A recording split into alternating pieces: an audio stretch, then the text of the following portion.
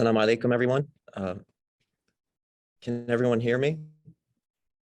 Alaikum salam wa rahmatullahi wa barakatuh. We're going to begin, inshallah, the training session. And I just want to ask everybody if y'all could mute your mics at this time. Yeah, that would be great. So, A'udhu billahi minash shaitanir rajeem. Bismillahir rahmanir rahim. My name is Harun Imtiaz, and I am the communications coordinator at the Islamic Society of North America.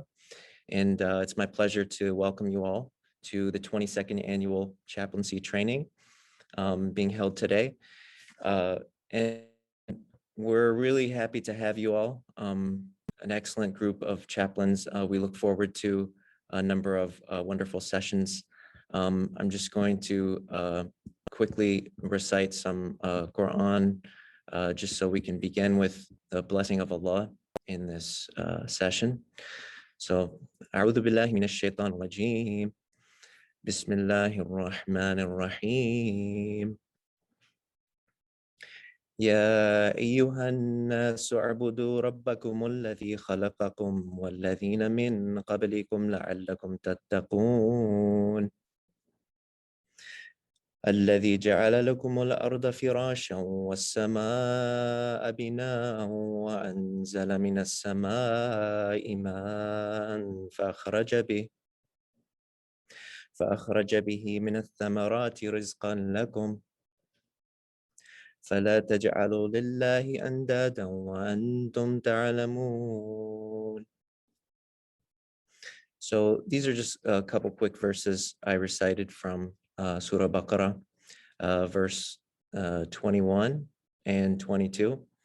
And so in these verses, Allah subhanahu wa ta'ala tells us, O mankind, worship your Lord who created you and those before you so that you can become righteous people. He made for you the earth spread out in the sky, a ceiling, and sent down from the sky rain and brought forth fruit and provision. So don't attribute equals to your Lord, for there's nothing like him.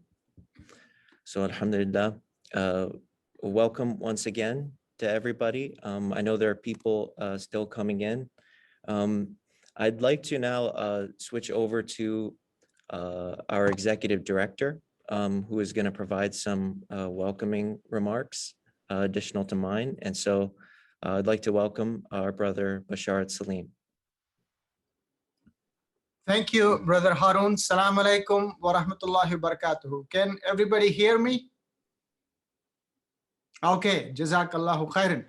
As Brother Harun said, my name is Basharat Salim. I am the current executive director here at ISNA. On behalf of the Islamic Society of North America, I would like to welcome you all to today's chaplaincy training program, the 22nd annual chaplaincy training program. We thank you for being a part of ISNA and for giving us the opportunity to serve you. Our mission, as you know, for the last 57 years here at ISNA has been for the betterment of the Muslim community and society at large. But today is not about ISNA, it's about all of you, inshallah. So we want to hear from you, we want to interact with you. We have an excellent lineup of speakers for today. MashaAllah, as chaplains, you are the best models of servant leadership. Every day you are providing spiritual guidance and care for hundreds and thousands of people in the military, in the prisons, at hospitals, at other institutions. We are also very happy to be part of that journey with all of you. As you know, last year, at the end of last year, our chaplaincy program went through a little transition. You know that we had Brother Abdul Rashid, Chaplain Abdul Rashid, who was leading our chaplaincy program for a number of years, but because of some reasons, he had to take a shift and he had to, attend to his other engagements. Alhamdulillah, we have been continuing our chaplaincy program, and currently we are, inshallah, trying to make more improvements to get more resources so that we can continue to serve you and continue to improve these services. This current pandemic COVID-19 has still not left us. It has impacted all of our lives, not just here in this country, but all over the world. More than 4.5 million people have lost their lives to this pandemic. Millions more have been affected in various ways. So this year and a half since last year of February, March has been very difficult for all of us. I'm sure in your own domains, you have experienced many, many things, which we would like to hear a little bit about. And we have a session on this topic as well. Obviously, our thoughts and our prayers are with those who have passed away in this pandemic and many others whose lives have been affected in many, many ways. But despite all these challenges of COVID-19 for this year and a half, alhamdulillah, ISNA has continued its programming. Obviously, as everybody else had to shift gears and move to a different domain, we have done that as well. As everybody knows, there are no longer any in-person meetings. We had to obviously switch and we had to make everything over to a virtual platform, but that's what we did.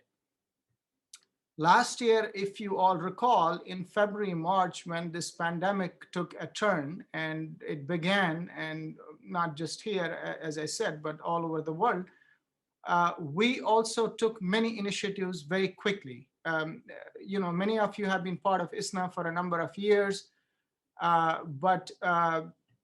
and you are familiar with our programming, which is mostly in person. We do conventions, we do conferences, we do educational forums, and many other programs. But we had to shift everything over to a virtual platform. What we did in the beginning is we started a national initiative called the National Muslim COVID-19 Task Force. We reached out to a couple of organizations, the Islamic Medical Association of North America, the American Muslim Health Professionals, and 3 of us started what then became the National Muslim COVID-19 Task Force. And very quickly, within weeks, we had the support and collaboration of more than 40 national organizations. So every single organization, Muslim organization at the national level came and became part of this coalition. And we issued a number of statements, press releases, webinars, and some of the webinars were with Dr. Anthony Fauci himself. Actually, this latest one was just a couple of days ago, organized by AMHP, but we collaborated with them as well. This weekend, as you all are aware, we will be hosting our 58th annual convention. We have invited more than 80 national speakers. Actually, we have speakers from overseas as well, addressing a variety of topics in this convention. I hope in addition to today's program, you all will be able to join us for this convention as well over this weekend, which will be, inshallah, on Saturday and Sunday. At ISNA, alhamdulillah, we continue to provide a wide basket of services for our community, which includes the annual convention every year on the Labor Day weekend, conferences, youth programs. We publish an Islamic Horizons magazine. We provide interfaith services in our Washington, D.C. office. Obviously, we are part of the chaplaincy services and much more. But inshallah, I hope and I pray today will be a very beneficial and fruitful day for all of us. We will learn from you. We will hear from you. We will get to know you better, inshallah. And as I said, we have an excellent lineup of speakers that would be providing their insights as well. We will obviously begin with a session of introductions, which Brother Harun will guide us through, because we want to hear from you, obviously where you are working, what you are doing, but also your experiences in a brief manner, inshallah. Again, Jazakallahu khairan. Thank you for being part of this program, and we wish you the very best. Assalamu alaikum wa rahmatullahi wa barakatuh.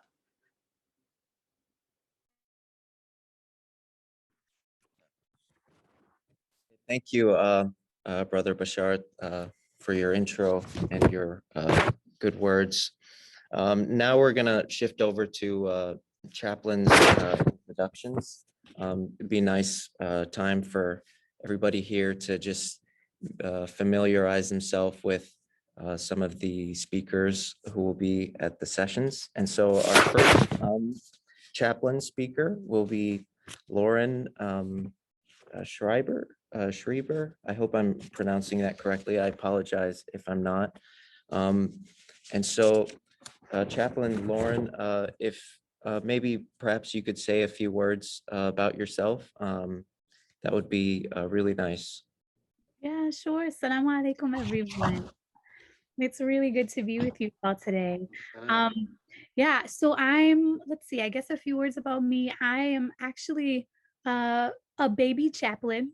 I'm in 3 years into my studies at Hartford Seminary, working on my degree in Islamic chaplaincy. They have a new master's program that I've transitioned into, and I start CPE, my very first unit of CPE next week. Inshallah. So I'm very excited about that. One of the, I guess, more notable things about me and my work is that I co-founded a Muslim third space in Washington, D.C. called Center DC.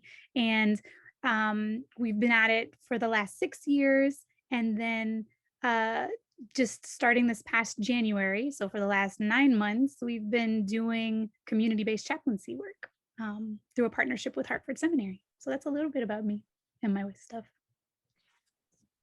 Great. Thanks so much. We love to hear it, and we're happy to have you. Our next speaker, who will be speaking later in the day, is Chaplain Sundus Kalaki. And is Chaplain Sundus with us? I don't think he is here right now, but you can continue. Okay. So the next chaplain on our list is Chaplain Omar Bajwa, an education chaplain. If he's in the room, be great to hear from him as well. Yeah, he has not joined yet. Not here? So Okay. I think I see Brother Chaplain Laurie Ayub. I saw him. So he is one of the speakers. If he's there, maybe he can introduce himself.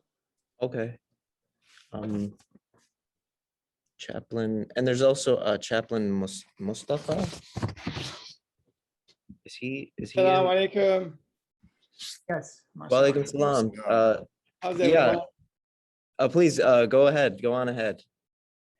Alhamdulillah, my name is Mustafa Baz. I'm a staff chaplain at Federal Bureau of Prison, and been living in Ann Arbor around 9 years. Before that, I was in Pennsylvania, and I'm also Hartford Seminary graduate. And prior to that, I trained and studied Islamic sciences in Kuliya Sharia Ankara University, Ankara Divinity School, and I've been working in a correction environment, I will say about 12 years, alhamdulillah. Alhamdulillah. Great. Like to see Hartford graduates in here.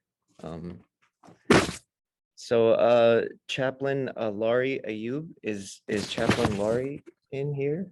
Yes, I'm here. Assalamu alaikum, brother. Please feel free to introduce yourself. Yes, my name is Ayub Swala Larry, and I'm a product of Hartford Seminary, 2017. Immediately after completion, I got myself into Germany to represent as a Muslim chaplain in Germany. So Germany, I was the only Muslim chaplain there, so I have to be there to take care of the whole Europe. So I traveled a lot, Kuwait, Djibouti, Somalia, representing ISNA and Muslim brothers and sisters. So after 3 years, I was sent back to JBLM in Washington, Sierra, here in United States. So I'm here married with 6 kids. So we are supporting, and here too, I am the only Muslim chaplain on JBLM, leading Muslim brothers and sisters. A lot is being going on. At least we need more brothers and sisters to come in and support. ISNA, in fact, ISNA is doing great by giving endorsement to our chaplains to come in. We need more. As we say, this term is fardu ainin. It's compulsory for us to come in and provide our support, because Islam is like a what? A baby in the United States. We need more leaders to come in and help out to spread the kalima. So may Allah help us and protect us, inshallah. Jazakumullahu khairan. This is what I have. Thank you so much. That was awesome. Brother Ayub, I didn't recognize you, but now I do. So it's great to see you again, brother. Thank you. And good to see you well. Inshallah. And so as for the next part, I think Brother Bashar, if there are any more people to introduce, are there? No, I think that's it. And so, yeah, our next session, I believe, starts 11:20. So, yeah, we'd love to see you all there. And at least this is what I have on this program. Is Brother Rashard still here? Let me see. What if we went around and introduced ourselves too? Perhaps that was part of the chaplain introductions. I'm pretty sure you put it together, but I'm inserting. I mean, I was actually just given, I'm looking at this sheet, this program sheet, but I mean, if y'all want to go ahead and introduce yourself, that would actually be, great. Love to hear more from everybody, all the great stuff you're doing, and we'd get to know each other. Yeah. And so, yeah, anybody who would like to begin, feel free to proceed.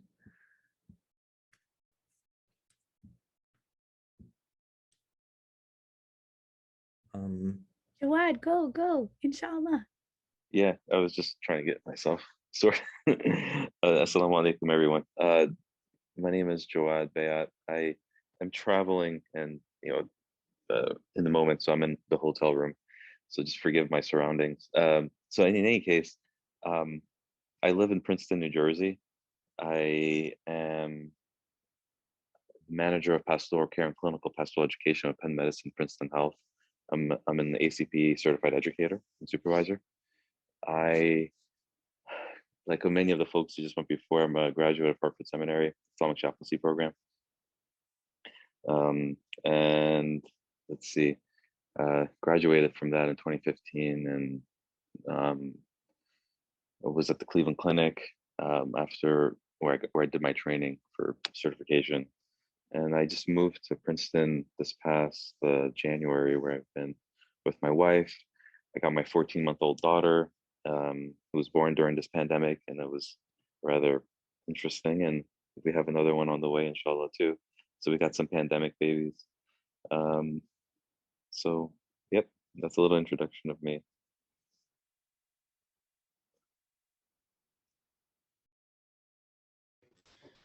All right, I'll go. Assalamu alaikum wa rahmatullah. I'm Chaplain Lantigua.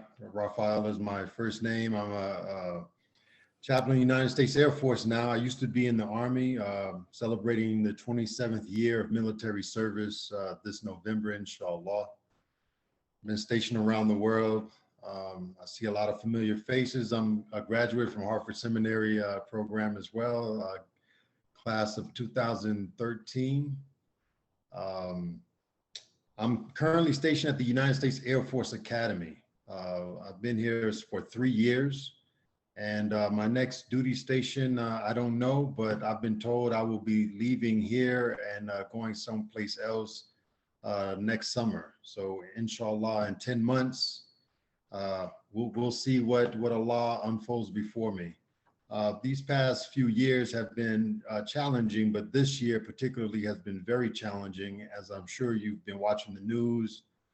And so military chaplains, specifically Muslim military chaplains, have been, our ops tempo has definitely increased with the light of everything that has been going on within these past month or two. So, but I'm looking forward to this conference. I wish we were able to see each other face to face, live 3D. But you know, we make the best of the situation. So it's wonderful to see your faces again. And Jazakallahu khair wa alaikum assalam wa rahmatullahi wa barakatuh.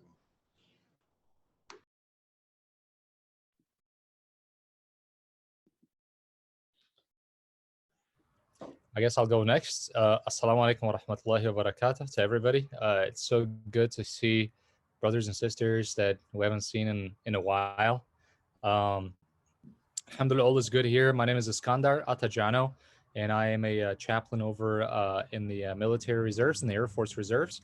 I also volunteer at a masjid right now, not a full-time position, but hopefully at some point here in Brooklyn, New York. So I've been in New York for the past 2 years or so, and I'm looking forward to, inshallah, learning from each and every one of you as we go throughout the day today. And as Brother Raphael have said, you know, I really wish this was in person. I'm definitely struggling with this online virtual reality, quite honestly. So thank you. Welcome, Iskandar. Assalamu alaikum. Man, I miss you since you left Germany. Okay. Assalamu alaikum.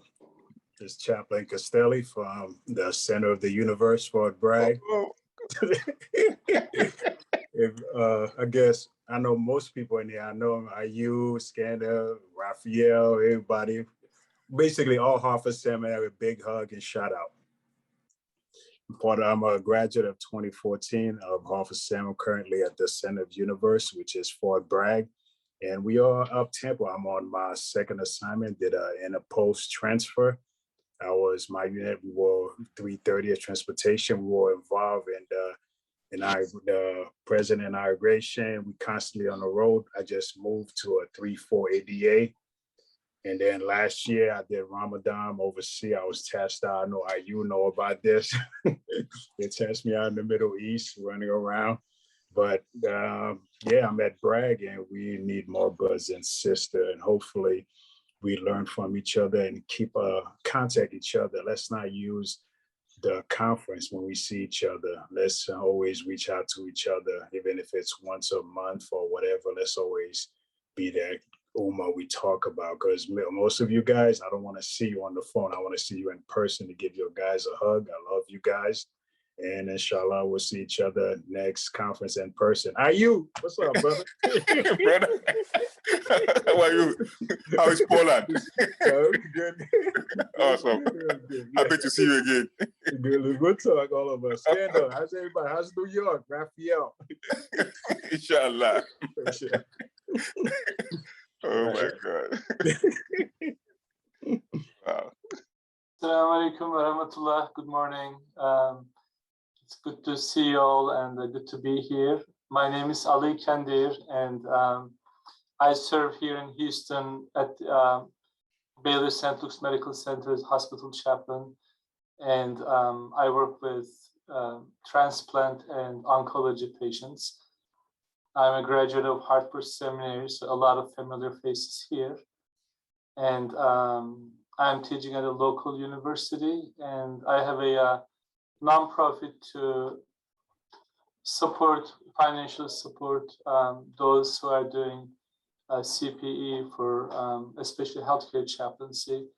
So, and as you know, hospitals have been quite challenging places.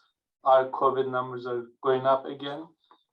But inshallah, I feel we're more prepared. Our physicians and the teams learned a lot. So I think we have more tools now than before, but it doesn't make it any less concerning. But it's inshallah good to be here and good to say hi to everyone.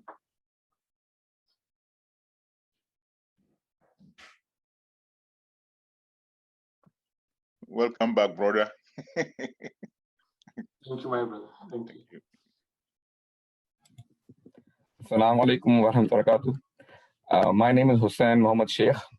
I guess I preceded Hartford. I graduated from Jesus Graduate School of Islamic and Social Sciences, GSISS, 1999. before that, I was in the Navy as an air traffic controller. And from 92 to 96, 97, we also did at the time as an air traffic controller, NEO operation, non-combatant evacuation operation. Then I went to Okinawa, and when I went to Okinawa, I had one girl and two boys, one girl and one boy. When I came back from Okinawa, I had three more boys. Anytime we go to deployment, something happens, so something happens. Alhamdulillah, though they are all, the three oldest are married now.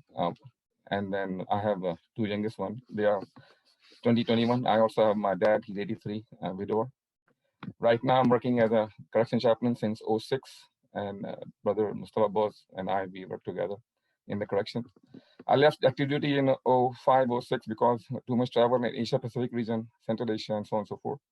Mom said, you need home, we need you to be home to raise kids anyway. Came back again in Naval Reserve since last 3 years. I'm a Naval Reserve chaplain also. So just FYI. Assalamu alaikum wa rahmatullahi wa barakatuh. So has about everybody introduced themselves that is able and would like to?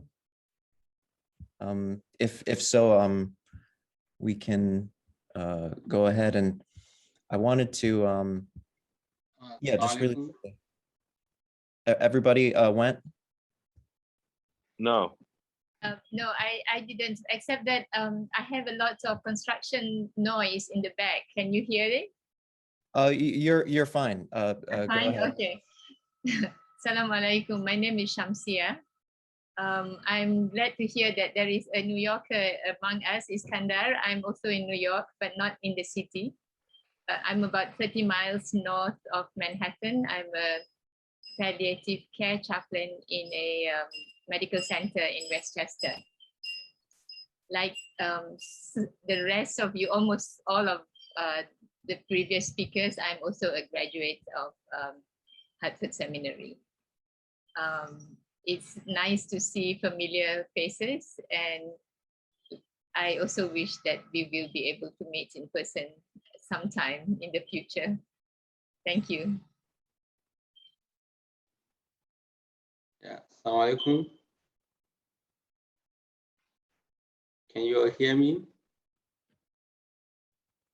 All right, so my name is Ibrahim Oladejo, originally from Nigeria. I graduated from Bayan Claremont School of Theology in California, but now in Chicago. And that was 2020.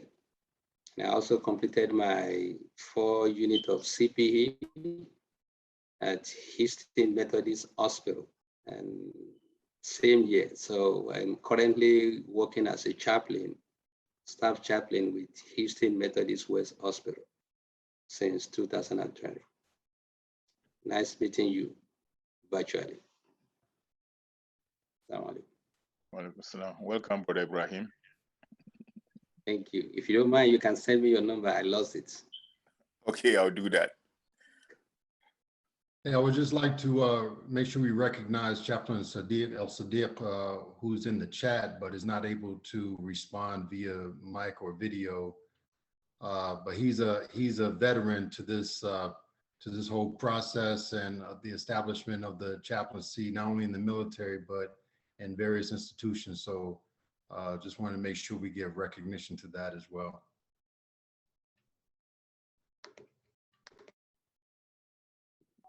Are there any more? Maybe just me. Assalamu alaikum, everyone. This is Ramazan. I'm also from Turkey. I took some classes from Hartford Seminary and graduated from Turkey College in theology faculty. And I started to work in a state prison like almost 4 years. And then this is my first year in the BOP, Bureau of Prisons. So, and also worked just 1 year in the hospital. Married and have 3 children. That's all. Nice to see you again. Assalamu alaikum. Okay, is that it this time? Going once? Okay, I'll just go ahead. We are actually ahead of schedule. So I guess that's a good thing. And yeah, hey brother, if you don't mind, I'm sorry, my apologies, but the ruffling of the pages in the microphone is a bit loud. My apologies, no disrespect. I was just wondering if you could remove the pages from your mic, that would be very helpful. okay, sure. Yeah, sorry about that. So the first session was supposed to start at 11:20, but we're actually very much ahead of schedule. And so what we could do if we have approval, and if you all would like, we could actually take a break, a 15-minute break, 20-minute break, however much you want, and then come back. Or we could just get right into it. I could introduce our first chaplain speaker, and we could just get into the first session. So yeah, I mean, what do you guys prefer? I guess we could ask our speaker if there's a particular. Yeah, since the speaker is here, we can just go ahead. Is here, we can go ahead if she is ready. Thank you. Okay, Chaplain Lauren, if you're ready, I can introduce you very quickly with what I have on my sheet, and we can just get going. Okay. Go for it. Let's do it. Bismillah. Sure. So just a quick speaker bio. I know we already had an introduction, but I think I'll give some more. It'd be nice to hear. So Chaplain Lauren is the co-founder and executive director of Center DC, a Muslim third space in Washington, DC, and the vice president of community chaplaincy for the Association of Muslim Chaplains. She's currently pursuing her master's in chaplaincy at Harvard Seminary. And in January 2021, under her leadership, Center DC launched a community chaplaincy project where they offer one-to-one pastoral care to the broader community free of charge. Lauren is a featured author in an upcoming book, Mantle of Mercy, a book about Islamic chaplaincy in North America. She's a convert to Islam, the wife of a youth director, and mother of a wonderful 4-year-old girl. We are so happy to have Chaplain Lauren with us this morning, and please proceed. Yes, well, Salam, again, welcome everyone. It's such an honor and a pleasure to be here with you guys. I really love how we started off with introductions. It's very much so rooted in like community building, which I'm a huge geek and fan about. So really nice to be able to hear from you all and get to know you all a little bit better. Yeah, so Bismillah, all praises and thanks are due to God, the most merciful, the giver of mercy. I greet you guys again with the very best greeting. Assalamu alaikum wa rahmatullahi wa barakatuh. I kind of made this joke to myself. I was like, this is the equivalent of speaking at Comic-Con and like coming dressed in a full Miss Marvel outfit and realizing that like all of the people in the audience are G. Willow Wilson, the author of the Miss Marvel comic. So I feel very much so like I'm in an amazing, I've got an amazing group of people here to talk with, and you all have such a wealth of experience. And I'm really excited to kind of share some of the insights that I have and some of the experiences that I've had as it regards to community chaplaincy, which in many ways is still kind of a new thing, right? So let's see, let's get this started. So before we kind of jump into my scenario that I wanted to share with you all, we already kind of did our introductions.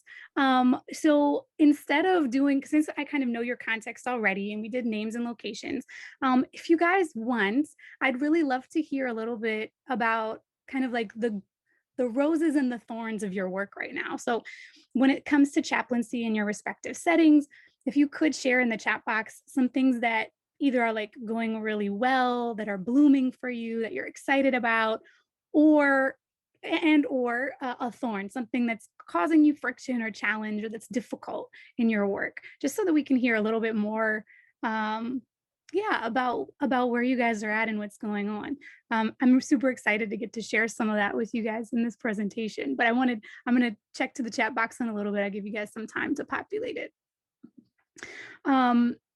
Yeah, so we already talked about me. There I am again. Nothing really more to say other than I've been running a third space for 6 years. I'm 3 years into a very slow track at Hartford Seminary. Initially, I thought I would do the graduate certificate, thinking like, okay, I plan to work in a community setting and there currently aren't necessarily specific requirements. So I'm just going to get this graduate certificate for my own learning. And I realized very quickly within my studies that chaplaincy was so applicable in a community setting into the work that was happening that I needed to have more. So we initially with the intention of, I started my studies with the intention of starting a community practice. And then when the pandemic hit, it was an interesting opportunity. And my advisor was like, listen, let's just get this started. So I'll share a little bit about the learnings and how that worked. And then I'm starting CPE next week. So that gives you some context of how new I am in the field and in the practice. But again, just really, really honored to be invited here to speak. I think a lot of that has to do with some of the work that I've done with Center DC. We are a third space. And so we are not a mosque. We are a community space where gathering and connection is really at the focal point of the work that we do. So every time we bring in scholars, we carve out very intentional time for people to meet and talk with each other and reflect on the content. We create opportunities for people to be heard and listened to, for people to be authentic and to share deeply about themselves and to feel like they're not, with the goal of feeling like people aren't alone on their journey to Islam from wherever that starting point is. I know ISPU has done some tremendous work documenting third spaces and talking about what it means to create welcoming community.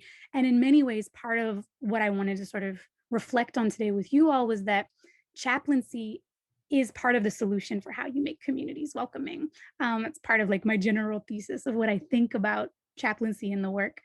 Yeah, I think we can, I'm happy to talk more about Center DC and it'll come up soon, but just to keep in mind, like when we're talking about the work, we're really thinking about chaplaincy at Center DC in the last 9 months. One of the things that we did in partnership with Hartford was I had managed another peer student who was working on they needed their field study credit. And so I managed them and we were both supervised by an advisor at Hartford Seminary. And so that's kind of how our program got launched off the ground. Yeah. And then I guess the only other notable things is that our community generally, some other important things to note about the community that I serve is that we're overwhelmingly millennials. So like it's like 62%, yeah, 62% ages 24 to 35, mostly single, 2 women for every 1 man that comes through. And we're also very diverse in terms of background. We're located in Washington, DC, hence the DC in Center DC, which creates lots of dynamics that include transient folks, but also people who are rooted in the area. So it's a little bit about the community that I serve. And so to jump in, I wanted to share a scenario that really kind of tugged at my heartstrings last week in particular. I think it was like 2 weeks ago. Yeah, I was on vacation last week. The week before that, right as I'm gearing up to go for vacation, I get a phone call. And it's from a dear friend of ours, somebody from the community that we serve, close friend with my husband and I. He calls in a panic. His best friend out in Chicago, where he's from, was reaching out to him for support as his entire family was lined up on the North Shore in Chicago looking for his teenage son who had fallen off, had a boat accident and never resurfaced. So here's his family on the shoreline, lined up in a panic, searching for the body, what they're thinking is going to be the body of their son. And they're reaching out to my friend, asking about a chaplain. And my friend says, you know, I know Lauren does chaplaincy stuff at Center DC. Let me reach out and see if she knows anyone. And I just remember my stomach falling out. I was like, So if they locate a body, it's very possible that when they go to the hospital to identify them, perhaps they can ask for a chaplain there. If any of this person's family is enrolled in a university, they could perhaps, or the military, a military serviceman, maybe they can ask to speak to a chaplain in one of those places. But when I was thinking and racking my brain of like, what Is there a masjid or a community where I can connect them to? Who could I reach out to? I was kind of coming up with like uncertainty and unknownness. So in many ways, this random life situation, which any of us could find ourselves in, with a tremendous familial loss, with a moment of urgency where spiritual support and spiritual crisis is needing to be held and supported, we might find this place of like asking ourselves, like, who would we call for somebody to show up on the North Shore for us at that point in time when we're in crisis. And this really got me my wheels spinning and thinking that this part of this is something that I think us as chaplains, we need to figure this out and figure out what the solution and the answer is to be able to share this. Luckily, in this situation, the part of the solution or what the verdict is what happened. They ended up getting in touch with some folks. I'd reached out to the network at AMC. We kind of identified a couple people in the Chicagoland area and we passed it off to them. So some chaplains that were in the area to help troubleshoot and figure out on the ground who to go to. So thankfully we're connected to a network of people that can help troubleshoot. But how wonderful would it have been to be able to just send him somewhere as a point person, like this is the place you can go to, so that it doesn't have to require special connection or special relationship, that it's common knowledge in the Muslim community that if you're in crisis, this is where you go. So when I think kind of before really jumping into what the role of community chaplains and what I envision this could look like, I wanted to talk a little bit about the context of where we're operating in. So AMC defines a Muslim chaplain as a professional who offers spiritual guidance and care in a specific institutional context. We all know that chaplaincy is deeply rooted in our tradition. It's ingrained in how in our prophetic example. It's ingrained in the way that we've seen each other cared for. For me, one of the things that I really pull from when I think about chaplaincy is the story of Khadija, may Allah be pleased with her, where the first moment of her receiving her beloved, our beloved, in spiritual crisis after revelation comes to Prophet Muhammad, peace be upon him. And he comes and he says, cover me, cover me. And what does she do? She immediately meets his immediate need.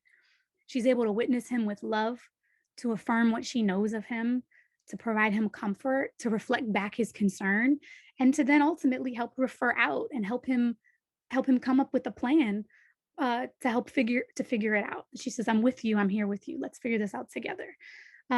Chaplaincy is also represented in her prophetic example, the way that he, sallallahu alaihi wasallam, was with people, fully present, centering other people's needs, being humble, being kind, and tailoring his approach to the particular people that he was working with and dealing with so that the message could be well received. In many ways, I feel like this is kind of one of the ways that I fell in love with Islam as a convert.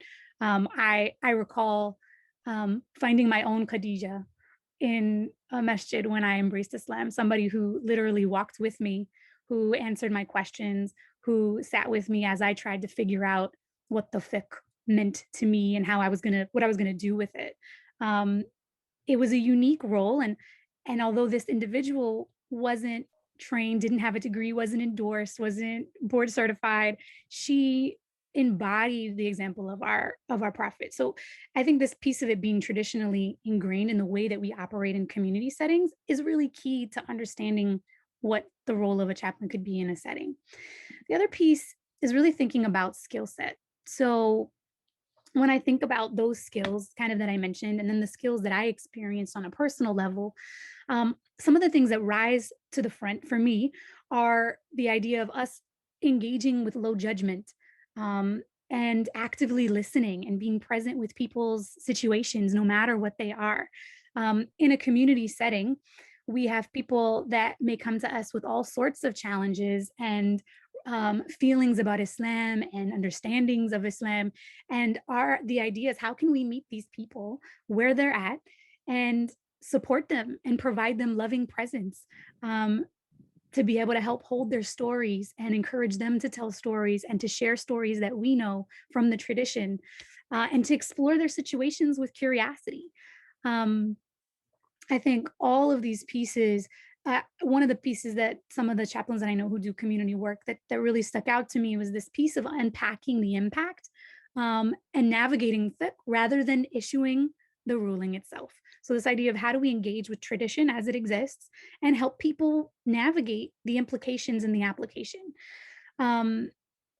We're not, a chaplain in a community setting is not there to condemn or to absolve people from their sins. We're really there to greet people in all sorts of walks of life as they are received, and help them navigate and mirror back to them what they're experiencing themselves.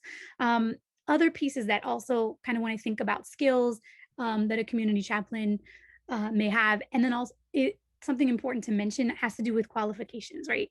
Because even myself starting this community practice, there weren't institutional parameters around chaplaincy because it was such a new thing to embark on in our community setting. We hadn't seen anything like it before. And so I think really leaning into CPE experience, people who are pursuing and have degree experience, endorsement, board certification, and also membership in professional associations. All of those things I think are things that, in addition to things like group and one-on-one facilitation experience and perhaps restorative justice is like a question mark that I'm exploring. What would it look like for these all to be things and qualifications and skills that community chaplains bring? These things kind of rise up as important things that I wanted to mention. Yeah, so I think the last piece of this definition that feels really important is the role of the institution. And so when I was thinking about this math, I've got my really rough, tiny little sources here for you guys to check out. But I was thinking, like, of all the people in America, some 331 million people, 11% are perhaps admitted into hospitals. Another 6% may be enrolled in a degree program. Far fewer incarcerated and fewer than that in active military duty. So what that leaves us with is potentially 82% of Americans being unchaplained if it weren't for community settings, be it in a workplace setting or a faith community or some other place where chaplains might be at. When it comes to access, this piece feels really important. I think this role of an institution still feels very important to me because when it comes to these larger institutions, some of the things that they're able to provide and offer include access and funding, the ability to, whether that's raise money, apply for grants, or perhaps just outright fund a position. Their institutions are providing liability insurance and coverage for chaplains, so that you're not out here on your own in the operating and doing chaplaincy kind of on a rogue basis. You've got coverage, you've got structure, there's documents to fill out, ways of keeping information private. There's supervision, and there's also marketing, like the ability to get the word out to a group of people in that institution to say, hey, we've got this amazing service that you can benefit from. Come on down. We've got somebody here to help meet this need. When it comes down to these things, these are all things that communities should be able to provide as well. From kind of a DIY perspective, a lot of the structure is not in place, right? Like, I don't know, it's a matter of figuring it out as you go, acquiring it, building with other people who know better. One of the, I don't know if Sendos was able to join on, but in at least in a third space context, Center DC has an amazing predecessor in Majlis, Chaplain Sandos, who's speaking later. She does community-based chaplaincy at their facility. Osama Malik at Muslim Space in Texas is doing kind of as a peer. We started just about the same time offering community chaplaincy services. And so this idea of being institutionally affiliated can help you connect both with other people doing this work to build a stronger network and then share best practices. So really into that as well. So in general, just kind of wanted to leave you guys with that context matters, that the tradition, the skills, the institutional support, those are all really the foundation for what community chaplaincy could look like. And so, I mean, you all are going to be the first to know the impact of chaplaincy, the impact that it can have on individuals' lives, and the impact that it has on us as practitioners. Specifically in a community setting, I feel like it kind of narrows down into three main areas that we really have an opportunity to work with. And that's access, authenticity, and opportunity. When I'm thinking about access, we mentioned sort of what the numbers might look like, this idea of perhaps 82% of Americans don't have regular access to chaplains. So what would that look like in a community setting? For Center DC, we provide one-on-ones. We also run support groups. We've got a convert support group, and we're kind of currently testing the water for other types of support groups that our community may benefit from. We do healing circles. So when a national crisis arrives, when a particular group has been attacked and is like grieving, like when communal grief is happening, chaplains can step in and help facilitate spaces where people can be seen, heard, and listened to, and also connected with resources, right?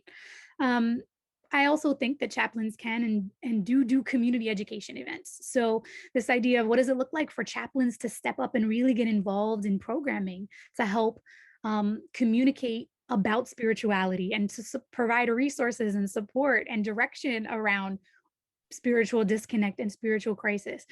Essentially, if you have a chaplain in a community, your average Aisha now has access to proactive spiritual care where they don't have to be in a university or at a hospital or incarcerated or enlisted to be able to benefit from taking care of their spirituality with another person who's trained to do so. Another benefit that I really see from community chaplains, and a significant role that I think chaplains play, is actually in just creating more welcoming community, sort of like full stop. One of the things that the Association for Clinical Pastoral Education says is that no matter what their faith, many people who are affiliated with a religion are not active in their worshiping community and do not have a long-standing relationship with a rabbi, imam, clergy member, or other religious leader. Now, ISPU in their study, Reimagining Muslim Spaces, kind of flips this on its head and says, you know, women, millennials, and converts, millennials aren't actually disengaged from the mosque. Alternatively, many people are committed to Islam within our demographic, but they're attending masjids and other traditional communities for obligation and are just perhaps unsatisfied or don't have the additional services available to them. At Center DC, chaplaincy is our mode of care. It's found in the way that we program, in our community agreements. It's found in the way that we prioritize interaction and engagement, not just limited to the direct chaplaincy services that are provided. It's found in the way that chaplains call people in rather than push people out. Far too often, one of my teachers will tell this story of like hospitals are for the sick, right? Masjid should be for people who are looking to grow, or who perhaps some who are well, but some who are spiritually unwell.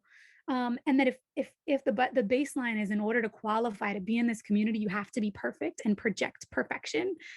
It's really hard to be authentic and to feel like you can be your whole self in a place where you're struggling and looking to grow. So in this way, I think chaplains can help build a community ethos of welcoming people where they're at, which is important. One of the things kind of that I've found, just to give you guys kind of a sense for where things have been, when Center DC did a listening campaign at the end of 2020, where we had 6 questions and 10 volunteer listeners. We did 50 interviews with over 40 hours of interviews with our community members to find out what they needed. And at the baseline, they're looking for connection, to nurture relationships, to grow, to be with peers and have relationships with peers, and then also to find support to grow closer to God. And so in many ways, like this is sort of an indicator for us of like, we're going in the right direction. In fact, in our later community survey, chaplaincy was, of all the programs that we do, we probably do, I think, like 250 events we did last year. In all of the programs that we do, chaplaincy was in our top 5 requested offerings, and the community was still learning about chaplaincy at that point in time.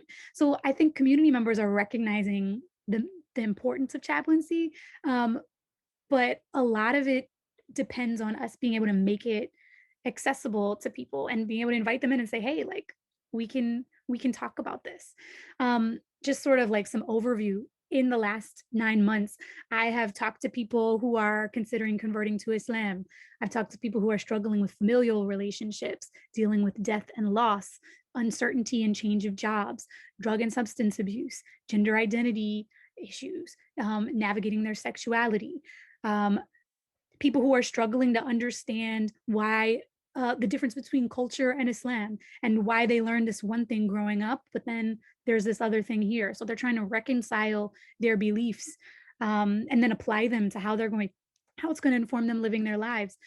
A lot of the people that we've seen at Center DC expressed this being one of the first, talking to me and the other chaplains, was some of the first times that they were able to talk with a religious person and not feel judged. And that's awful. Like, that should be a norm, right? Like, this is something that I think chaplains have the ability to help normalize, of like, faith is a place that you are welcome to, and there are people who are here to receive you and encourage you and support you through that process, not to judge you and push you out. I kind of pulled up a little bit of data here to share just as a quick snapshot around like what we've seen happen with our community practice so far. I'd mentioned, like, I'm kind of serving currently as like our resident student chaplain. We have 3 other volunteers that work with us, and we've seen in the last 9 months, we've seen 33 individual clients in over 60 sessions, have done 14 chaplain facilitated programs, 4 healing circles, 18 convert support groups, and served over 300 individuals throughout the total of our project. And of the people, when we've asked for feedback from what we're doing, specifically with the one-on-one sessions, 100% of the participants found that the one-on-one sessions were helpful, and 66% reported a significant positive impact on their spiritual state. So this lets us know that work in the community, the fact that we are accessible to people in the community, it's not only something we found is needed, but it's something that we found is helpful to people. And so, in addition to creating this authentic environment, chaplains also create opportunities for communities to connect with professional care and to also benefit from female leadership and caregiving in a religious setting. Professionality and gender diversity, right? Now, you all know the term imam often implies in many contexts that someone is a scholar, a teacher, a religious authority, perhaps a ceremony conductor, a relationship specialist, spiritual guru, social worker, an executive director, project manager, public figure, and a representative of Islam in total. And it doesn't necessarily communicate training in care. Chaplaincy does. Our profession, as it's becoming more and more codified, there are specific things that chaplains can deliver on, and people should grow to expect that chaplains can do and hold to a specific standard. This is where things like having access to CPE work, attending, like having education and ongoing opportunities like this to learn with continuing education, all of these things kind of help lend to the professional nature of this field. And I think communities deserve to be able to benefit from that as well. Another kind of interesting facet that I wanted just to drop in is I checked in with my peer community cohort, and we were trying to brainstorm, like, what are there masajid that we know of that have hired chaplains? And although we could brainstorm several individuals who were hired, whether in an imam role or a youth director role, as who are chaplains and have proper chaplaincy training, that our communities aren't yet at a place necessarily where hiring a chaplain is a norm or something that people know to ask for. And that's something that I'm hoping is going to be changing. Regarding the access to female leadership, just kind of like a little story of my own. It took me 5 years into being Muslim to realize that Muslim women could make dua out loud. I didn't know that women could lead prayer in that way. I was just like, oh no, women don't lead prayer. And it took me actually being in the company of a chaplain, a female chaplain, alongside of Sheikh Sahib Webb at Center DC, to realize that this was a role that people needed, and also a function that has served great benefit. Another kind of like segue to this is that at Center DC, we close out all of our events with community dua that's led by a chaplain, or whoever's facilitating. And then the community adds on to this dua. And one of our community members during COVID had lost her father. And she told us that because our community prayed out loud in this way, and that she was able to experience someone praying out loud in English for her, that she was able to serve essentially as a chaplain for her family and to provide that service. She learned it through community at the hands of chaplains. And this essence is something that we want for everyone. We want everyone to be able to be empowered and to know that they can engage with their faith on their terms in a way that's authentic and that's accessible. And part of that is allowing people the benefit to know, like, yo, this is something that you can do, and as a career trajectory, but then also that our community members can access women who have this knowledge and have these skills in a formal, recognized way. So I wanted to kind of leave you guys, now that we're thinking about the roles of chaplains in communities and these benefits that I'm working on selling you on, I kind of wanted to close out with an ask and some homework, right? One of the big things that we're finding is that we just need to talk about this more. More people in your family, people in your community, like, we should be talking to all the people that we know about chaplaincy and the benefits of it and how people can access it, helping them locate trajectories and ways to access pastoral care.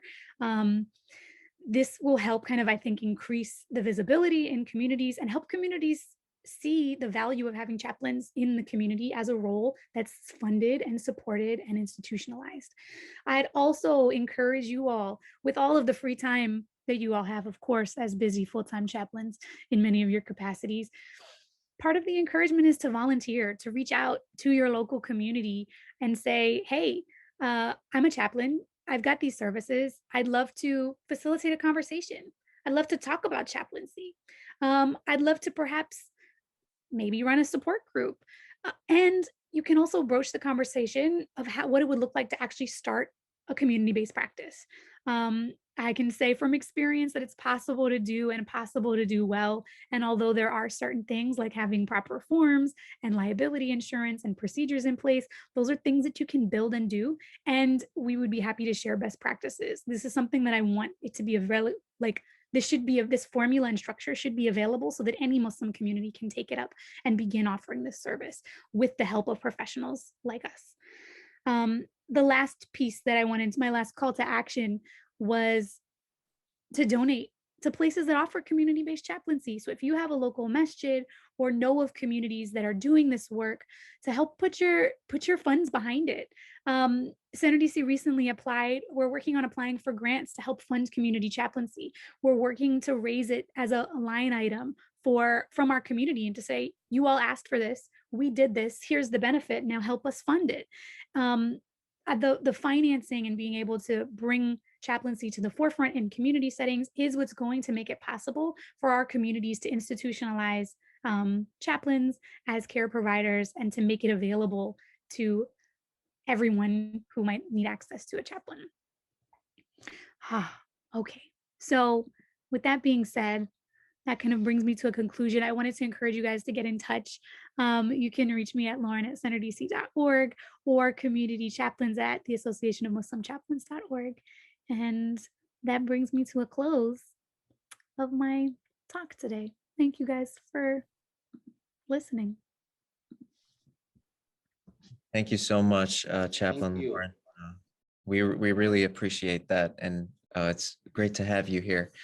Now what we're going to do is we're going to switch over to Q&A. So for those who have questions, they can put them in the chat, or you can just speak into your mics.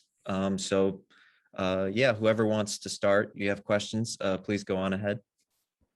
I have, first of all, I want to thank you, Sister Lauren. This is an excellent presentation. I heard about community chaplaincy, and because of the nonprofit I have, we reach out to our community, but it is not like the way you're doing it is as community chaplaincy. So thank you so much. This is my entry to understanding of community chaplaincy.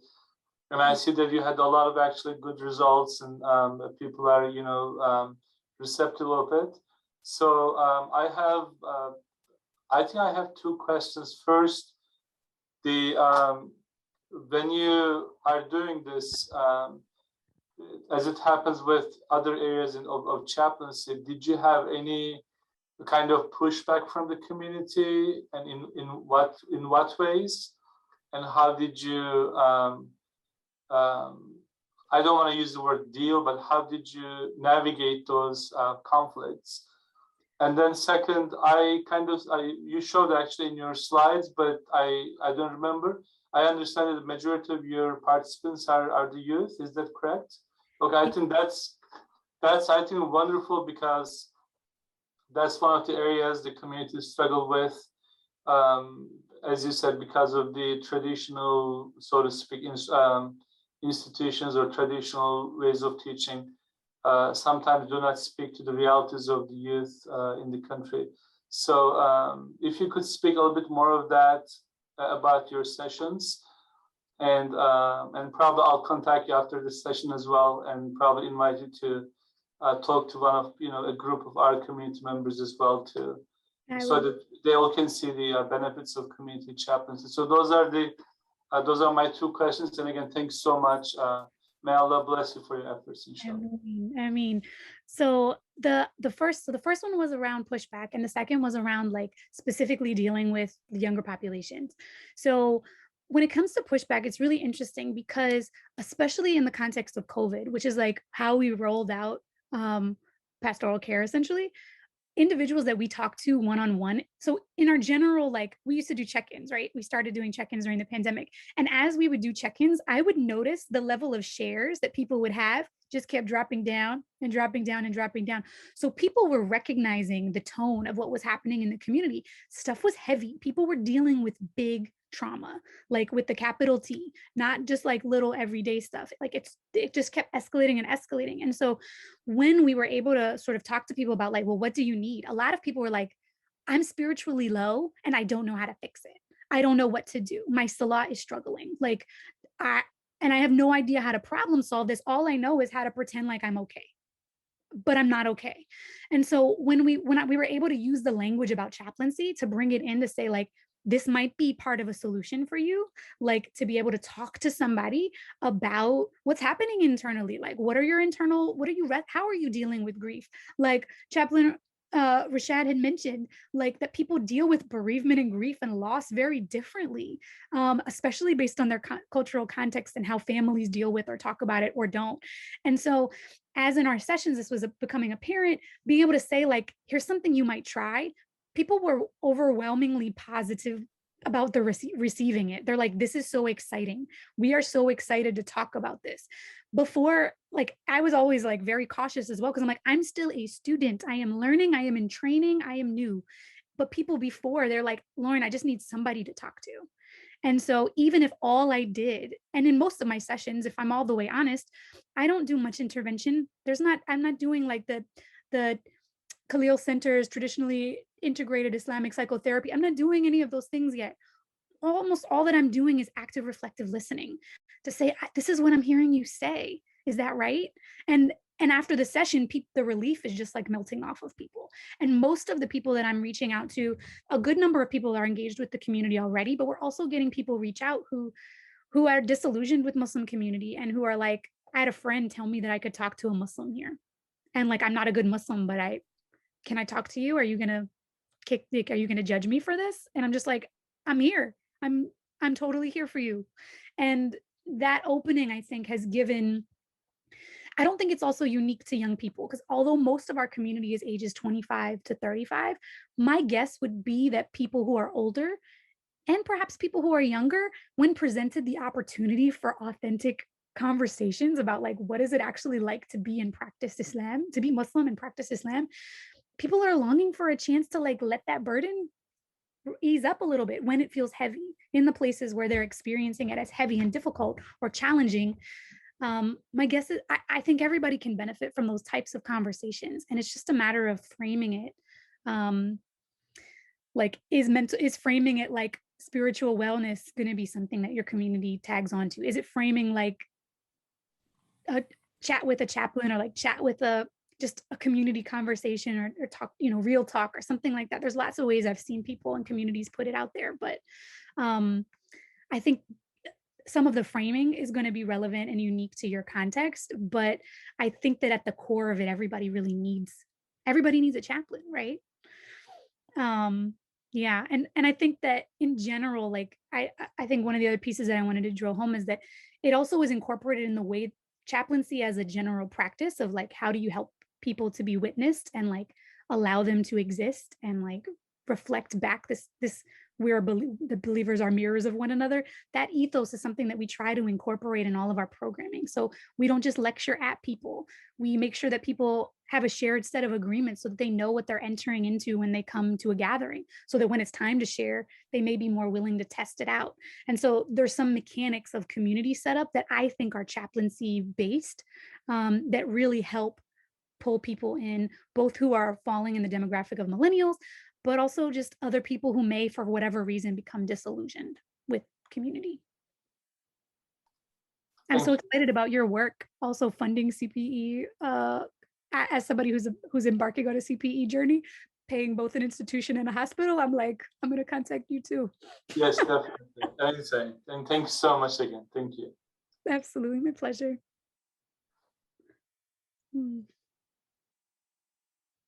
Raphael, is that a hand? Yes, Assalamu alaikum. Sister, thank you for that. I have for years been trying to figure out what exactly a community chaplain is. It's easy to identify as an institutional title for military, hospitals, hospice, prisons, etc. When I saw the phrase community chaplain, I've even heard of corporate chaplains. So again, I understand corporations have chaplains as well, but when I saw community, I couldn't quite figure that out. So thank you for that phenomenal presentation, and you got to show us how to do those images on the side, because I've never seen that before in any Zoom call or conference call. So that would be very helpful to be able to learn that particular skill set. My question is in regards to the statement. I do agree that there are those who I think there needs to be a distinction made, and this is what I'm asking you about, a distinction made between judging and being judgmental. And so I think that most people, when they use the word judgment, I think they're referring to being judgmental. Yeah. Because judging is part of our deen, as mentioned in the Quran. So to say that, no, I don't want to deal with people who judge, or there should be no judgment at all, I don't think that's realistic. And in our capacity as chaplains, you mentioned, so that's the first part of my question. If you can talk about that a little bit as far as the difference between judging and being judgmental. Second part of that was in respect to our role as chaplains. At least I know in the military, because that's the only context that I have. Our leaders, the military leaders, whether civilian or they wear uniform, they come to us as chaplains,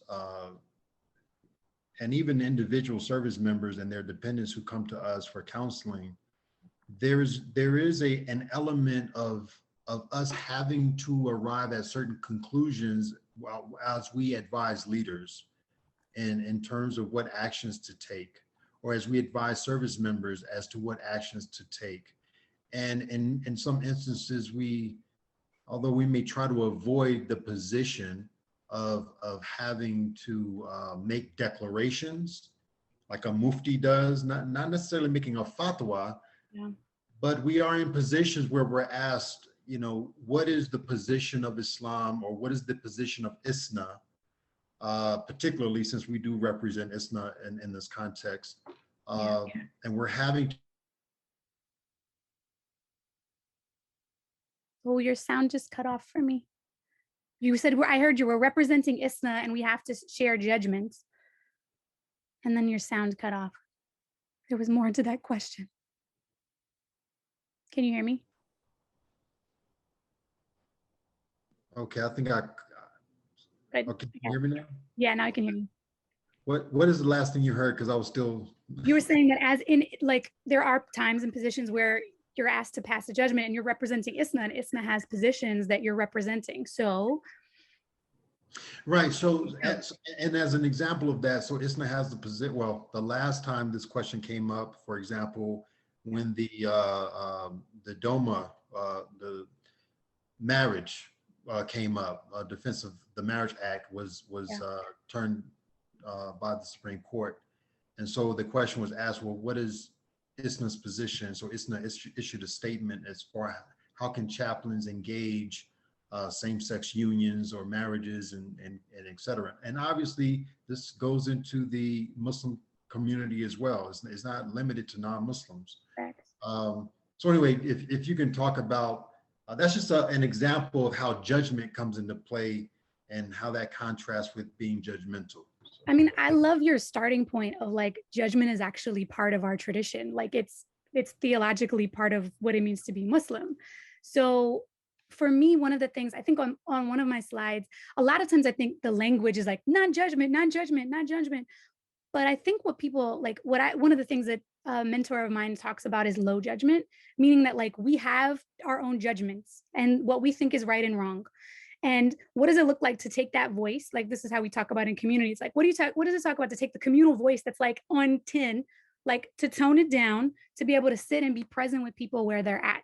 And so this doesn't mean that I personally am co-signing all of your decisions and choices, but it does mean that I'm not necessarily going to go out of my way to, and there's that balance between like, how do you advise and call people to the good versus how do you balance those two things?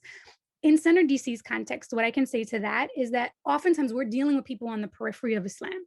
These are people that are like 2 seconds away from being like, I'm out, like altogether, I'm out of the community.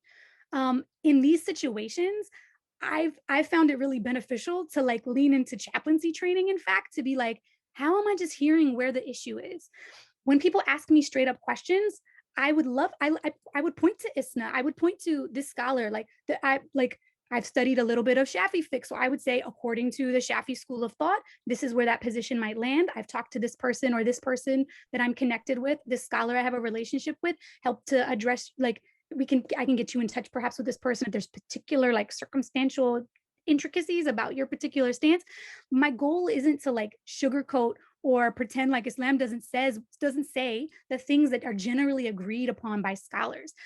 Part of the benefit of me being, let's be honest, like I'm not being an imam, like I'm not seen as somebody with the answers, right? Like I get to be a chaplain and operate in spaces where I say, I'm walking with you to figure this out. Here's what I know to be true. I found these things. This is what these credible sources say. This is what consensus says. How does this impact you? What are you doing with this? How does this land with you? And how are your decisions going to, like, with this, here's where we're at. You're committed to the tradition. How are you managing? And I mean, just kind of like as an anecdotal thing, one of the folks that I saw, one of the first people that I saw was a sister struggling with hijab. She really wanted to take it off. She had like familial trauma related to the hijab. It was something that like, she would describe it as oppressive to the fact that it made her feel like her stomach hurt. I obviously adhere to the hijab. I think it's very important to me and my identity and who I am and how my relationship with my Lord. But here I was having a conversation with someone else who was really struggling in this way. Ultimately, at this point, her decision, where after having multiple conversations, her decision was to remove it. But my follow-up was, how are you caring for your relationship with God? How are you going to make sure that your salat, like, how is this, like, what are the areas that this might impact? And how are you going to track them to make sure that you're staying in the place of growth that you're hoping to be at? And so in many ways, then I'm not like issuing the ruling, or I think that in that particular example, it's observable what I personally might think, because you can see from my choice. But I still wanted her to be able to explore this concept by herself. And it didn't mean that I'm giving her the okay or like endorsing her activity or behavior. It was that like, as a Muslim, I see you and I recognize that you're struggling with this. And I want to help do my best to support you in the ways that I can as you make the decision that you're going to make on your own. Like, you're going to make this decision anyway, regardless of what I say. And if I would be like, it's mandatory, it's wajib, put it on, sister, like she would have never talked to me again. And then I wouldn't have talked to her about prayer. And then I wouldn't have talked to her about about her relationship with the Quran. None of those conversations would have happened because it would have been cut off at the base. So I see community chaplains, our role as a way of like, how are we not cutting people off from ministry? Like, what are we doing to keep the door open for ministry? And sometimes that means doing some of this. I hear you say, this is what I hear you say. And it's not me being like, the inside of me may be screaming, but like the Quran says though, but Allah says. And what I'm doing is like sitting with what it is. And I feel like that's part of the challenge of how do you do the work in a community setting, especially on the margins. And I'm so curious, like as I grow in like my own learning, like how to learn more about how people in like military settings deal with that as well. Like, because there's got to be people on the same page where like, I know if I say this to the service member, they're never going to talk to me again. So do you say that thing, or what do you do? Like, so I think the problem is going to occur in all of our settings, like you mentioned, but yeah, it's a toughie. I think having ISNA, being an ISNA affiliate and saying this is what ISNA says is a tremendous resource for chaplains, because then we can point to something outside of us and in many ways, like as a separate entity from the Quran and Sunnah that obviously is informed by and using, and to be able to say like, here's what this reputable organization that's been serving for 50 plus years says about this situation. It gives us wiggle room to be able to also keep people connected to the other parts of the tradition instead of just being like, peace out Muslim community. Yeah. I have so many feelings about this. Also, I put it in the chat box. My presentation was used with Prezi.com. There's it's using Prezi video. I was very nervous. Alhamdulillah, it worked out. I was like, please let this technology not fail. So, but there's like a slight fee associated with it. They have a free version as well, but totally recommend it if you're doing online stuff these days. Thank you.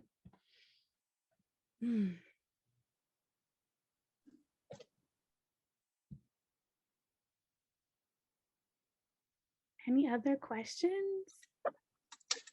Assalamu alaikum. Can you hear me? Wa alaikum salam. I can, yes. Great. Yeah, thanks for the presentation. It's been really insightful. Blessings to you and the others doing the work there. So the question I have was more of on the logistical sense. Like, I think you might have mentioned it. How did you pull together the folks? How did you, like the people that you all serve through the third space? Like, how did you get them together? Like, how did you find them? Yeah. What's the space that they found you? Or and like, how do you communicate with all them? Like, you talked about doing these surveys and stuff like that. I get that, like, once they're there you can ask, but especially during the pandemic, like just like all the like logistical things around that, like it's like a big curiosity of mine, because typically with like, how do they even get to that third space? You know, you think about like hospitals, you know, obviously they're in the hospital, you know what I mean, or in the military. Yeah. Really good question. And I mean, the pandemic has honestly been a wrench throw, right? So beforehand, we actually, Center DC's kind of like founding story is directly connected with scholarship. So Sheikh Suhaib Webb had moved to the DC area, and I was being like stubborn young person reaching out like, you're not actually in DC, you're in Northern Virginia. You should do this, this, this in the city, blah, blah, blah, blah, blah. I tweeted at him and he responded back and was like, put me to work. Sis, I'm here. So me as like a young 20-something organizer was like, okay, let's just start doing things with him. And so once we started doing events with the scholar, what we found was that there was actually a community that was emerging of people that lived in our locale who were longing for connection. And they would stay for like hours after the event was over just to talk and meet and be with other Muslims. Many of them were not directly connected with a masjid in the area, perhaps because they converted and they never made those relationships, perhaps because they'd moved to the area and just never landed, perhaps because they had negative experiences with the traditional communities. For whatever reason, that's kind of like how Center DC began, was like through this group of people who had common interests and really wanted to be connected via relationship.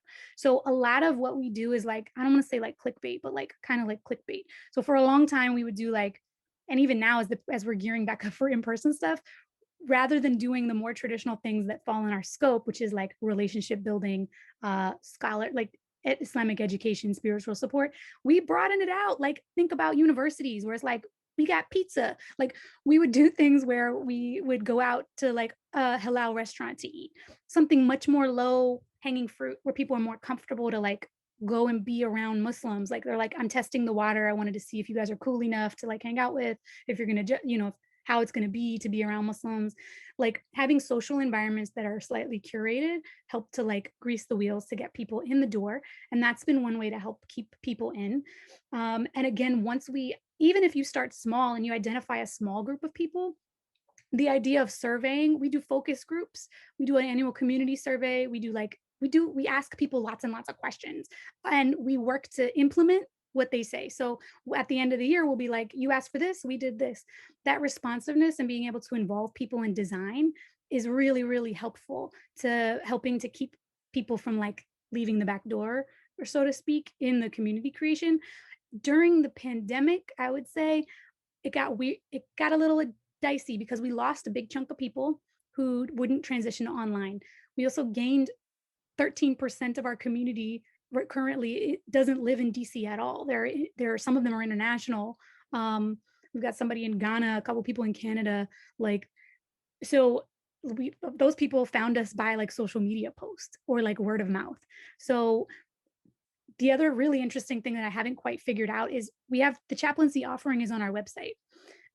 It's something you can click and you can sign up for a session, or like you fill out a quick little intro form and you fill it out, and then there's several people who just cold found us on the internet. Like when I asked, I was like, how'd you hear about Center DC and chaplaincy? They're like, I searched for it online. So, and we're small, we're not a huge community. We don't have like giant Google search engine like optimization or anything, but part of it is like, I think having an online presence, making sure your website is accessible, and then being able to like create and cultivate a good experience so that people invite people to come and then keep coming. So regardless of thinking about scaling and size, my thought would be to focus on the people who do show up and start building community there. And then once you're able to articulate what it is you're offering, you're able to bring in people who are like-minded and looking for the same sort of thing, inshallah. But that's kind of, I think, the pandemic has also just been strange too, because like we're working now. We had a physical space. We gave it up during the pandemic because who's paying DC rent for a space you can't use? Alhamdulillah, we were able to get out of the lease, but now we're now currently like unhoused. We don't have a physical space anymore. So we're looking to like, where are we going to rent once we start doing stuff inside? How can we make our outdoor events consistent as possible? So consistency and location is a really big deal. And then consistency with online programming so people know, I know that they'll be online at 7 o'clock every single Wednesday. If I need them, they'll be there. So like those two elements of like consistency also help build the community.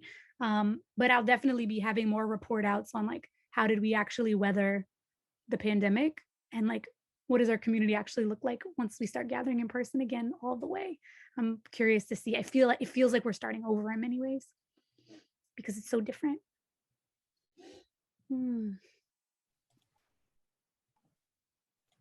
Yes. Assalamu alaikum. Wa alaikum salam. Thank you for this beautiful presentation. Alhamdulillah, I got much to learn about community chaplaincy. Quick question. You might mention, I might miss that point.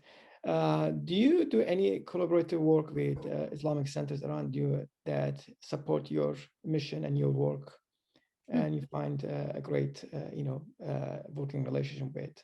Yeah, we actually have a really good relationship with Masjid Muhammad in DC.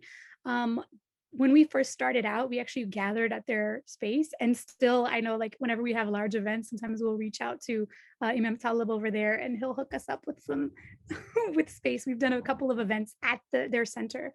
The other thing that we do in partnership with Masjid Muhammad is we actually, especially during the pandemic, one of the things that was most successful we did during Ramadan is we linked up with them to help identify some of our folks in their 20s, to identify people at Masjid Muhammad who were their pioneers, who were homebound and not as tech savvy necessarily, to make phone calls. So we did a giant phone banking effort where we helped them clean up their database of their folks, like tested the numbers, and then had conversations with people just to call in and be like, Ramadan Mubarak, how are you doing, in like a mutual aid fashion. So we have our young professionals who are super isolated and feeling lonely and disconnected.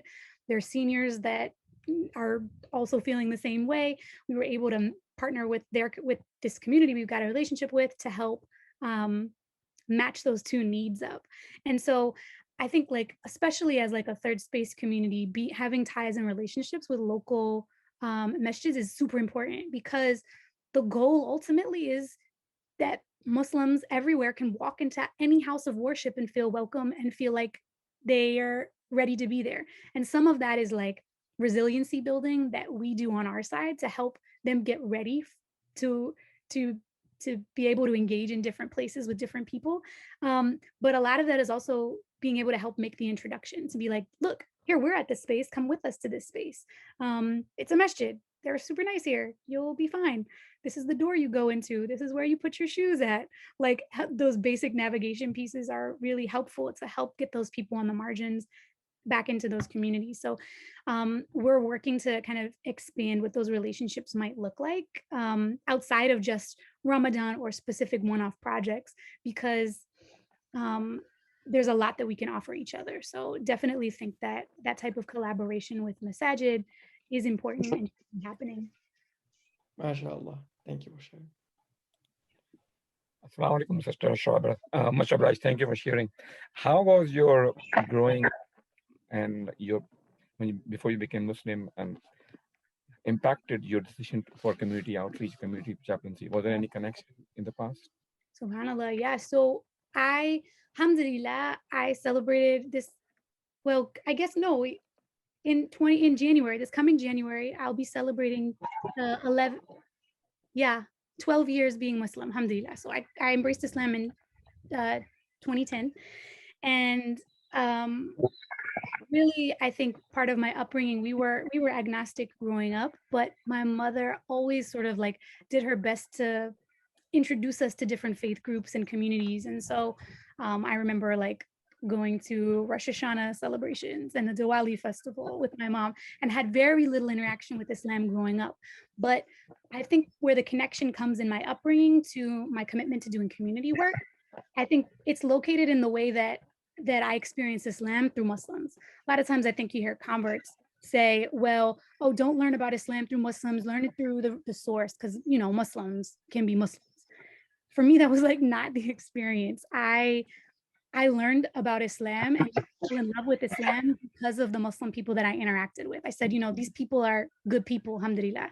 It was at MSA, it was the first time that I met Muslims and interacted with Muslim brothers who wouldn't touch my hand, who wouldn't be alone with me in a room, who let me come with my bright blue hair to the MSA meeting. Like, I was completely welcomed in a prophetic way. I experienced prophetic character, alhamdulillah, through Muslims in those in community settings, all the way honest.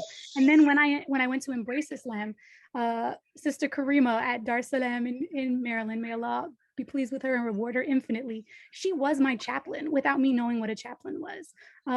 She had a very high personal standard for how Islam was practiced in her life, and never judged me for one moment about the way that where I was at in my journey, and really like helped usher me along as I navigated getting a whole new friend group and like figuring out what to do about teaching swimming and my music career and all the boyfriend and the messiness that comes with converting. But for me, at the bottom line, it really comes back to prophetic example.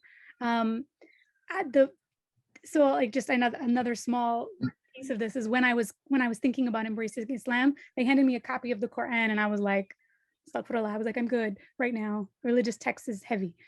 But when I was able to read the biography of Prophet Muhammad sallallahu alaihi wasallam, I was like, this guy is why these people are good. Like his example, sallallahu alaihi wasallam, is why the Muslims I'm experiencing are welcoming, are kind, are amazing, personally disciplined human beings.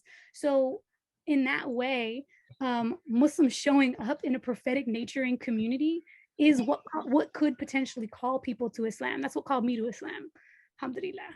And so I think that the desire for all communities should be that way. Everybody should have that experience. That me knowing that it can be true. I really long for that for everyone, especially people who are converts, especially people who are women. Awesome. Thank you.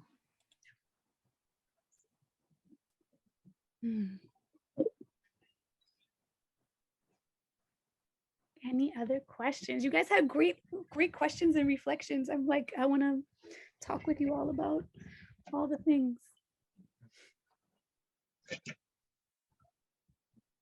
MashaAllah, MashaAllah.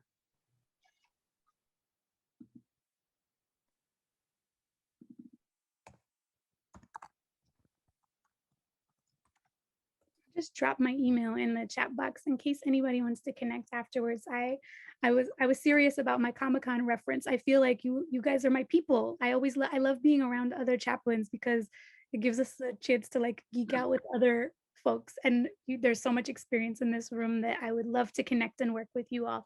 Oh, Raphael, I see another hand. Come on, come on. All right, sister. So just as I mentioned even though it was specific to the military, I think we as chaplains need to do a better job. And if ISNA can provide the platform, that would be great, but we need to do a better job with having discussions about taboo issues, whether they're culturally taboo, religiously taboo, what have you. One example being military service. And I have yet to experience such a platform being provided for us to engage in those conversations with the broader community. I mean, we talk about it amongst ourselves, military chaplains come together and we have those discussions, but in terms of having those discussions with ISNA leadership, for example, across the board, not necessarily the executive director, but just I think it's a conversation that needs to be had across the spectrum of ISNA representation, and then broadened out further. Like it seems like, for example, we don't have a platform to discuss sexual identity issues. We know it exists, but we seem like we don't really want to have a conversation about it, or not that we don't want to, but we kind of do it in little corners, specialized groups. And people feel like they're out on their own every single time it comes out. You feel so isolated, like I'm the only one to answer this. So if you can speak on that a little bit, unpack that a little bit. Again, I'm an advocate for the need of the platform and the need for those conversations, and I would hope that ISNA leadership would lead the way in providing that means. I love it. I mean, I think that your point around having a space where that larger conversation can happen, I think in some ways, we all, as chaplains, we all get to be like the frontline responders in our respective institutions. And what like you're talking about, the elephant in the room of like, what's the united response? How do you address this in a way that's best, especially with, I mean, like, when someone who's transgender comes to our community, where do they line up to pray at? And what do we do? Like, how do we support and engage when that happens? Because it's going to happen. So conversations like that, especially from like a community perspective of like, what is the best practice?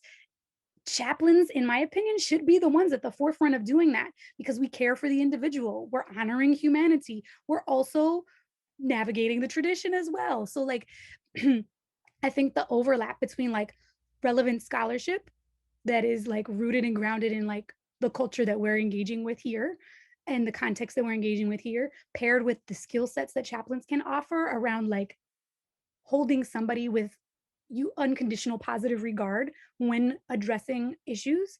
Like, I think that combination feels like a really important next step. So I'm with you. Who do we have to talk to at ISNA to make this happen? I'm coming, inshallah.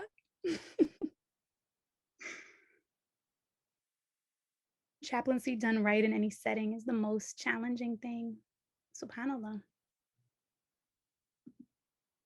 Oh my gosh. Now I have so many questions, because in many ways, I feel like chaplaincy being done right is represented in the work and experiences that many people in this room have likely had. And so my question as a retired endorser's comment, yeah, I'm wondering what they would say to well, what does it being done right look like? Balancing the unconditional positive regard with the fiqh, and how do we do that? I'm wondering what other things go into chaplaincy being done right in a setting. It's hard, but important. Very important, mashallah.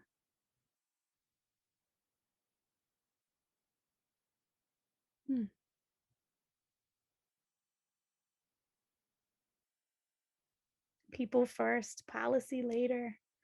Build relations. Whew. I can say also though, as somebody who's like running a community, as the executive, my executive director hat at Center DC, I'm like people and policy, because like it's so, that idea of like people first is definitely how we operate, and definitely like a chaplaincy approach. And the other piece to that is like, how do we as chaplains make it policy so that we can share the best practices with other people and standardize the level of care, so that when we're approaching, whether it's a speaker, do we decide if this person speaks or not? Or do we decide how are we going to partner with these people? Are we going to intervene in this situation? Like all of that, like if it's rooted, like how do we make value-based decisions to say like people first as part of our values, but also like upholding the best that chaplaincy has to offer and representing Islam well? How do we create policies that do those things so that we can not have to recreate the wheel all the time, that our communities can share these best practices? I think that's the only way we're going to get a chaplain in every single community, which there should be. There should be a chaplaincy available in every single masajid. In every community, there should be access to a qualified chaplain. And it's going to take some policy to get there, for sure. It's hard to do it DIY style. MashaAllah. Chaplain Raphael, it's me and you. Come solve it. Let's fix it. We're gonna get we're gonna work with ISNA to get the bigger conversations around tough issues from a chaplaincy perspective. Well, I saw that Bashar Salim is still in the, at least on the participant list. So, you know, if you can hear us, you can chime in at any time, brother. That would be great. I see your community organizing skills, chaplain. Way to go, mashallah. Yeah, so we can keep on going with this conversation. It's wonderful. You guys are flowing really well. Actually, brother Bashar Salim is not here right now. It's kind of me overlooking this. And I mean, these questions, this Q&A session is great. I mean, and if you guys want to keep going on with this, we can keep going. It's a wonderful discussion. Or we can just go into our lunch break and then come back at 2 p.m. Eastern. If that's something you guys want to do, I just want to leave it up to you all. You all are the leaders, the chaplains. You all are running the show here, not me. So yeah, I mean, definitely whatever you guys want to do, just let us know. Well, I'm here. I'm here for it. I love this. Oh, I have one question. I have a question. Who was it? Let me look at my notes.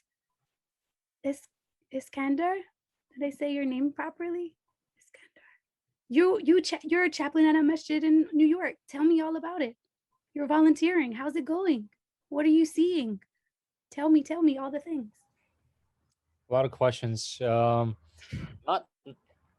a whole lot because of COVID restrictions. There's been just openings and closings and quite a few restrictions. And when this all began, kids are not coming back as obviously parents are concerned about their children. And like I've said before, the whole virtual platform is not it's not optimal. Definitely, there's a lot of struggles. So yeah, I wish I could tell you more exciting things, but yeah, it's just we're just hoping to get back to normal. I mean, it's slowly getting there. So we just hope that the trends continues in that direction. So have you done any like online, any online chaplaincy stuff, or yeah, there's on sometimes on Zoom, sometimes on Skype primarily, right? There's some lessons, right? You go over hadith, you go over some things. We have some planned lessons and stuff like that. Attendance is not as high as we wanted to see that, but as I've said, if it's in person, it's a lot easier, and attendance is a lot higher versus virtual. And just talking to some of the colleagues as well. I mean, I feel like it's a struggle, not just in our in our community, but it's all over. Yeah. I mean, our community, I would say like we hit the pandemic running, like we didn't cancel any of our programs. We just geared up. When the pandemic hit, we were like, we're going online hard in the paint. I did like a couple virtual trainings and was like, how do you facilitate online? I'm learning this now. And like learned as I went. And our attendance in the beginning of the pandemic was pretty good. Like we could have gatherings of like, you know, in person, we would have gatherings of like 40 or 50 people, but online we would have gatherings of like 20 folks, which was fantastic. Now our attendance is much smaller. Like if we get like a group of 10 people online, it's a major accomplishment. It's hard, I think, because now, especially as people are starting to do some in-person stuff, like in-person is like tangible, but not quite there yet. It's creating another layer of difficulty in that, like, I don't want to be in front of a screen. I've been in front of a screen for 18 months. Like now I'm ready to be in person, but like it's not safe yet to do it all the way. So Just the burnout, I guess, right? Yes. Yeah. And I'm also, the other part of like pastoral concern is like, what about the people in our communities who never did any online programming?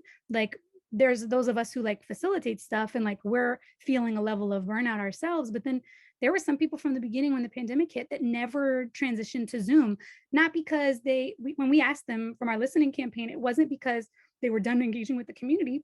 It's because they were doing their familial life on Zoom. They were doing their workouts on Zoom. They were doing their work on Zoom. They were doing their therapy on Zoom. And they're like, by the time at the end of the day, I cannot log in for another community Zoom thing. I just can't. So I'm wondering like, though that's like my big question mark of like issue of pastoral concern is how are those people coping and managing, and how's their connection doing? You know, when all of the rules kind of came down about restrictions and quarantines and stuff like that, if you remember last Ramadan, right, when the pandemic first hit, it was quite strict. As a matter of fact, the mosques were closed, and I believe that was probably the first time that I didn't go to the mosque at all the whole month of Ramadan. Not just the mosque, but also iftars were just dead meat, right? You just sit at home and you eat. And I had some members of the community that got upset because they would invite us, they would invite me, and it was like, hey, come to my house for iftar. And I said, well, it's not legal, nor is it safe. We have to make sure we follow the protocol. So definitely some relationships that suffered during pandemic because of the invitations and declined invitations, unfortunately, not just on my behalf, but others as well. It took some time for people to kind of get to that. So yeah, definitely something that we could all learn from this. Yeah, because you never know that this may happen again. I mean, hopefully, yeah. There's also this opportunity, a tremendous opportunity for communal empathy, because as a convert, there was many, like invitations for iftar were few and far between. So there were many Ramadans where I felt similar. At least this Ramadan, I could log on and know that there'd be people on the internet. I know like at Center DC, we did this DC Iftar League. Usually we match people up with a leader, and then this leader coordinates, they'll coordinate iftars. They'll go masjid hopping with their group, or they'll meet in each other's homes. Like we just kind of match strangers up together and like send them off. But during the pandemic, we just had one link, and we actually did a morning Fajr squad where we did Quran, like a khatam of Quran, and then we did like right after Fajr, and then we did a dinner. So there are people that I saw twice a day during the month of Ramadan to eat on screen and just like joke and have fun, but then also to complete the Quran before people even woke up to start their day. I have never, like in many ways, like that for me made such a successful Ramadan, but it was super weird. And like, I missed the connection of being with each other. But I think there's some gems too from community building to take from that, because what about mothers who can't go to the masjid and do the recitation at nighttime? What about people who don't have the relationships yet to be able to meet up with, don't have Muslim friends in their neighborhood? So in many ways, or like people who are sick and unable to leave the house to go participate in those different ways. So I'm hoping that there's elements of success and support that communities will be able to take and carry with them, even when things go back to normal, inshallah. Thank you. The next time. Bye-bye. All right, thank you. Bye-bye. Salam, Eric. Walaikum salam. How you doing? I'm sorry I'm late. I could not get on. I went home. I went home to use my personal computer. SubhanAllah. Well, here you are. Welcome. Yeah. Thank you. We're just chatting about community stuff. This is the Q&A session. Okay. Yeah, we're just hanging out and talking about community. Okay, very good. I'll just listen in and you let me know when I can come. Eric, where's your context? Where are you calling from, and what kind of chaplaincy stuff do you do? So this is my first year as a chaplain for the Federal Bureau. And so I'm in FCI McDowell. That's in West Virginia, Welch, West Virginia. So I'm from California, but I came all the way here to get the job.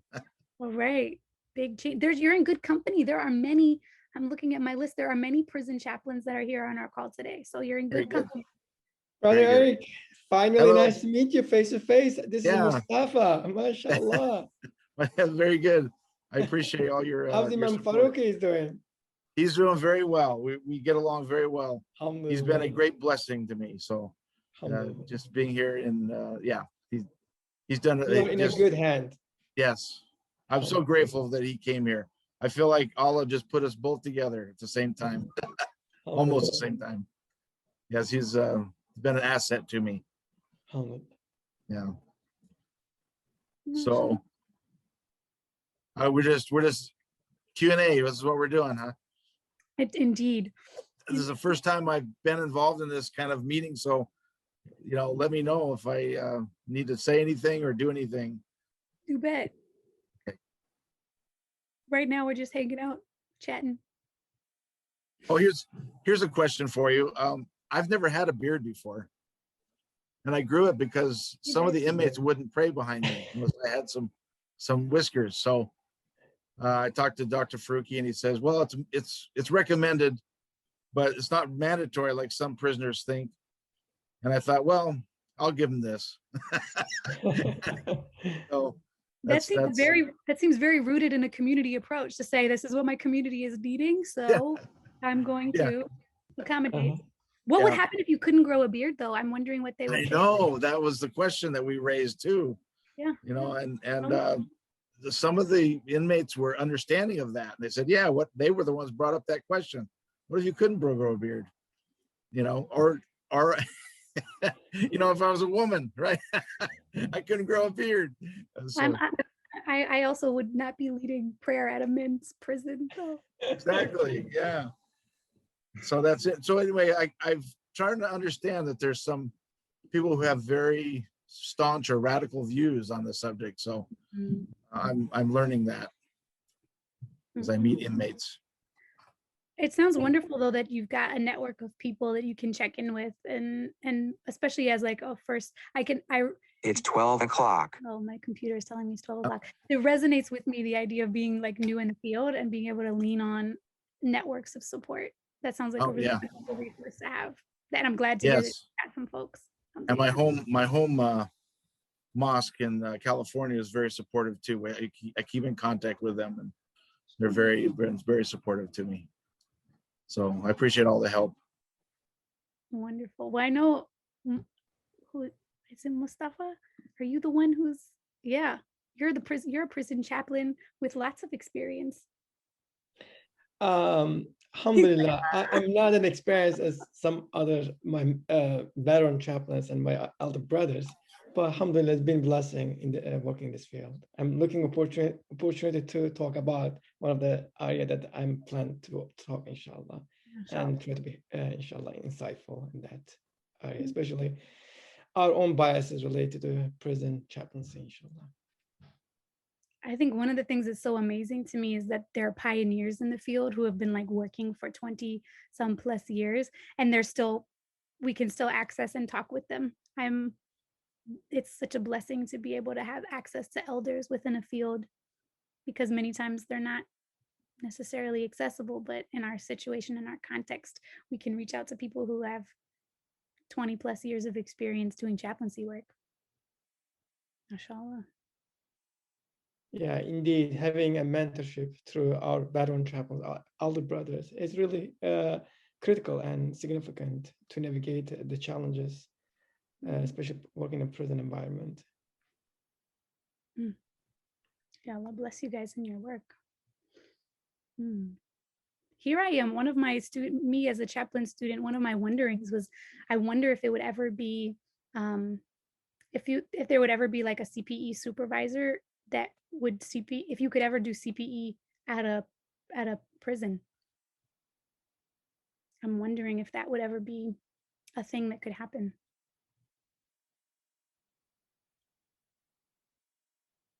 Just wondering mind. I haven't heard about any program like that, but especially there is some medical centers connected to state or federal prisons. Those areas will be like really great places to practice and to do CPE. And that's probably, there's a lot of bureaucracy around that. I'm not sure how that can happen, but that would be a great place for CPE students. Amazing. Is there anybody else on our call who's had some wonderful experience with, or like is aware of any community chaplaincy that's happening somewhere else in the country, or an experience that you had in a community setting with chaplains that you know of or have experienced yourself? Lauren, I'm not a community chaplain, Shamsia here. But the fact that I'm a chaplain, I find myself called upon often by people in the community or by the mosque in terms of representation in interfaith activities. Yeah. And also because I suppose because I'm a chaplain, they also asked me to lead the Islamic school, the weekend Islamic school. So I find myself serving in various capacities as a chaplain, and I think that's a bonus to the fact that I think that's a recognition of the fact that we are able to navigate different situations. But one of the difficult things that I find is when I'm called into family dynamics. And then the expectation that, I mean, there are so many different sides to the story, right? And people find it very difficult to recognize that I am not on anybody's side. I'm always sometimes even accused that I'm taking. How can I be partial or impartial when I am talking to those that person with whom they are having difficulty with? So that is seen as taking sides with the. So I think it boils down to the absence of understanding of what a chaplain's role is. The fact that in that kind of situation, we play a facilitating role, but we are expected to be taking positions and taking sides. So I find that a rather uncomfortable place to be. Oh my gosh, that makes complete sense. And I think the other piece you're speaking to around like a larger education of like, here's what a chaplain is and what a chaplain's role might be. It sounds like your community is calling on you for, I mean, the idea of like leadership representation, perhaps teaching, or like helping to manage like curriculum or Sunday school stuff. Those are things that I feel like could make they could be within the scope of what a community chaplain could do. But this idea of like, well, where are the barriers and the boundary? Like, where are in other institutions, there's already professional boundaries to be like, this is what I do, this is what I can't do, versus like in a community setting, unless we identify what those boundaries are, people are going to ask us to do all sorts of things, I'm sure. The other thing that you bring up that was really interesting, that felt like a point that I'd asked in the AMC community chaplains WhatsApp chat, I was like, does anybody know of this concept of like chaplains who are employed by a mosque or employed by a community to be a chaplain? This idea of there being like lots of people, the chaplaincy skills are being recognized in communities, but not necessarily brought on and hired for as a position with like a full job title and role and responsibility. The idea of like having imams who have chaplaincy experience or youth directors who are chaplains, this dual role, we're not at the point in our community where it's known what a chaplain offers and provides. So we've got our work cut out for us to be able to say, here's what it is, here's what it provides, this is why you should hire one, so that we can have opportunities for the service, for us to serve in the ways that we know are impactful. And I think part of the starting point is like, how can we get people like you inside of the mosques? Because now your community, I'm sure, knows Shamsia is so important and so valuable, and her role is so essential in all these different ways, and she's a chaplain. So all of that, like that piece of like when you're volunteering and you're serving in a community, that helps in some ways to like move the needle, inshallah, so that the field of chaplaincy can be recognized in a community setting as being valuable. But that boundary piece is tough, man. I hear you on that. I do not envy you being called into family dynamics. I've done exactly one, like a session with a couple about a shared issue, and it's a whole different facilitation skill set to be able to manage more than one person.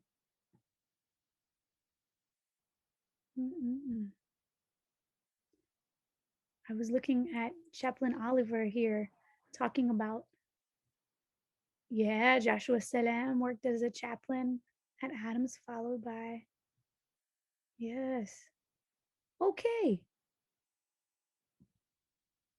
Is that how we pose questions? I should write a question down? Oh, you can just ask or talk. Come on off mic. I was checking up on the chat box. There's some amazing generational knowledge that's being shared around chaplains who are parents of chaplains.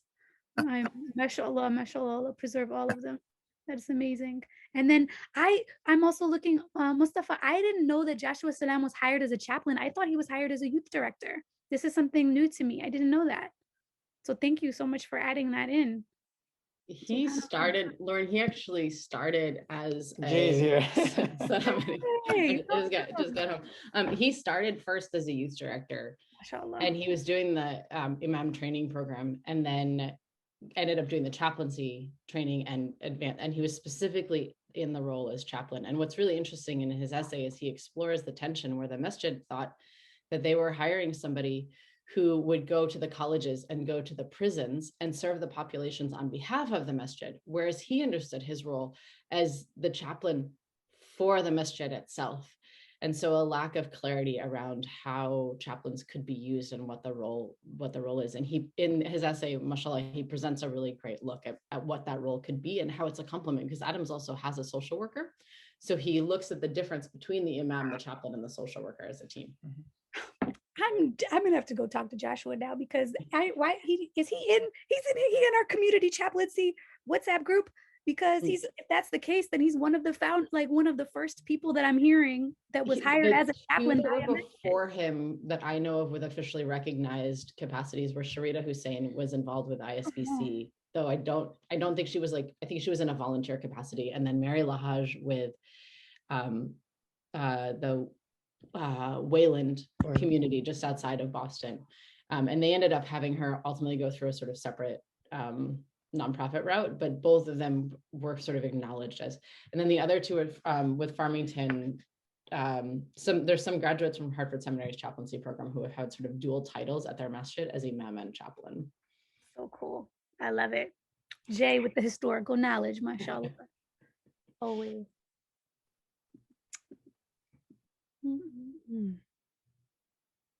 Amazing.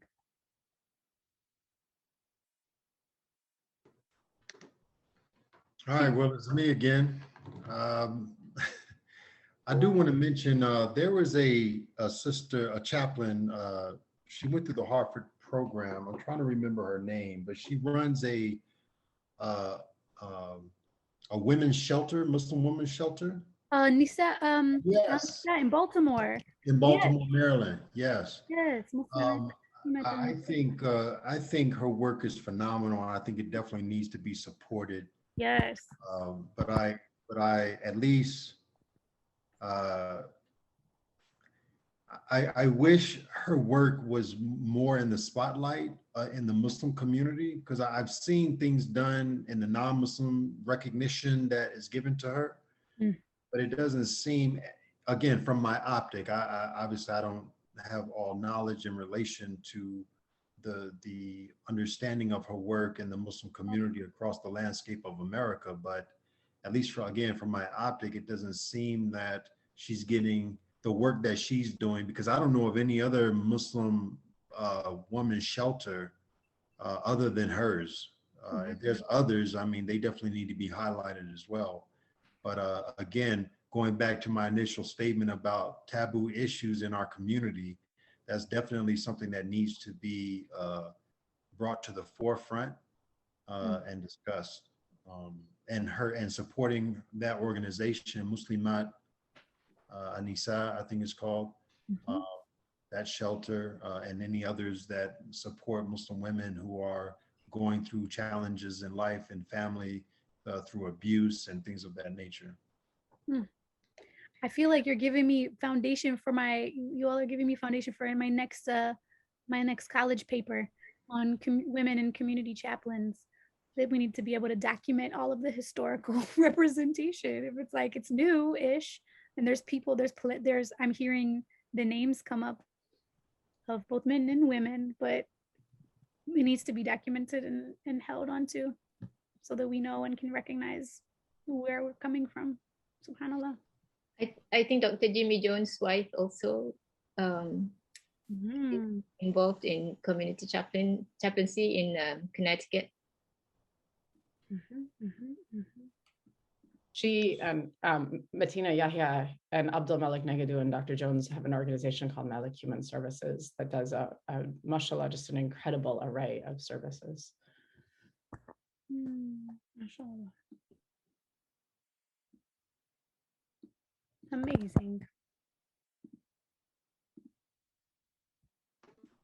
How much time do we have in this session, by the way? So we're looking to take our break at 12:20. So yeah, 5 more minutes. Any more conversation you all want to have, or we could break early. I have a question with Shamsia. With your work with the masjid, do you have a contract with the masjid? Do you have like liability coverage, and do you have something from the masjid that sort of articulates that you're operating as a part of the institution? There is no liability coverage for me. I represent the masjid when I speak with, when I go for interfaith activities. And then when I am involved with let's say the family dynamic issues, is direct calls from those people. I'm not representing the mosque. Yeah. Thank you. And then for the school, it is part of the mosque program. So that is covered under whatever the mosque has, but not for me personally. Does that cover your question? It does. Thank you. Right. And with COVID, we had to draw up a protocol for students and teachers and parents about the precautionary measures. And one of the things that we would say when we send it out is about to a waiver for the mosque that they have to sign.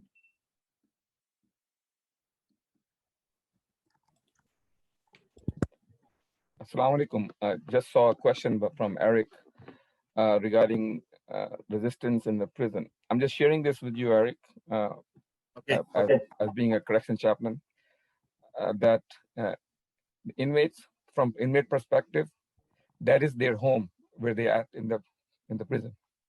From their perspective, you are an outsider, or you are coming in as someone who doesn't belong to the facility.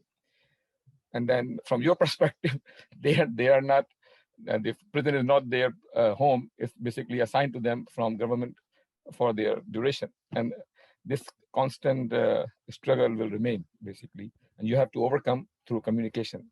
Know the policy, of course, learning the policy, reading the policy, functioning within policy, especially in correction is important. And then communicate with your supervisor, your AW staff.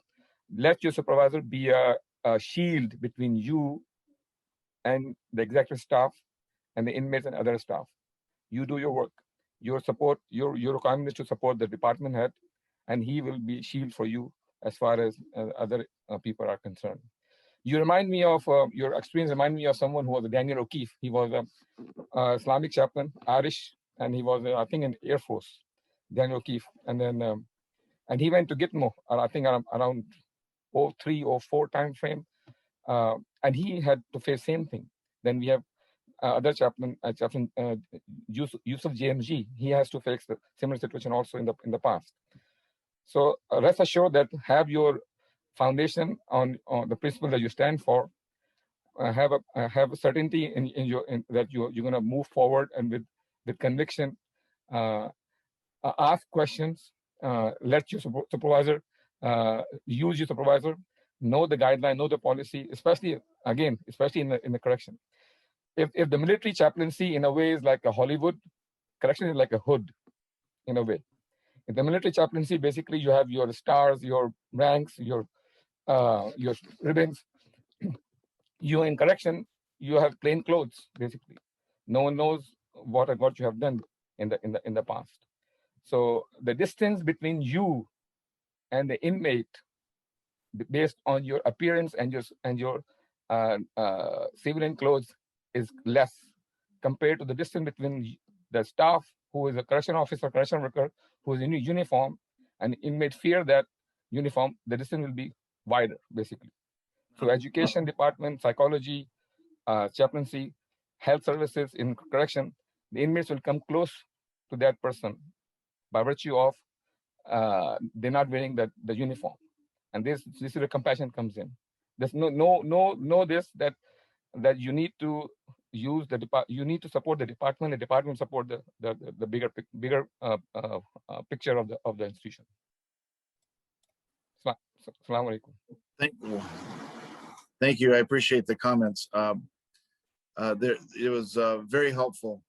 However, I will say this: it almost appears that the prisoners, the inmates, like me more than the staff, and I don't know if that's normal, but they don't like it when they hear inmates call. And I don't listen to the phone calls of the inmates, but others have, investigators and that, and they brought it up that they say very positive things about me, which I think is a tribute. I said, I'm not trying to help them escape or do something wrong. I'm just trying to teach them principles that will help them in their life, religious principles that, for their deen. And so I think they appreciate it. And so they express it to their families. Others possibly express that they think they can take advantage of me, but they're not talking to me and they're not trying to take advantage of me. They're just talking to their families, and that's just words. But because of that, I'm viewed as a weak link, and it's bothersome to me because I don't believe it's true. I'm only there to help them enhance their religious life and to make a better person out of them through living their religion, their deen. That's all I'm after. And I do that. I take that same approach with every inmate, regardless of their religious faith. And I thought that's what a chaplain's supposed to do. But some staff are very suspicious of me, and I don't know how to overcome that. But I am a very cheerful, and I'm kind to others. I don't think it's my job to punish the prisoners unless they do something wrong, and they have. There's a couple of inmates who stole from my office, and I banned them from the chapel for 30 days, and I said, now you're welcome to come back. And now they don't want to come back because they were caught, and I think they're embarrassed now. But I don't know what all the reasons. But anyway, I have a very good relationship with many of the inmates, and that bothers staff. So that's what I'm going through right now. Assalamu alaikum, brother Eric. Walaikum salam. I just want to say that we have really great place to come to talk about challenges that we are facing. Part of the AMC correction chaplains, we have monthly huddles that we come together. I would really encourage you to be part of that Association Muslim Chaplain Correction Chaplains huddle. And we really want to hear more about your experience, and also we can share and help one another navigate those challenges that we are facing, inshallah. So how do you spell that, huddle? AMC, like Association of Muslim Chaplains. I will inshallah contact you. Here's my phone number. Please contact me and I will give you information how to be part of the AMC, inshallah, okay? Okay. You wrote it on the chat? Is that where you did? Hey, Assalamu alaikum, Eric. I have a question for you.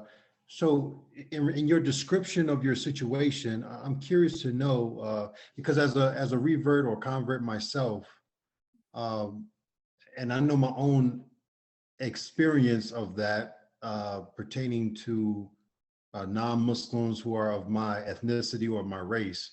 So I'm curious to know if there is an element that you perceive or you experience or interpret as I'm assuming you're Caucasian. Yes, I am. Yes. All right. In my limited conversations with Caucasian reverts or converts, they have described something very similar to what it appears you're describing. That there is, you know, you've accepted Islam and you're in this position of trust and care and respect to Muslim inmates. So do you think that plays a part, potentially it plays a part in that? And, you mean that the brothers, the Muslim brothers are suspicious of me? Is that what you're saying? No, you're saying staff members there are some suspicion amongst the staff. And so if the staff, if they themselves are Caucasian or if they themselves are non-Muslim, and then perceiving you as, at least this is a situation sometimes in the military, that members in the military who are Caucasian who become Muslim sometimes are seen with a suspicious eye by other Caucasians who are not. Oh, I see what you mean. Well, I would think, I see what you mean, and I can see where you would think that. However, one of my biggest thorns in my side, if I can use that term, is our religious services assistant. And she is a mix. She told me she's, when I met her a year ago, she's white and black, but she's been one of my biggest, what's the word? Challenge that I have to watch out for. Challenge. There you go. Okay, that's a nice way to put it. And I have been pleasant to her. I've never just been discourteous to her, but she's one of the ones spreading the news. I mean, she literally was waving at me, trying to get me not to be nice to the inmates. You know, like when I was having a casual conversation, and I'm just very, you know, I don't know, I don't think of them as any different, other than, I mean, I know they're incarcerated and they did something wrong, but when we're just talking as individuals, I don't treat them any differently in the way I talk to them. You know, I don't talk down to them. And she sees it as, oh, you're getting too close. You're getting too close to the inmates because I'm being kind. Well, she's flat out rude. I had the inmates say, what's wrong with this girl? You know, because she'll just yell at them for no reason. And I just have to shake my head. You know, there's no reason to treat them like that. They're being punished already. So that's kind of my position. And like I said, I mentioned that there was 2 inmates that tried to steal from me, and I caught them and I punished them. But so I have no problem with that. But when they're just coming to worship, I'm a pleasant person, and I try to be accommodating, and I think that that's fine. And Chaplain Faruqi has backed me on that. But she spreads things, and he believes that she's poisoning the environment with other staff members, saying that I'm compromising myself with the inmates. That's how she terms it. So no, I was actually very pleasantly surprised when the inmates, who are mostly Black brothers who are in there, they're African American in the institution, And most of them, I've gotten very good feedback from them. They see me as an asset to them, that most of them do. I'm sure there's some that don't. I expected that. But so anyway, that's what I'm going through. And it's been Chaplain Faruqi. That's why he's been a blessing to me, that he's been, you know, he's my supervisor, and he's been the barrier between a lot of what could have been happening to me. He stopped a lot of things that could have been worse. But my goal now is that I need to replace our RSA, and I don't know if it's I put up with her for a year, and I've decided that she has no place. I don't want her fired, but I don't want her to be in the chapel anymore. And so I have requested her replacement. I don't know if it'll work, but I just don't think she belongs there. Anyway, I appreciate your comments. Yes. Assalamu alaikum. Islam. This is Oliver Muhammad from Butner. I just want to share just a comment about your issue regarding the fact that we all as chaplains, particularly in a prison environment, we walk a very narrow line between custody and the inmates. And we have to have a balance between the two. And I think what I've learned over the years, the many years I've been in prison chaplaincy, I guess I'm going into close to 40 years. I don't look that old, but I am. I've learned over the years that you really have to always be aware who you're dealing with, particularly when it comes to inmates. You've only been on the job a year, I understand, right? Yep, that's correct. They are very patient, and I'm not saying this is happening. They're very patient to set up something that may be like a net set in a pit. So that's one part. On the other side of your work, you're dealing with staff. As a chaplain, the same way it would be in a masjid, you are there to provide what they call, quote unquote, pastoral care, not only to the inmates, but the staff. And I've learned over the years that I've gained favor, not that I'm trying to gain favor, but trust and favor from staff, because I listened to them and I made myself available to listen to even some of their own personal issues. I can share with you an experience. I remember one day when I was working in the state prison system, I was leaving a facility late at night. And as I got toward my car, I heard an officer who was in the tower say, "Assalamu alaikum, Brother Muhammad. I've taken my shahada." So he was a correctional officer. It was because the interaction that I had with him. And so, you know, I don't know, and I'm sure you're doing it. You have a very experienced chaplain who is your, who's there with you. Yeah. And I know that he has years and years of experience as well. But I've learned that you do have to balance your time with staff and inmates, particularly when they have a death in the family, and just make yourself available. I don't know what McDowell is a different state. You know, I was supposed to have gone to Beckley myself, but I chose not to go.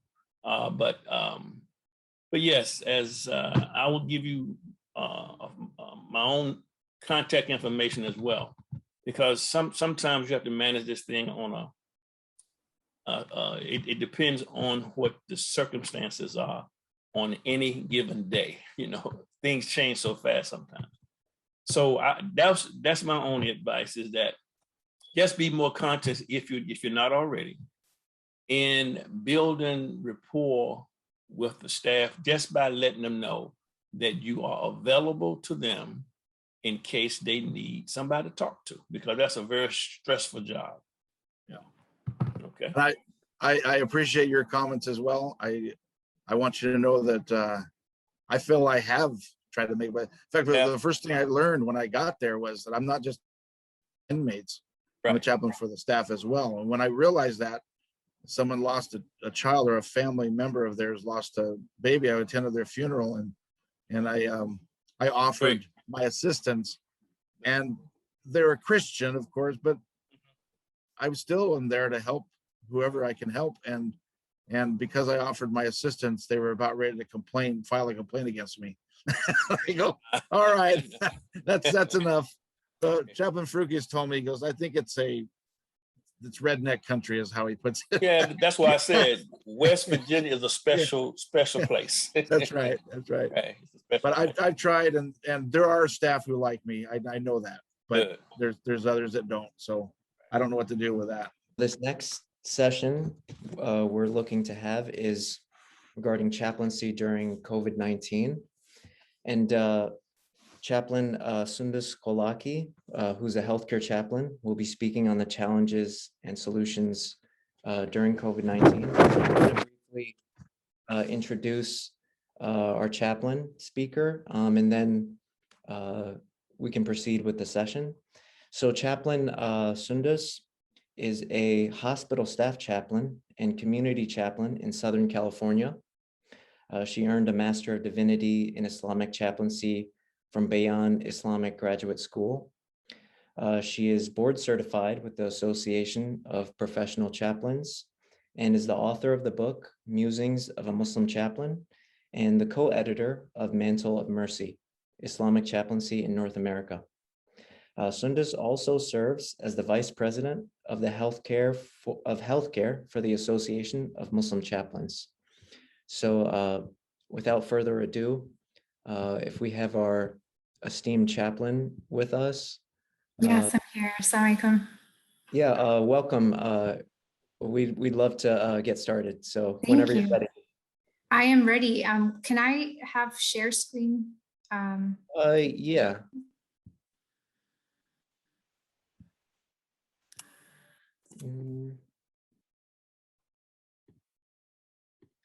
Just a sec. Sure.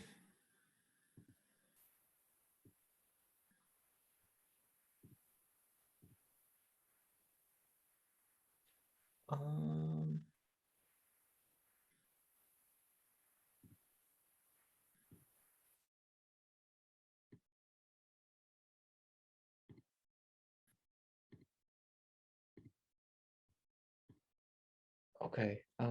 Do you have that option now? Yes, it's coming up for me. Thank you. Okay.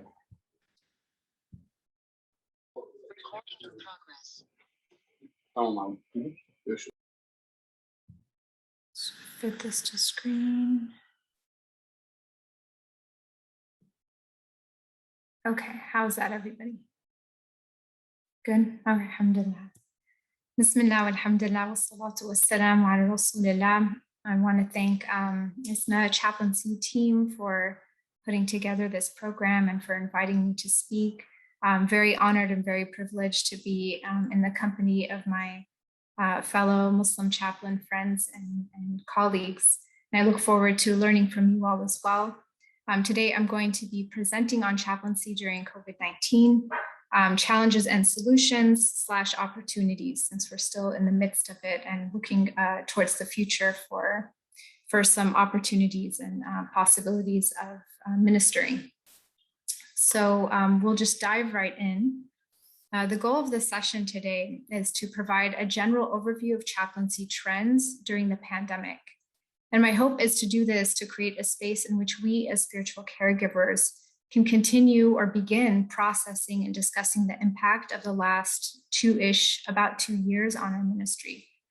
And the reason for this is that as chaplains, we aim to create safe space for others to process and to share and to feel their emotions when we're in a crisis or surrounding a crisis.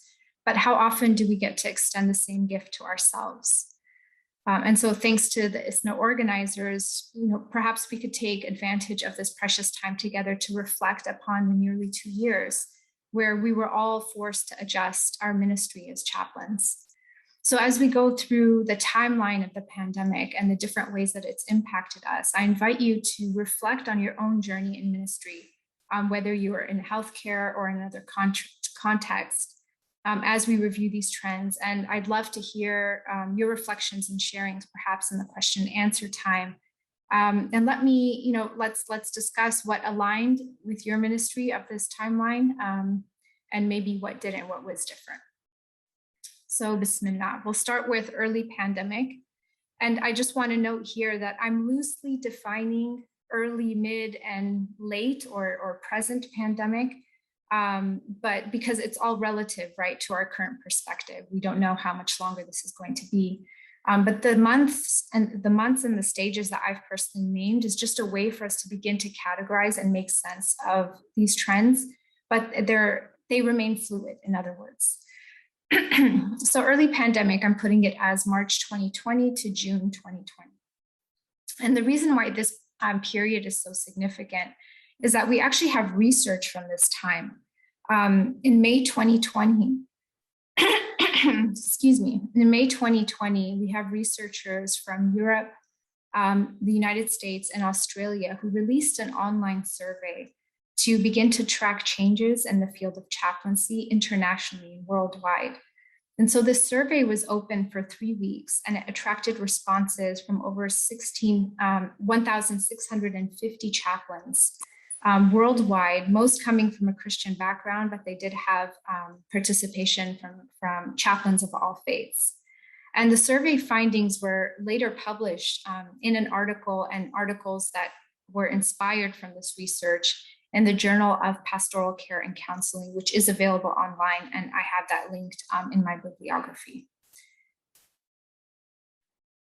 And so what the research was showing in this survey is that the onset of the pandemic and the subsequent physical distancing orders resulted first and foremost in a general confusion and lack of clarity about the role and the function of chaplains.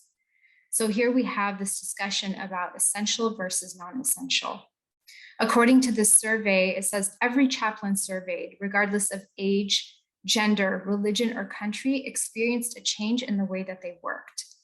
And many chaplains contended with being seen as little more than an infection risk.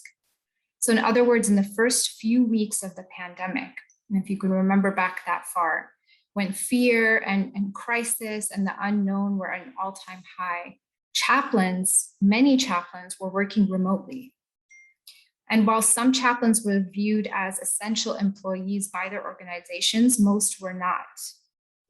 And the authors concluded that this exposed the ways in which chaplains were underutilized or are underutilized and misunderstood by their institutions.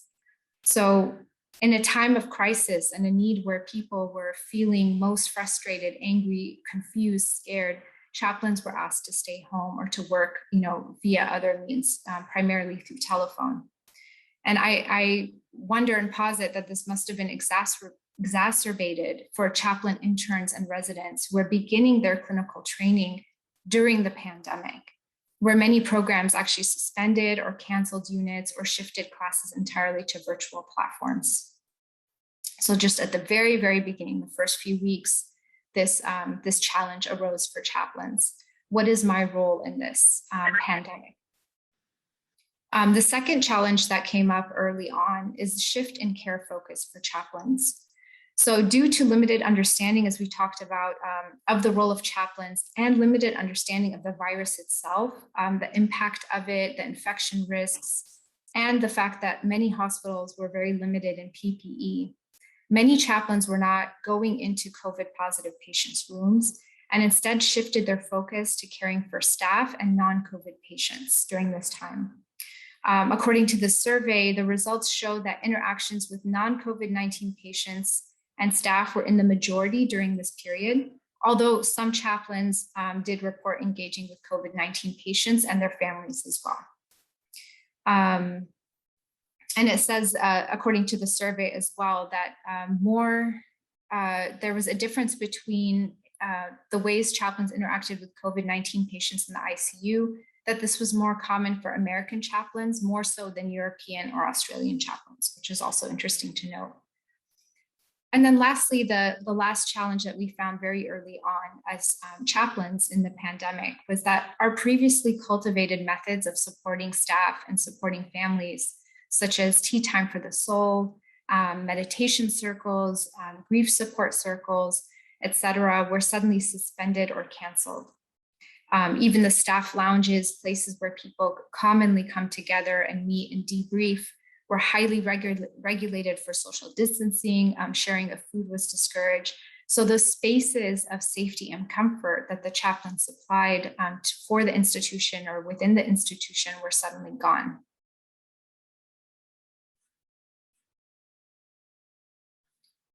Now, when we found all of these three main challenges, according to the survey, surfaced for us early on in the pandemic, these were some of the solutions that chaplains came up with creatively to be able to still serve and minister in their context. So to do our jobs, chaplains had to become creative to come up against any barriers put in our way. There was a large learning curve, myself included, for many chaplains who are unfamiliar with these methods. Absence presence, which is a term used by Trace Haythorne, ACPE Executive Director, is describing this phenomenon, like an absence or an absent presence, an absence presence that chaplains had, that we weren't physically present, but we had to find ways to be present there with the families, with patients and staff. For chaplains, really, we were feeling the brunt of not being able to be physically present there while everything was going on. The impact of ourselves having to distance from patients was really, really problematic and heavy. And so while clarity improved over time, chaplains began utilizing the idea of telechaplaincy, FaceTime, Zoom, these basically moving towards technology to be able to be present alongside patients and their families, and sometimes staff as well. As chaplains began to utilize these means, they themselves began to gain clarity about the importance of their role in this specific crisis. So there were the beginnings now, part of the solution here is this beginnings and this awakenings of chaplains across the world, that their role and function within the institution was actually very, very, very valuable and very important in the midst of everything that was going on. Another solution that surfaced for us early on in the pandemic as chaplains was that professional associations began really, really stepping up to provide support and resources for chaplains. So there was this increased acknowledgement of these professional organizations and associations coming up, like so the rise of the Chaplaincy Innovation Lab, for example, really stepped up and began putting together programming and seminars and free resources, support circles, and also the Association of Muslim Chaplains, AMC, also began coming up with resources, whether it was written and a resource guide for clinicians in the hospital dealing with Muslim patients without a chaplain there to be able to be present. There were videos made for the YouTube account going over different topics like virtual janaza and telechaplaincy, how to do telechaplaincy, and just starting to bring more awareness to the field of chaplaincy in a way that we had never really been motivated or inspired to do before, subhanAllah. So these were some of the solutions that came up early on in the pandemic. Now moving into mid-pandemic, now we're shifting slightly and moving into July 2020 to about December 2020, when the vaccine began to roll out with the first 2-3 tiers in healthcare institutions. Again, these are just loosely defined. These are my own kind of stages and trends, and they are fluid. But as the end of June 2020, as June 2020 was coming to an end, 500,000 people had died from the virus worldwide. And by the end of September, that figure had risen to 1 million. So COVID-19 patients and their families had to learn to cope with heightened isolation measures as healthcare became dominated by infection-controlled ICUs and COVID-19 wards. So hospitals had to shift and shut down other units to make room for the rising cases of COVID-19 patients. Patients with different disorders and in nursing homes were largely forgotten as cases were rising in hospitals. and social distancing became the new normal, or physical distancing. So this summer, the late summer and fall winter seasons showed a dramatic increase in COVID cases and deaths. And we began to see here the beginnings of burnout emerge among healthcare frontline workers. And for chaplains in the hospital and in these healthcare institutions, we also began to witness multiple deaths a day, a dramatic increase in the number of deaths that we were witness to, resulting in secondary trauma for chaplains alongside these nurses and physicians, and many chaplains having to accept the fact that some patients were just going to die alone, which is very difficult for us to digest. And so in the midst of all of this, as I just mentioned, by December 2020, the vaccine began rolling out at hospitals across the United States. And many chaplains were in the first few tiers of healthcare workers to receive the vaccine, which was seen as a much needed beacon of hope and promise. So the challenges that emerged for chaplains during this kind of middle period of the pandemic, which was really heightened, kind of the all-time high of cases and deaths. We as chaplains, we understand that we heal in community. So with the stricter visitor policies, not allowing any visitors in, no family members at bedside, there was an increased need for chaplains to accompany patients, those who were but those who were feeling depressed and lonely from being cut off from their support systems, those who were at end of life and needed assistance in different ways. All in all, it just resulted in more pressure and more work for chaplains. Even clergy who we used to call upon to come in and do different blessings and sacraments and rituals were not allowed in the hospital. And so we had to engage them in different ways, including virtually, Zoom, FaceTime, etc. The chaplains moving into COVID rooms now, so those who were vaccinated, those who were allowed or seeing more COVID-19 positive patients, had to contend with yet another barrier during this time, which was PPE. So previously it was the distance of having to minister via the phone, and now it was that physical barrier still of having the gown, the gloves, the mask, the shield or the helmet, which made it very difficult to engage the patient. We do a lot of ministry through our smile, through our calm expressions on our faces, through our eyes. To be able to do that through all of those layers also proved very, very challenging. Also, chaplains found themselves having to step into the role of the family members and take their spots at the end of life. So this image of chaplains as the intimate stranger really became front and center here. I remember there was a patient in the ICU, and I was speaking with the daughter, and they were COVID positive, and they were from the Hindu faith tradition. And I was speaking to the daughter and ministering to her over the phone. And she wanted prayers for her father.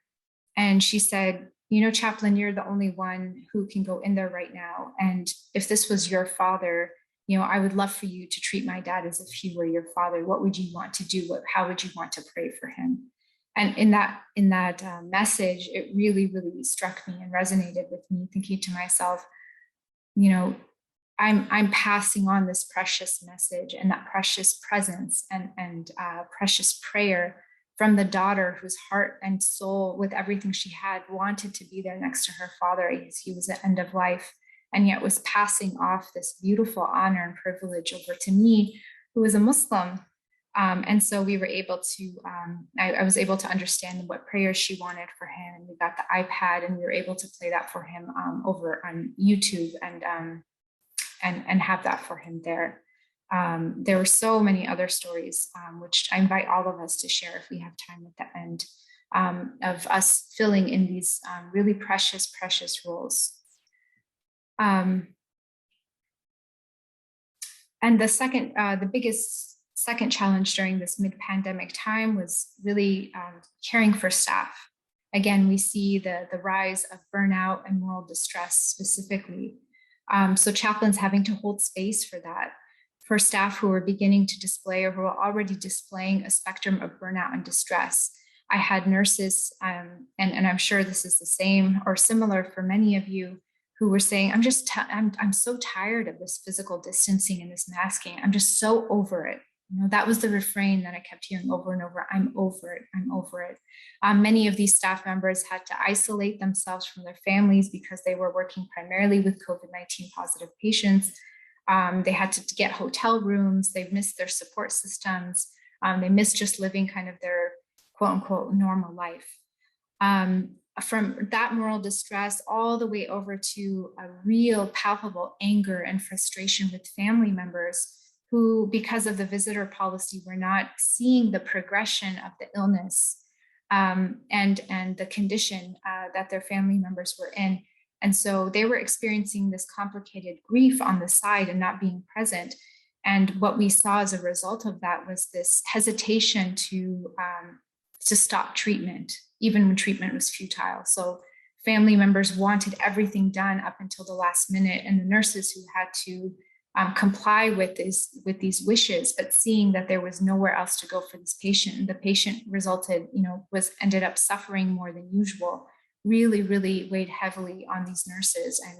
And there was this clash between families and nurses that we saw emerge. I found this really interesting. There was a reflection that was published on I believe it was the APC website by Chaplain Reverend Paul Yoon. And he wrote a reflection about working in the hospital. And he says here, he said it felt like being, he was talking about how he was a military chaplain in the hospital. So he writes here, I find it helpful to see myself as a military chaplain rather than a hospital chaplain in the COVID-19 context, even though I have never been a military chaplain or received military chaplaincy training. Borrowing the method of the system-centered theory, which was introduced to me by Meigs Ross, consider three aspects: role, goal, and context. My role is a military chaplain in the healthcare context, where all medical staff often express themselves to be soldiers fighting for their patients against COVID-19. My goals are to help these medical soldiers recharge, undo their anxiety and fear, and send them back to their battlefield. So I thought this was a really interesting perspective and gives us a little bit of a window into the dynamics of this mid-pandemic time, where we saw language surface such as fighting and war with and battling, even this terminology of frontliners, right? That this brings this language of war into it, and that the chaplains found themselves taking on a lot more of this moral distress. Some of the solutions that we saw during this mid-pandemic timeframe were really innovative ways that chaplains came up with for staff cares. So on the flip side of not having any visitors in the hospital to be there and available for patients, many chaplains found more time to be there for staff and to minister for them. According to another research article published also in the Journal of Pastoral Care and Counseling that documented staff support by chaplains, what they did, chaplains in North America were 2 times more likely to provide staff support during the pandemic. And the article, the quote says, many chaplains noted that their role expanded during the pandemic and they had increased visibility among staff colleagues. Respondents noted a greater sense of appreciation and knowledge of what chaplains do and bring as fellow professionals to the multidisciplinary healthcare team. In other words, now we were just kind of flipped. In the beginning of the pandemic, there was confusion about the role of chaplains and what their place is in all of this. In this mid-pandemic time, the importance of chaplaincy and chaplains really came to the surface. Chaplains experienced fluidity in role where they entered new areas for exercising ministries, such as presence at team meetings, inclusion in decision-making and staff support and planning. These responses gave the impression that the chaplain's role with staff support and spiritual care was taken to a new level. Wearing scrubs, getting involved in practical care, getting my hands dirty, as well as showing willingness to be available and vulnerable, all contributed to effective teamwork and a high standard of chaplaincy presence. So some of the innovative ways that chaplains came up with for caring for staff was like a roaming or mobile tea time cart, no touch or no physically distanced blessings taking place on the units, virtual meditation and prayer spaces, etc. From the article as well, the same article says, in addition to technology, new approaches to staff included wellness surveys, debriefs with staff, educational resources on self-care, anxiety and stress, as well as well-being hubs with food and drink and treats and lots of resources for them to use with patients, such as knitted or crocheted hearts. They made blessing jars for staff areas in the hospitals containing words of encouragement and reflection. So the shift again in focus to staff care.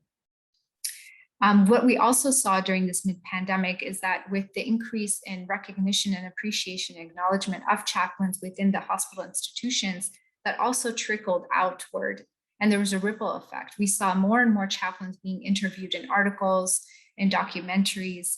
There in an article by Wendy Cadge, she said a growing number of Americans, especially under 30, don't affiliate with organized religion. And thus they didn't turn to clergy like their parents or grandparents did during this time. Many turned to chaplains. So chaplains became more involved and more at the front and center. And even within our Muslim communities in general, we begin to see more programming around grief support, crisis, coping, trauma and healing. And we saw increase in chaplain participation on those panels as well within the Muslim community. And again, professionally, with our professional organizations and associations, we saw development, professional and personal development opportunities. So again, the Chaplaincy Lab, Innovation Lab, APC, AMC, and others were publishing e-resources, hosting seminars, and otherwise coming up with other creative tools to help chaplains navigate these new challenges and spaces. So there was a more of a development on this front as well in terms of solutions. And now finally, we begin to step into the late pandemic, which I put down as January 2021 to the present. In January 2021, in most parts of the world, we see no end yet to the burden on healthcare systems and healthcare professionals caused by the pandemic. In this current phase or wave, chaplains and all other healthcare professionals are getting tired of the continuous strain on their capabilities to deliver quality care, and the emergence of variants to the virus brings a new and unexpected wave of cases to hospitals after communities believe that the worst was over, resulting in new challenges. So now we begin to see a lot of anger is the main emotion that's surfacing in healthcare institutions that has a politically charged undertone between the masking and vaccines, which are also being made mandatory in hospitals and healthcare institutions, that there's a divide among the team in the healthcare workers. And so this idea of where's the team effort, where before, just as Chaplain Yoon was talking about it being like a team of soldiers coming together and we have one clear enemy, which is the COVID-19 virus. Now it's not as clear. Now it looks like there are different enemies or different threats coming up. So this idea of a combined effort and teamwork is being undermined. And it's no surprise that this is resulting in shortages of nursing and staff across the country. The mental health crisis among healthcare workers in general, including chaplains, who may often find themselves needing to step into the role of mediator at times.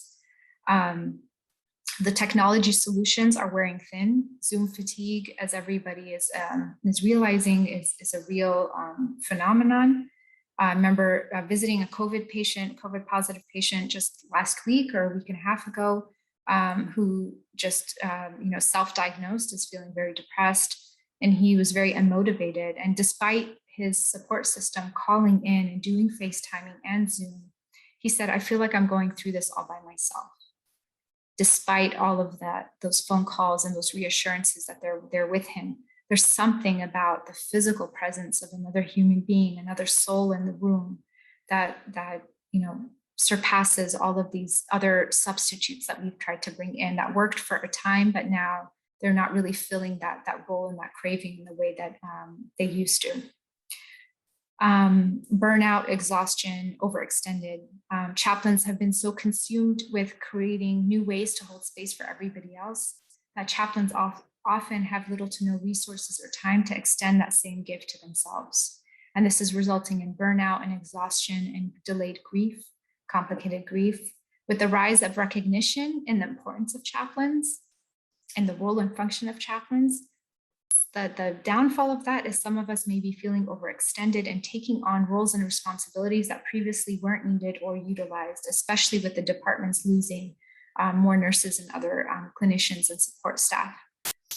Chaplains have reported or stated that there's some guilt associated with taking any time off because it feels like you're leaving the entire team. And, chaplains, lastly, is a challenge. We're missing the camaraderie and in-person support ourselves. We need suhba, we need that in-person fellowship. Where previous, we were, getting together as staff in meetings, we were having graduations in person for CPE and other related programming, and having gatherings ourselves. Just virtually, it's just not cutting it anymore. We're seeing participation down among AMC, for example. We too are feeling the Zoom fatigue, and we crave that physical presence of one another in this work. And so lastly, we have late pandemic solutions and opportunities because it's still open-ended and we're still within it. The lesson that I take away from all of this is that despite all the creative solutions that we're coming up with and that we're implementing, the most basic and simple gift that we offer of the presence and witnessing with staff and families and patients really remains number one on that list of what we can offer. And it really is resonant in the way, in the prophetic way, in the sunnah of the Prophet ﷺ, who was always hanging out with his companions. There was he gifted them with his presence. So many ahadith, for example, begin with, one of the companions narrating, we were hanging out with the Prophet, kama qal, right? Like we were with the Prophet, we were sitting with the Prophet, we were eating with the Prophet ﷺ, and he said, just the way that he faced people with full attention and presence, and he made time for everybody, from the poorest to the most wealthy, from those with roles to no roles at all, despite him being the leader and government official and religious official in Medina. And the story that comes to mind is him ministering to that child who lost his pet bird, and the way that he took time for the child. This was in the Medinan period when he had all of these other roles to do, really sticks out for me. And lastly, the hadith of the Prophet ﷺ, where he says that small deeds that are done consistently, are heavily rewarded or are more favored than one big deed, one big action that's done sporadically or very rarely. So this idea of just the continuous showing up on units, showing up for staff, checking in one by one, going around every single day, really making our presence known on the unit so that whenever anybody needs to tap in, that they can do that. And again, the solution, just a continued openness among chaplains toward creative solution, resource sharing has really been such a wonderful solution. I know for AMC, for example, on our WhatsApp group and on all the other WhatsApp groups, it's throwing out an idea and getting others back, especially during Ramadan and Eid and the other holidays. It's like, what are you doing? How are you making it special for staff and for patients? Being able to learn from one another and exchanging ideas. Number 3, an opportunity for us is to figure out ways to really solidify our suhba and our fellowship, that despite physical distancing, to make it a priority to connect with one another, perhaps maybe by phone call or more personal check-in. Even though that remains virtual, there's still a personal element to it.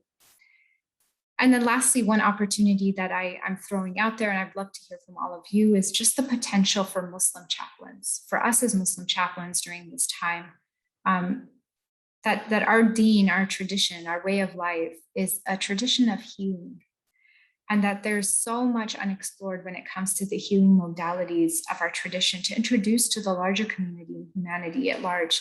And it doesn't have to be couched within the context of anything Islamic or Muslim or anything like that, and not in the way of da'wah, but just truly in assistance of our human family that's hurting. Now, there's a hadith where the Prophet ﷺ said, Sadaqah is owed by every limb people have. Every day on which the sun rises, in which someone establishes justice between two people, is sadaqah.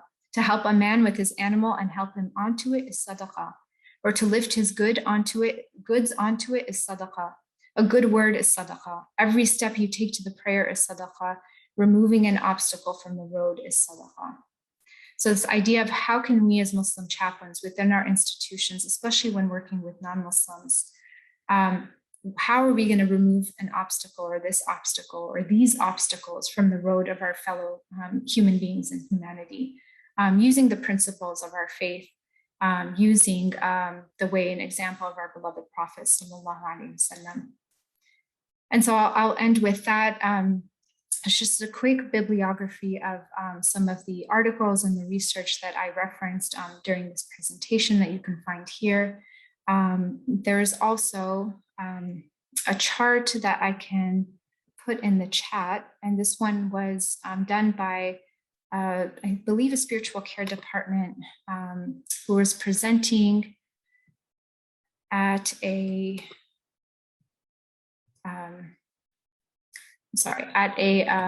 conference in Texas. And it's just a really, really great summary of what we were talking about as well. They also had different challenges there and different solutions. So I will stop sharing here and open it up for any reflections, for questions, whatever you'd like to share. Thanks so much for your presentation. And I really like the way that you categorized like the early pandemic and mid and now late. And as you pointed out, there's a lot of anger and resentment towards those who did not, get the vaccine. And it becomes a big topic, or from nurses to patients who did not have it. I mean, they talk about these things, but then they go ahead and provide care, right? I mean, they come back and they talk about this and then they go back. So I wonder, and there's also, I think, a webinar by Chaplain's Innovation Lab on like people requesting religious exemption to not have the vaccine. So I wonder, how is it in your institution around these resentment, anger, and if you received, as the chaplain, requests from the staff that you provide care to help them write the letter, and so if you could, talk to that, I really appreciate it. Thank you. You're welcome. Thank you, Chaplain Ali. I'd love to hear your response to it. For my hospital institutions, the requests usually go through the higher ups. So the supervisors, the directors who are on committees to be able to address those. And from what I understand, they're giving out very, very, very few religious exemptions. But I'd love to hear from you. I know that you have had more personal kind of one-on-one interactions with folks asking you specifically. And what is your methodology? How do you approach that? Yeah, I mean, I was asked by a nurse who said that, hey, I want to write a religious exemption letter, and he said, I might need your help. So he's not quite decided for it, but he's considering. And of course, it kind of, it's almost like a conflicting internal response, right? So, and of course, what I told him is what we tell to all our staff. I said, I'm here for you, and I'm here for support. So whatever is going to help you to respond and feel well during this pandemic, I'm here for you. And I know it is also going through, as you said, through a different like hierarchy. And after that, I haven't heard back from the nurse, and he's on my unit, so I see him, but he didn't bring that up again. I also heard from other nurse directors that people wrote letters, they quote verses from the Bible, and so, I just wonder if it became like a big issue in your institution. I haven't received like too many requests, but here and there kind of thing. I think it goes through a different hierarchy through their departments probably. So just wondered how it was over there. Yeah. Thank you. Thank you so much. I think the impression was once they mandated and made obligatory, required the vaccine, that there would be a lot more uproar among staff, but it seems like so far most are just whatever personal work or inner work they have to do to contend with that, to save their jobs or to keep their jobs. They've been doing, and most people have been going through with it without too much of pushback. So that's been kind of a surprise, I think, for all of us. Assalamu alaikum, Sandos.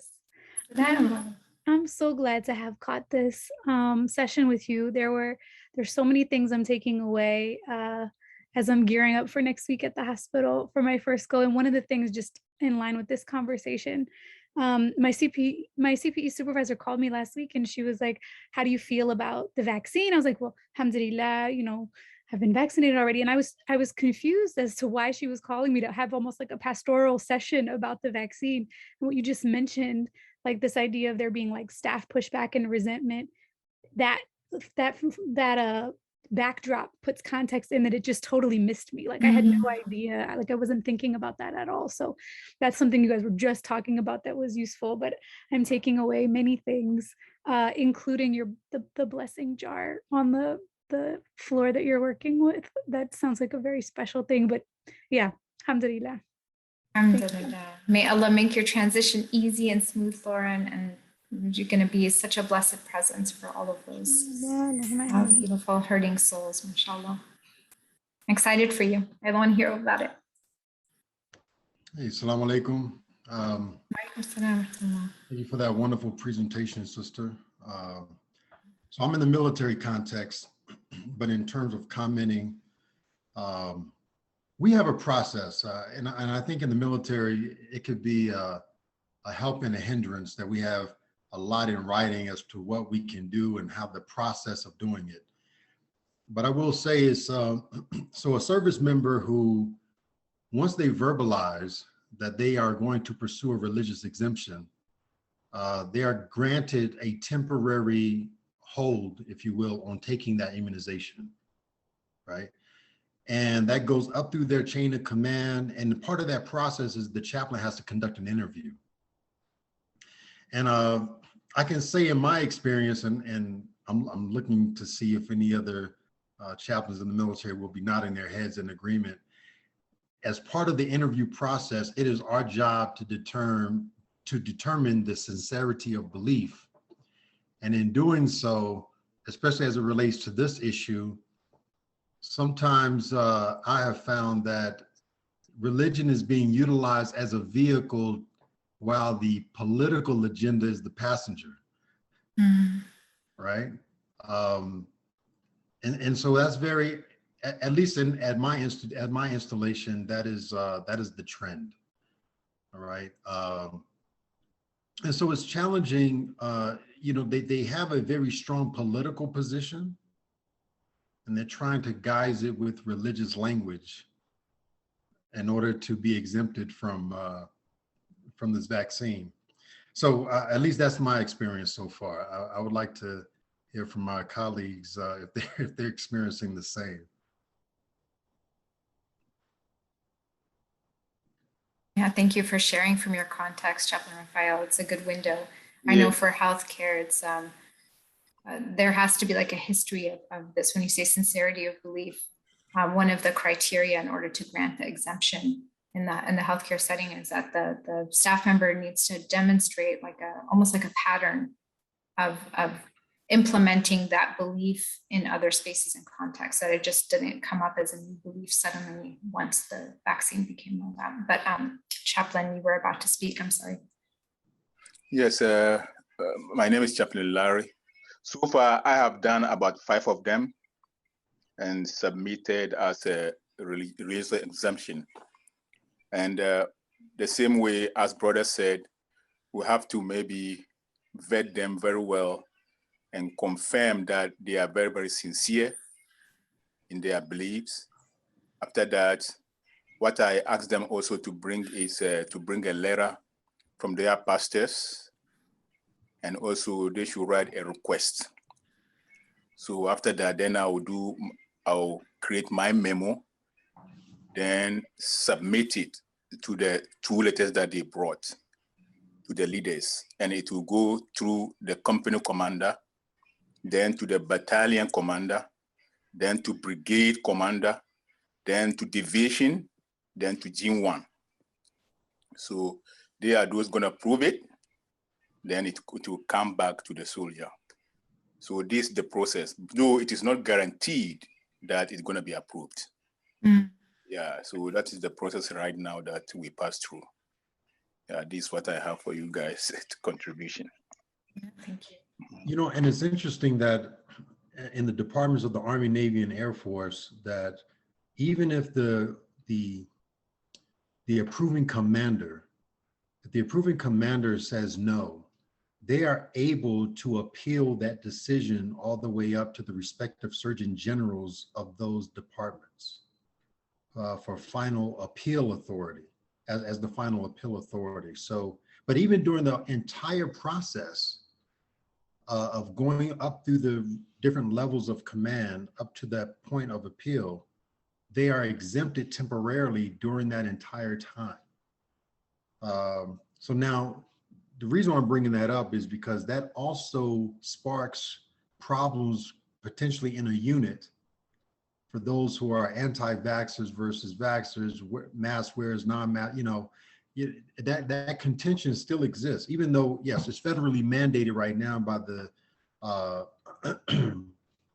President of the United States that we will wear masks while we're on federal institutions or installations and buildings, et cetera. But that doesn't cease the conversation. And so that tension doesn't, so when we talk about one of the primary concepts in the military is unit cohesion, and maintaining that this political issue, or I guess this issue that has been politicized, has caused some adverse reactions as it pertains to unit cohesion. So thank you. Unit cohesion, yeah, thank you. That's great language to describe, almost parallel what's going on in the hospital as well. That is the division, right, of what was a team effort, and that early to mid is now becoming divided. Yeah. So interesting, the parallels between that, the military language and all the healthcare. Very, very interesting. Thank you both for sharing. Sondos, I have another question.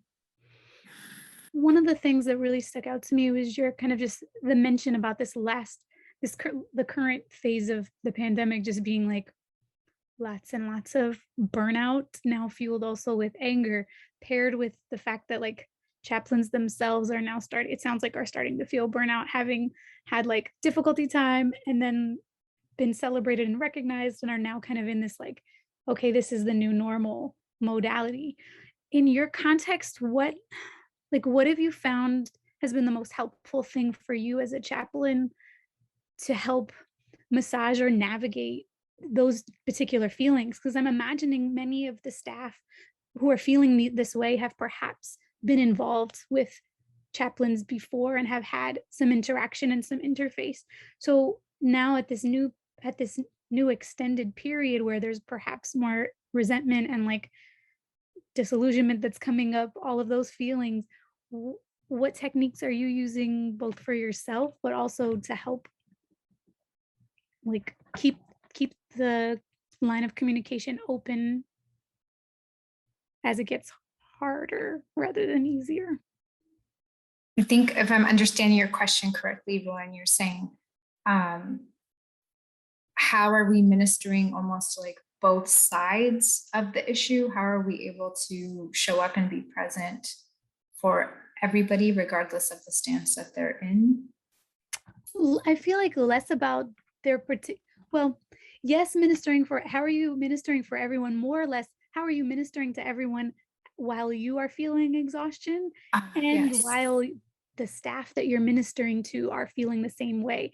My assumption is that there may be more resistance as like, oh, I've already talked to a chaplain. Like I talked to a chaplain months ago and it was rough. And so like, what are you going to do now? What else do you have for me? Like when you're arriving at place, like if that's a thing that you're seeing, how are you tending to that while also managing your own staff? Thank you for clarifying that. Yeah, that's a great question. For myself, that's an easier one to address.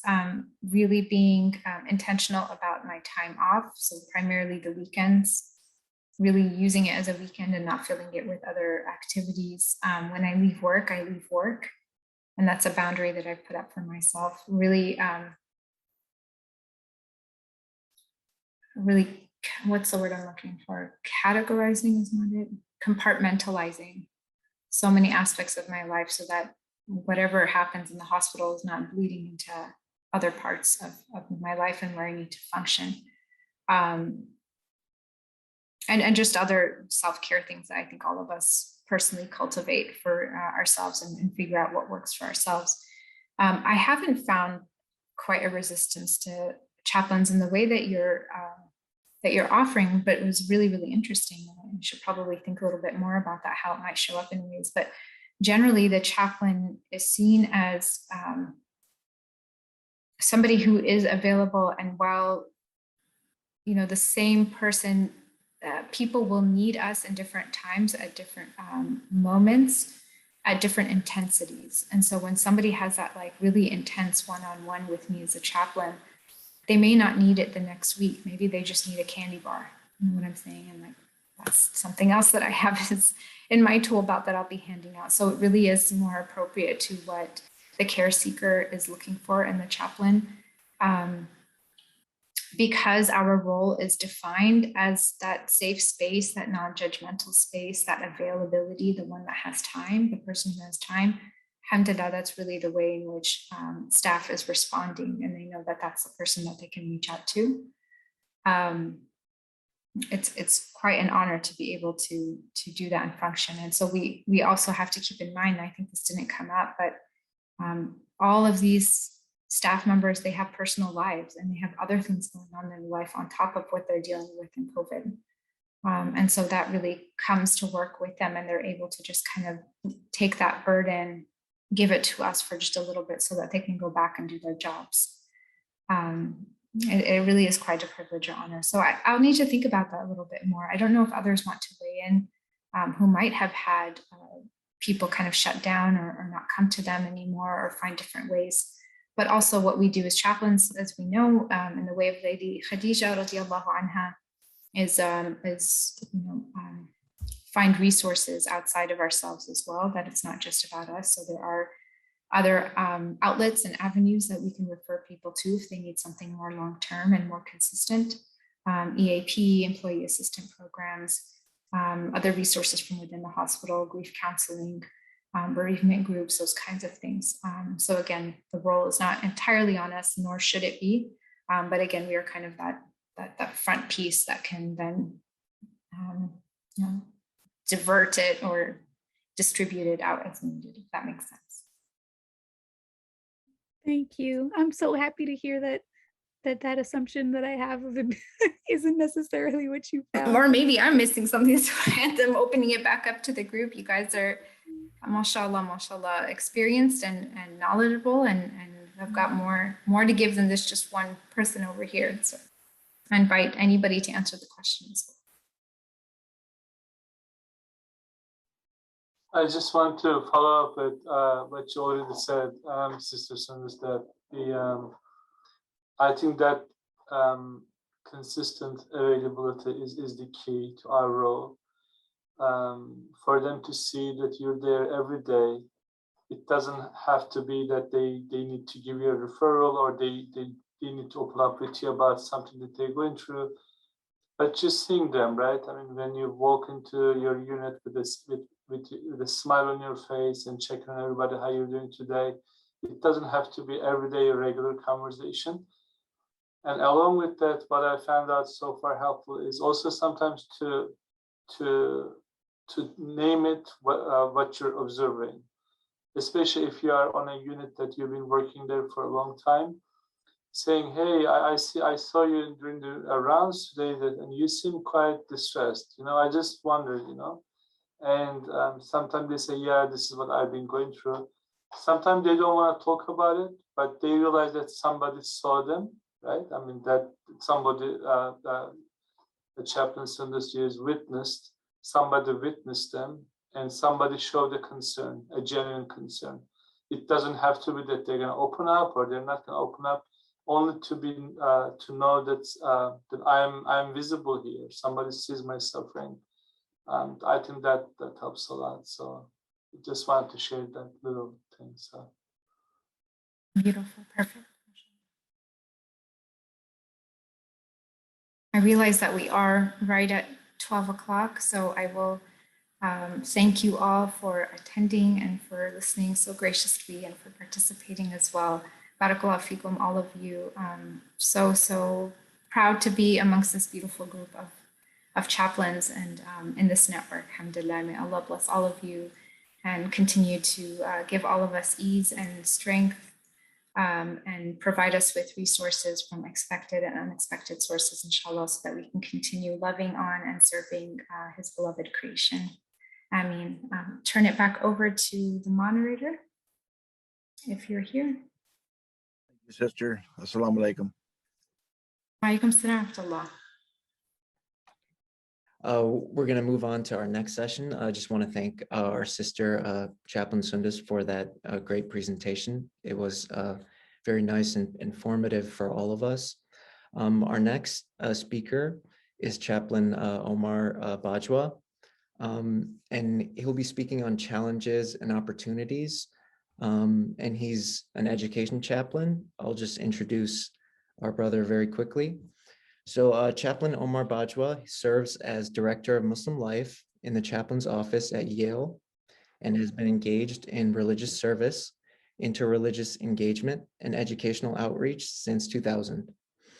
He earned his graduate certificate in Islamic chaplaincy from Hartford Seminary and has an MA in Near Eastern Studies and an MS in Communication from Cornell University, including a BA from Binghamton University.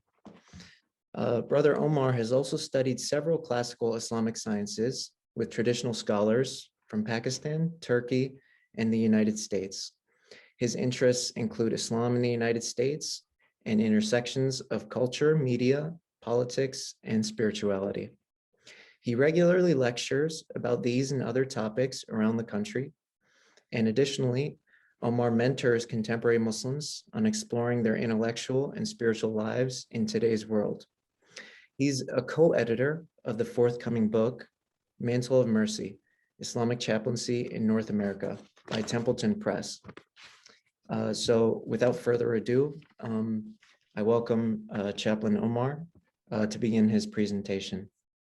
Assalamu alaikum everyone. Bismillah ar-Rahman ar-Rahim. Alhamdulillahi Rabbil Alameen. Wassalatu wassalamu ala ashrafil anbiya wal mursaleen. Sayyidina Muhammad wa ala alihi wa ashabihi ajma'in amma ba'd. All praise belongs to Allah, Lord of the worlds, and blessings and salutations on the noblest of prophets and messengers, our leader Sayyidina Rasulullah sallallahu alaihi wasallam, and on his family and on his companions.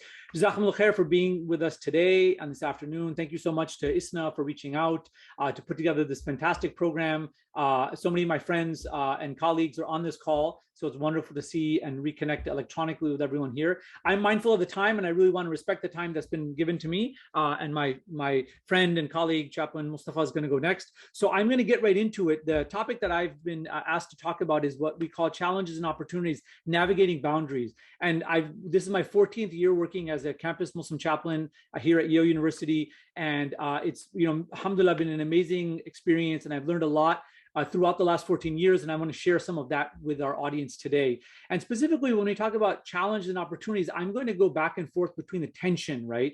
Is that indeed this is a time of great challenges at many levels. But within these challenges, it's a matter of also looking out and seeking out opportunities for how we can dig deep into our spiritual and religious tradition for the guidance on how to navigate this. And that's going to be the key word, is navigating these difficulties when it comes to boundaries. And what I'm going to talk about, just to sort of zero in, specifically, for lack of a better term, we're just going to put it in a broad category, and then we'll kind of drill down, is this idea of gender interactions. And that term has been used in Muslim American discourse for decades now. I grew up 20 years ago when I was in college and graduate school, going to panels and sessions about this. And so what I want to do is to enter into that point and to say so much has changed, but so much also at some level still continues to be the same, if that makes sense. And what I want to talk about is I'm going to try to draw a lot of contrasts, right? Juxtapose two things together and then draw a contrast between them. The main one that we want to start with is this, I'll begin with my story if it's illustrative.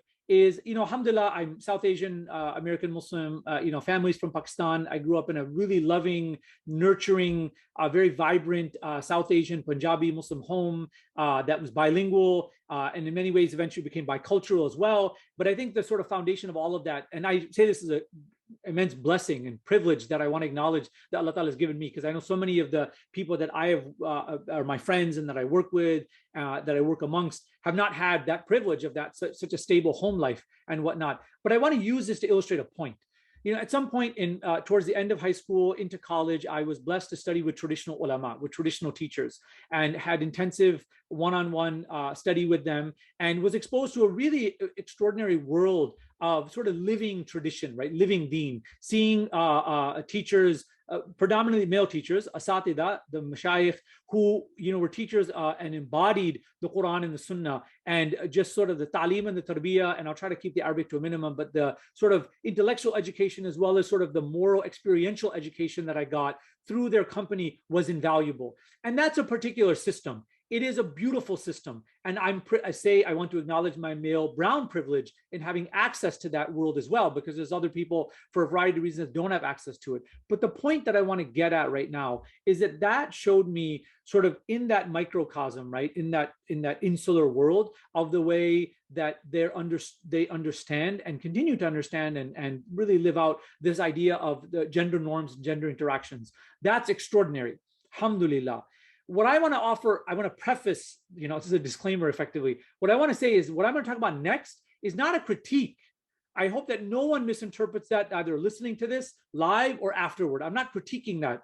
I'm definitely not criticizing it. A critique may be offered in that what can we learn from it, but I want to really focus on how do we navigate in the here and now with the reality that we find on the ground. And so on one hand, just for our purposes, I want to say there is the masjid model, right? The masjid model should be pretty self-explanatory to our audience, but effectively, if you've grown up in a Muslim space or a Muslim environment, by and large, there are sort of the social scripts and norms that most of us understand, right? When we walk into a masjid space. Again, I want to acknowledge and center my male privilege in that experience. And we're going to get to this a little bit later. But what that is, right? Sort of the decorum and the way that one behaves in that space and accesses it, and who has access to what in that space. That is the masjid model on one hand, right? But what we want to talk about, I'm speaking as a college, campus Muslim chaplain, is that we operate on incredibly diverse, liberal, progressive-minded, very open college campuses. And within those spaces, if we're blessed to have a musalla on campus, a prayer space, which is not a masjid, it is a simple dedicated prayer space that the Muslim community may have access to, that is clean, that's accessible, right, by the Muslim community, that we are the caretakers of, that one can go make some dhikr, read some Quran, engage with Muslims, and we're going to talk about what that means in just a little more, and then also pray their daily salawat, their daily prayers, if they're able to. That's a musalla / MSA office / whatever it may be, a Muslim life community space and whatnot. What I want to begin with, which is pretty self-evident, but I want to lay the groundwork to my next point, is that these are very different spaces. There may be overlap like a Venn diagram, but they are different spaces. They have some similar functionality, but they also operate in vastly different foundational spaces. A masjid is founded with a certain set of norms and guidelines and has certain fiqh rulings on it and Sharia rulings, which we're not going to get into right now. But what I want to do with the time that we have left, and I apologize for this long intro, but I want to talk about this so I can accelerate very quickly now, is that effectively, if you're a college Muslim chaplain, if you're interested in becoming a college Muslim chaplain, if you are helping support your local college Muslim chaplaincy, one thing that I can share from my experience is that musallas are not places of policing.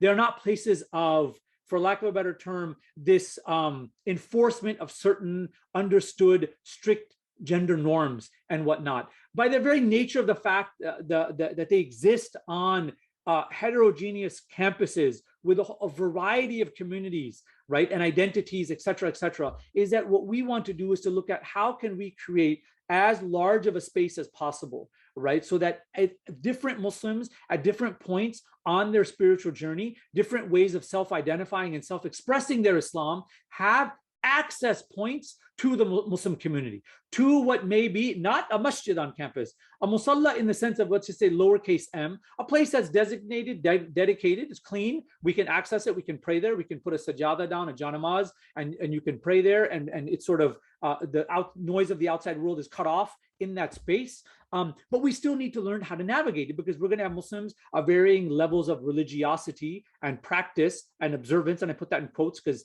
that's, needs to be unpacked at some level as well, but that come and that access that space. People of very high levels of observance and practice, and people that, I don't want to say low levels, but let's just say at different levels, perhaps on their own spiritual journey, right, as they're coming to access it. And the problem is that if we as chaplains, as the mentors, spiritual guides and mentors on these campuses, put up these sort of boundaries and walls about who can access and the type of religiosity that one has to perform and display in these places, in many ways that sends a subconscious, or not even subconscious, a very conscious message to other people that don't fit into that paradigm. And that really is challenging us as chaplains, because it's first of all, it's an inhospitable environment, number one, and the nature of chaplaincy, the heart of chaplaincy. And I realize that there's chaplains from different professional subtracks in here. I don't want to step on your toes, but I'll speak as a college chaplain.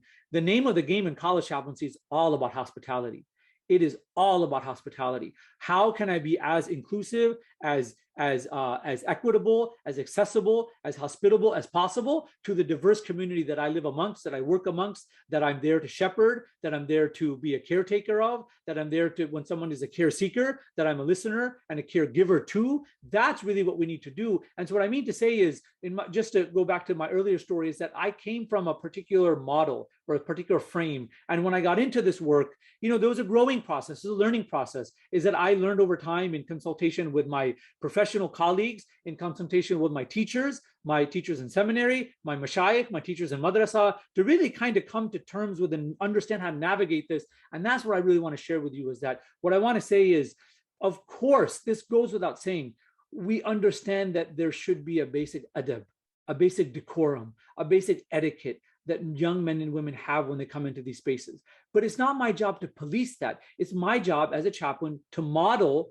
healthy engagement, healthy relationships between me and my colleagues, healthy relationships between me and my family, if you're blessed with a family, healthy relationships between me and my students and me and my teachers. And really that's what impacts the hearts of the students and the communities that we're a part of, and that we're engaging with. And that the idea there is that we're nurturing and nourishing, inshallah, is that they see the way that we act, right? They say, I can't hear what you're saying because your actions are speaking too loudly, right? There's this sort of idiom. And the idea is that we as Muslim chaplains need to embody, the decorum, the adab on how we do this. And as well, when, if, and where appropriate, we need to have honest and frank conversations. And it's perhaps beyond the total scope of this session right now. I'm mindful of time.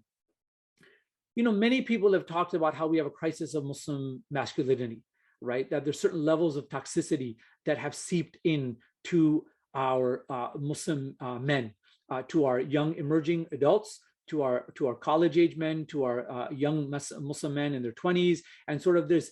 And there's a lot of diagnoses. There's perhaps a lot of potential ideas and solutions on that. The one thing that I'll offer you is that our tradition, the gem that our tradition teaches us, that we have with us today, that inshallah will continue until the end of time, is the power of suhbah, the power of positive companionship, right? Is that if we don't spend time, I'm speaking as a male chaplain, if I don't spend time with my young Muslim men in my community, in my masjid off campus, but also in my musalla, in my MSA, on my campus, and even for the people that aren't engaging in the MSA, because you have many people that aren't part of the MSA, but they're Muslims on campus, they're Muslim identifying people. If I don't engage with them, and if and when appropriate, have the conversation, right? Model, first of all, right? Ideally, because this is a process of tarbiyah doesn't end, right? That's the point. Tarbiyah is till you go to your grave. That's what our tradition teaches us. There's never a point of arriving at you've sort of made it. Anyone that says that they've made it, that's sort of a red flag. I won't go down that road right now. But the process of refinement, right? As I'm being refined in relationship in the suhbah I have with my teachers, with my mentors, with my companions along this journey. And I'm put in a position where I can be in relationship with those that are on this journey as well, is that just the honest conversations with them, right? Is that they're looking for positive Muslim role models, positive Muslim masculinity, right? We have these. Some of them are hidden gems in our community. Some of them, like Sheikh Mendez and others, mashallah, are doing amazing work, right? With the idea of reviving the notion of fatwa for men and for women, right? That we have the appropriate teachers in the appropriate spaces. These are conversations that are long overdue. That's one point I want to make. Another thing that I want to make that actually, and we'll wrap up soon in the next 5 minutes, is to dig a little bit deeper. Alhamdulillah, I'm blessed to be a parent. I'm sure there are many of you that may be on this call that may be parents as well. You know, something that this experience has taught me as a parent of a teenager, as well as parent of younger kids, as someone who works with millennials and Generation Z, is really the power of no person, however extraordinary a chaplain, however extraordinary a spiritual director, no matter how extraordinary they can never, ever replace the work of and the power of and the responsibility of the tarbiyah that takes place in the home. And so this message is really all for the parents out there, as well as for the future parents, inshallah, if Allah so blesses you and chooses you to be the parent of a child, is that, you know, the day-to-day role model that as mothers and fathers that we can have on our children, that is the real work, right? I get young, amazing people when they're 18 or 20 or 22. There's very little, I'm being very honest because we're amongst colleagues here. There's very little that I can do in the lane that I inhabit, in the space that I inhabit. I mean, we have cases, right? But it is very challenging to undo 20 years of no work or of minimal work, right? That if parents are not active, if fathers are not actively engaged and having serious, mature, deep conversations, our young people are hungry for these conversations, right? But we live in a world of like TikTok Islam, TikTok education, right? Influencer Islam, like, you know, memes Islam. There's a time and a place for that, but let's just say it's a very limited sliver, right? That is not spiritual depth.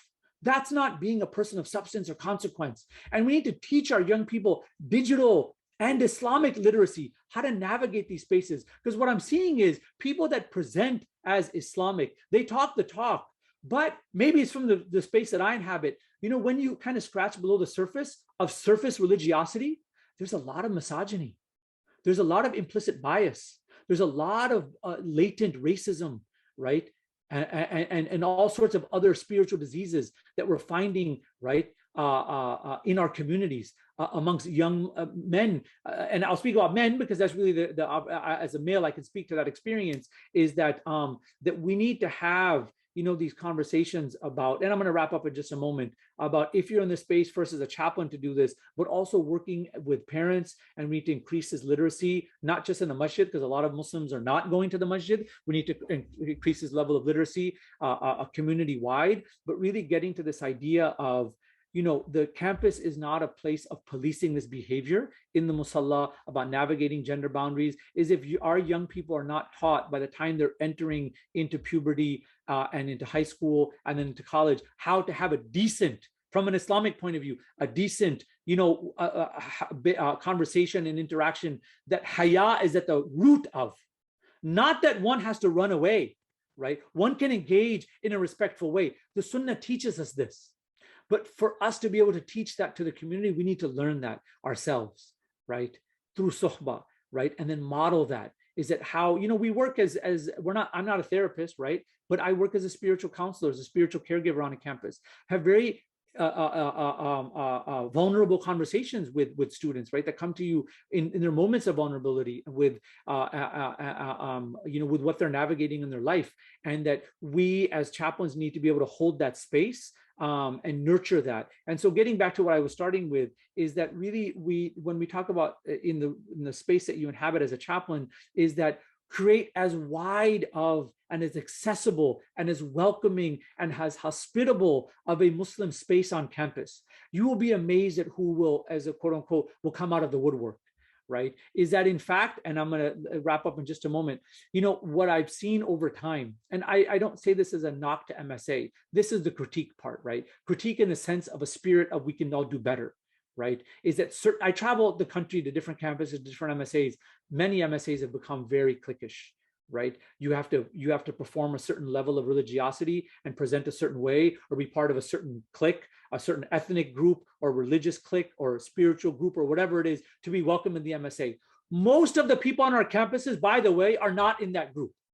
There are so many Muslims that we are not reaching, right? That are desperately the ones that are looking for being in spiritual community, that are looking for fellowship, that are looking for developing and nurturing their spiritual identities while they're 18, 20, 22, 23, 25 on our college campuses. And these are people that are in our blind spots, many of our MSAs. And I'm not saying this to knock the imams and the mashayikh, they do extraordinary work, but everyone has a lane.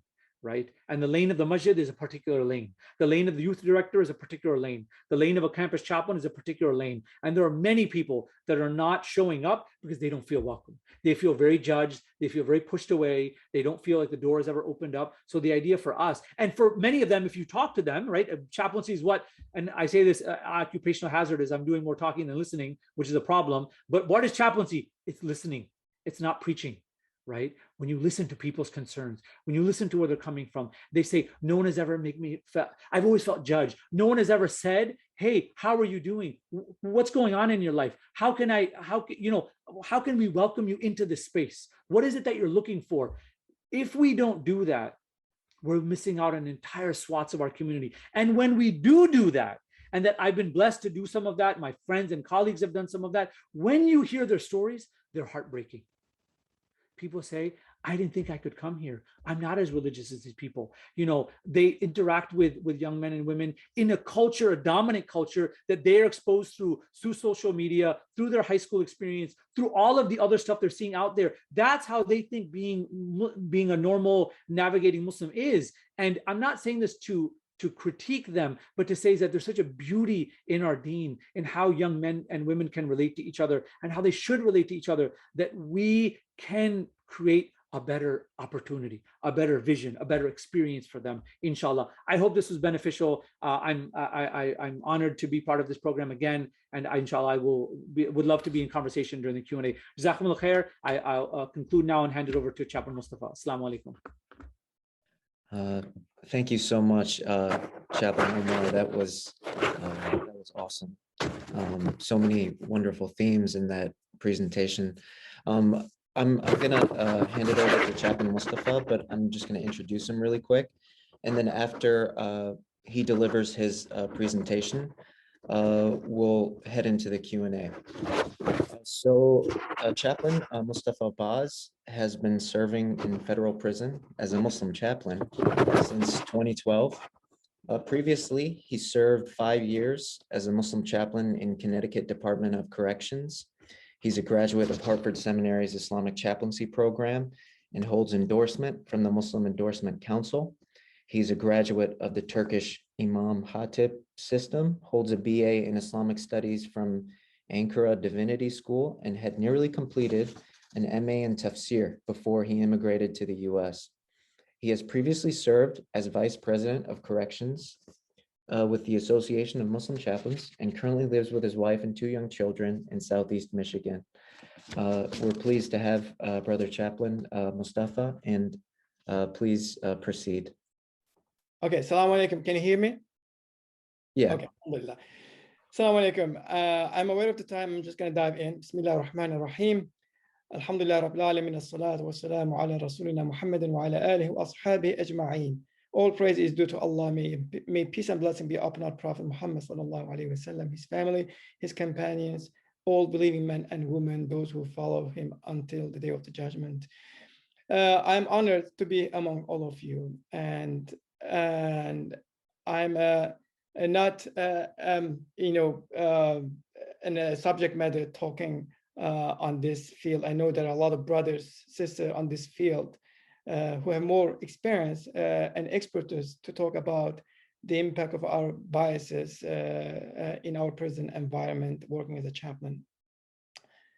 Before proceeding my presentation, I just want to provide a disclaimer that what I provide here is my own personal reflection and interpretation, nothing to do with Federal Bureau of Prisons, my employee. So inshallah, today I would like to speak from my own personal experience working as a correction chaplain and how I uncovered some of my own biases and stereotypes and how this process helped me to grow and serve as a better chaplain. Before sharing my story, I'm going to invite you to take a couple of deep breaths, inshallah.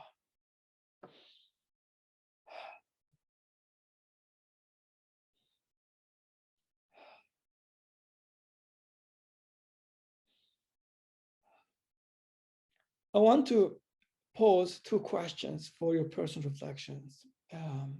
First, please take a moment. Try to remember an interaction when someone treated you with a clear or an implicit biases or stereotype. How did you feel when you become a subject of discrimination and prejudice due to your own race, your own religion, or your national identity, or something different?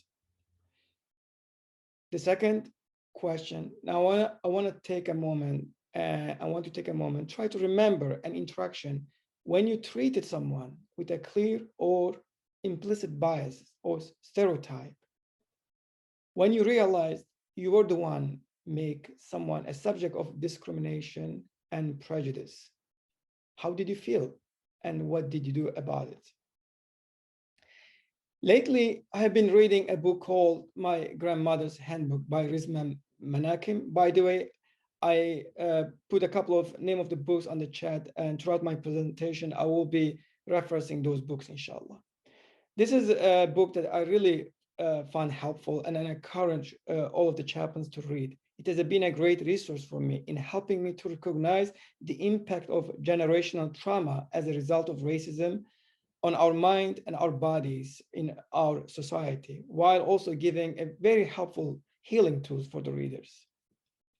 The story that I'm about to share is an excerpt from an essay that forthcoming collection of the Mantle of the Mercy. And this is my own personal experience. And I hope that what I'm gonna share here is a part of my past and I feel ashamed of. It may be uncomfortable for some of you to hear about this. I want to be clear, my intention is not to seek the praise for the work I have done, but by being vulnerable here today, I hope this story can help others in their journey, inshallah. So I was born in a traditional Kurdish Muslim family in a small mountain village in east part of Turkey. Life in our village was simple, free of modern conveniences like electricity, indoor plumbing, and other luxuries. In many ways, we were living a medieval nomadic life. As a child, I experienced long, cold, snowy winters. In a village, when summer comes, I accompanied my grandfather and older brother to the mountains to tent our ship. And my grandfather was a very wise and religious man. His guidance, advice, stories have had great impact the way that I have lived Islam. With my father and often away working construction in the city, my mother, a devout and traditional woman who, despite being illiterate, oversaw much of my education and my religious formation. When I was 11 years old, my family moved to the Istanbul from that mountain village. With the guidance of my grandfather, I went to the madrasa for 3 years. There, I studied basic Islamic sciences. I became a hafiz, memorizing the Quran, even though the Arabic was not my native language and I did not understand what I was reciting. Subsequently, I enrolled the Imam Khatib system, a high school program designed to teach the future religious teachers and imams. Residing in a dormitory with the other huffaz, people who memorized the Quran, I had access to additional Arabic classes after school and weekend with the summer intensive classes taught by Arab professors from native countries. After completing Imam Khatib school with the mentorship of my teacher, I decided to pursue my education in Islamic studies at Ankara University, Ankara Divinity School, Kulliyat Sharia. Nearing the end of my program, I applied for a green card lottery on a whim one day with a friend who had been trying unsuccessfully for several years. Quite my surprise, my number was selected and I won the green card. I was speaking barely in any English, and everything that I thought I knew about America was acquired from the watching movies. One of my professors helped me to connect Turkish diaspora in Connecticut. He was a visiting scholar in Harvard Seminary several times. I worked in a pizza delivery when I came to the United States and saved up enough to enroll in a community college ESL program. Subsequently, I worked as a security guard in a hospital. Eventually, I went to the Harvard Seminary and started Islamic Studies and Christian Muslim Relations program. I was planning to continue my education in academia, eventually pursue my education. But there, I heard about the work of chaplaincy for the first time from Dr. Ingrid Madsen, and eventually I decided to extend my studies to include chaplaincy training at Harvard Seminary. At Harvard Seminary, engaging with the professors and students also outside my tradition forced me out of my comfort zone and required me to evaluate my stereotypes about other religions and learn fundamentals that are important for my institutional chaplaincy work, which requires me to provide for people of all faiths, as well as those who do not identify with one.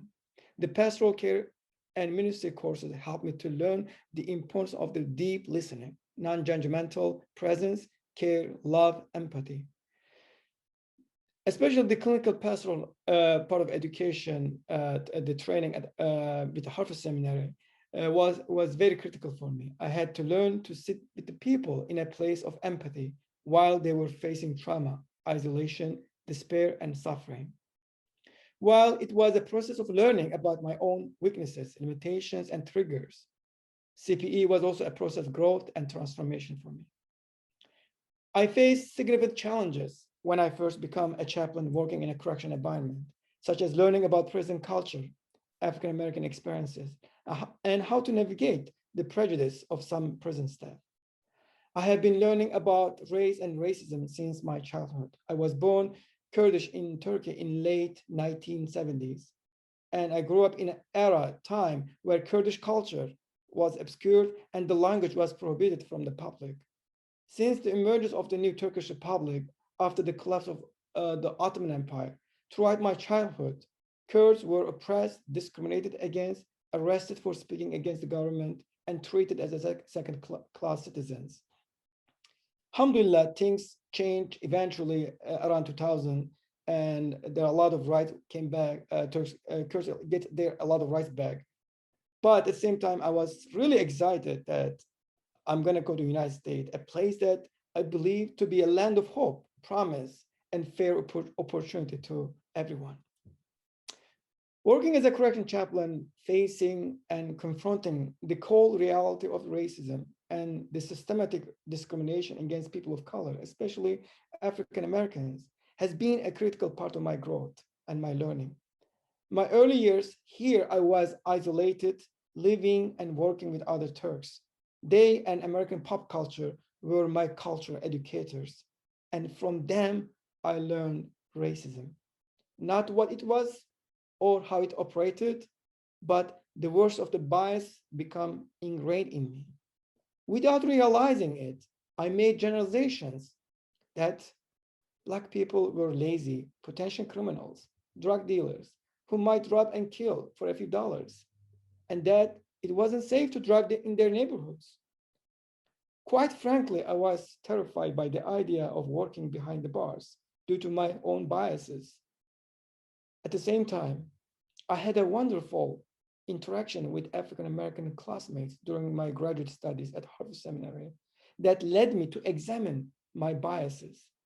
Unlike my stereotypes, these individuals were good people, extremely hardworking, intelligent, and kind. I'm ashamed now looking back on how much this surprised me and how initially I saw my friends only as exceptions. But I'm also grateful to Allah subhanahu wa ta'ala provided me this opportunity to begin questioning myself.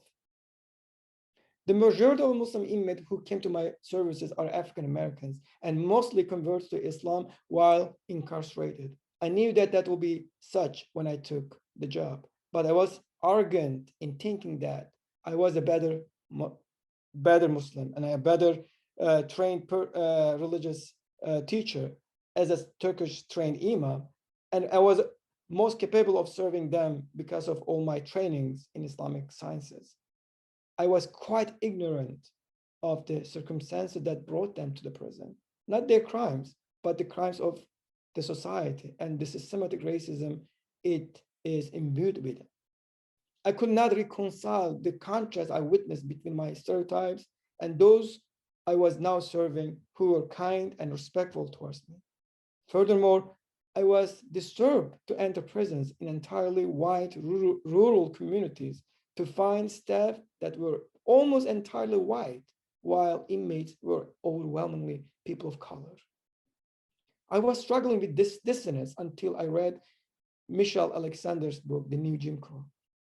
The book provided me with important insight into how systematic racism has created deep disparity, especially with regards to the drug laws in 80s and 90s that disproportionately filled up prisons with thousands of African Americans, created a booming prison industry.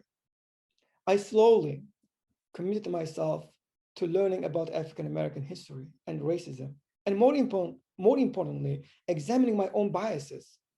My endorsing body, the Muslim Endorsement Council, their support and mentorship in this regard has been tremendously helpful, widening my horizon to understand the complexity surrounding the realities of African American experiences in this country.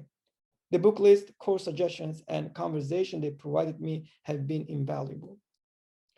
I have come a long way, but I recognize that I have a long way to go, and that the work of striving to be anti-racist will be a lifelong journey. I consider this intentional and mindful, seeking out and purging of racism as an act of tazkiyah, and development of anti-racism framework as one of striving towards ihsan. Because I believe that racism is a spiritual disease that separates me like a veil from knowing my Creator, my Lord. Learning about the important roles that Black Muslims have made has been invaluable and enriched my love for the Prophet Muhammad ﷺ. But learning the racism of the racism of American history in this country has been equally important in my growth. I continue to make mistakes that I strive to learn from. When the movie Lincoln came out, I watched it and I thought it would be a great resource for the chapel library. I saw it was a great historical portrayal of the struggle of African American had been on the path of freedom and the Lincoln's contribution on that struggle.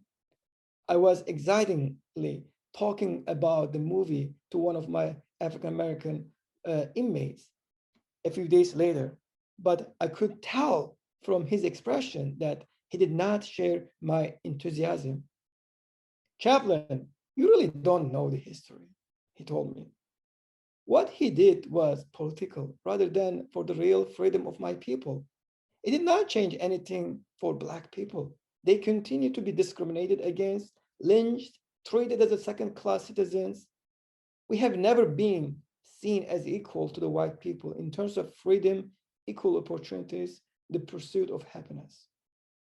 I was taken back and really didn't fully understand what he was saying, what he was talking, until I read Ibrahim Oladejo's book, Stems from the Beginning, which provided me with much more holistic and historical understanding of Lincoln. The institution at which I currently serve has a sizable immigrant Muslim inmate population. However, the majority of Muslim inmates are African American brothers who mainly convert to Islam in prison. Sometimes I encounter tension between African American and immigrant brothers due to their stereotypes and prejudice towards one another. Some African American brothers, especially those who convert to Islam later in their lives, express judgment that immigrant Muslims are not true Muslims, as their practice has been corrupted by the culture of their origin. Conversely, some of the immigrant Muslims judge the African American converts as ignorant and narrow-minded in their practice of Islam, dismissing their Muslim identity as one of a gang mentality rather than a sincere believer. As a chaplain serving all of them, I have tried to use my own learning as a tool for helping them to see their humanity in each other, and believing in one God and being part of the Ummah. In one occasion during my last portion of the khutbah, I asked Allah subhanahu wa ta'ala for help, guidance, and protection for the Muslim community around the globe, naming several situations that were particularly dire at the time. However, I failed to mention the suffering of African American communities, most notably with regard to police brutality. After completing my Jummah prayer, an elderly African American brother approached me and told me, "What about the injustice here, Chaplain?" He did not mention the suffering and pain of African American people here. It was later 2014, national attention was focused on Ferguson, where Michael Brown, an African American, had been killed by police. I'm aware of the time. I need a couple of more minutes, inshallah, to finish this. Please bear with me. I was caught off guard and to simply miss the real injustice in front of my eyes. Recognizing my failure, I responded, "You are right, brother. Thank you for bringing this into my attention." In my next khutbah to the community, I shared this learning encounter and spoke about the importance of the brotherhood and the danger that racism and injustice in our communities, paying special attention to implicit biases, especially of immigrant Muslims towards African American communities.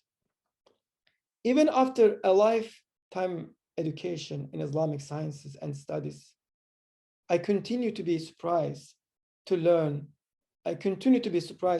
how much was absent from my education when it comes to the presence and contribution of the dark-skinned companion of the Prophet Muhammad and the rich tradition of scholarship in sub-Saharan Africa.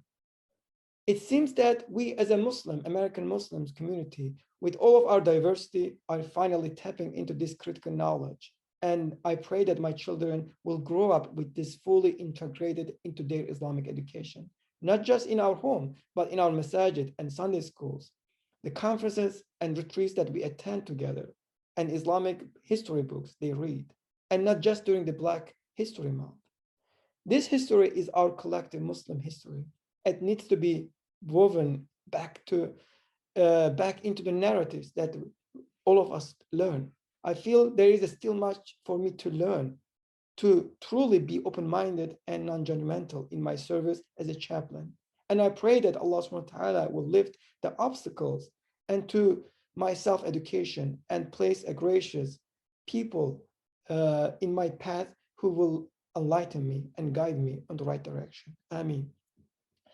As a conclusion, my brothers and sisters, we all have biases one way, another way, without being aware of.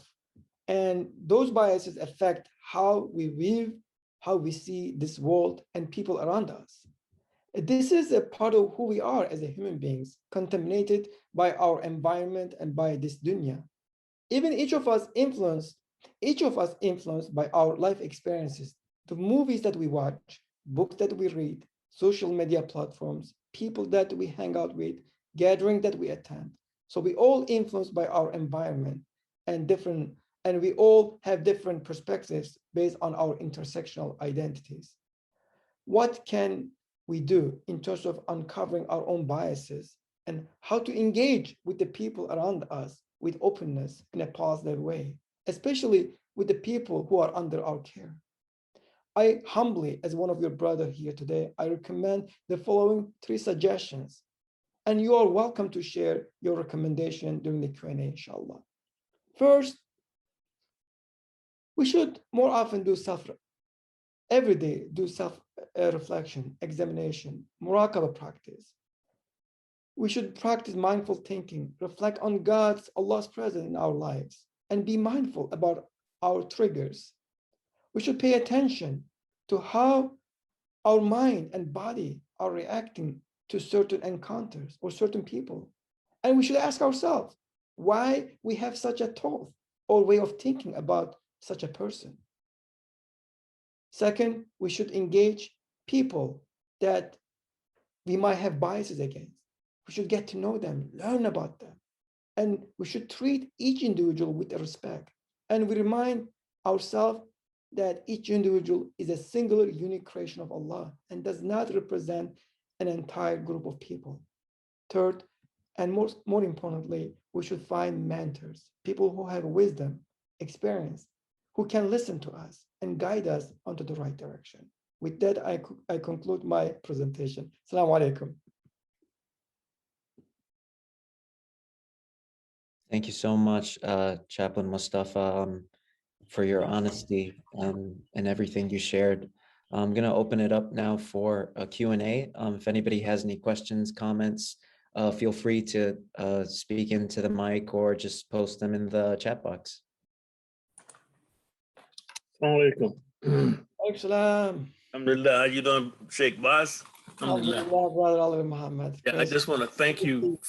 I want to thank you for your openness and your honesty and your courage to speak on such a sensitive topic. It has become a sensitive topic.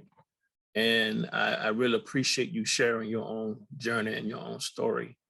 And that's the beauty of all the chaplains on this Zoom, is that we all have stories, and they're all powerful and they have great meaning, and we all can learn from them. And so I just want to say that again, thank you. You're welcome. Okay.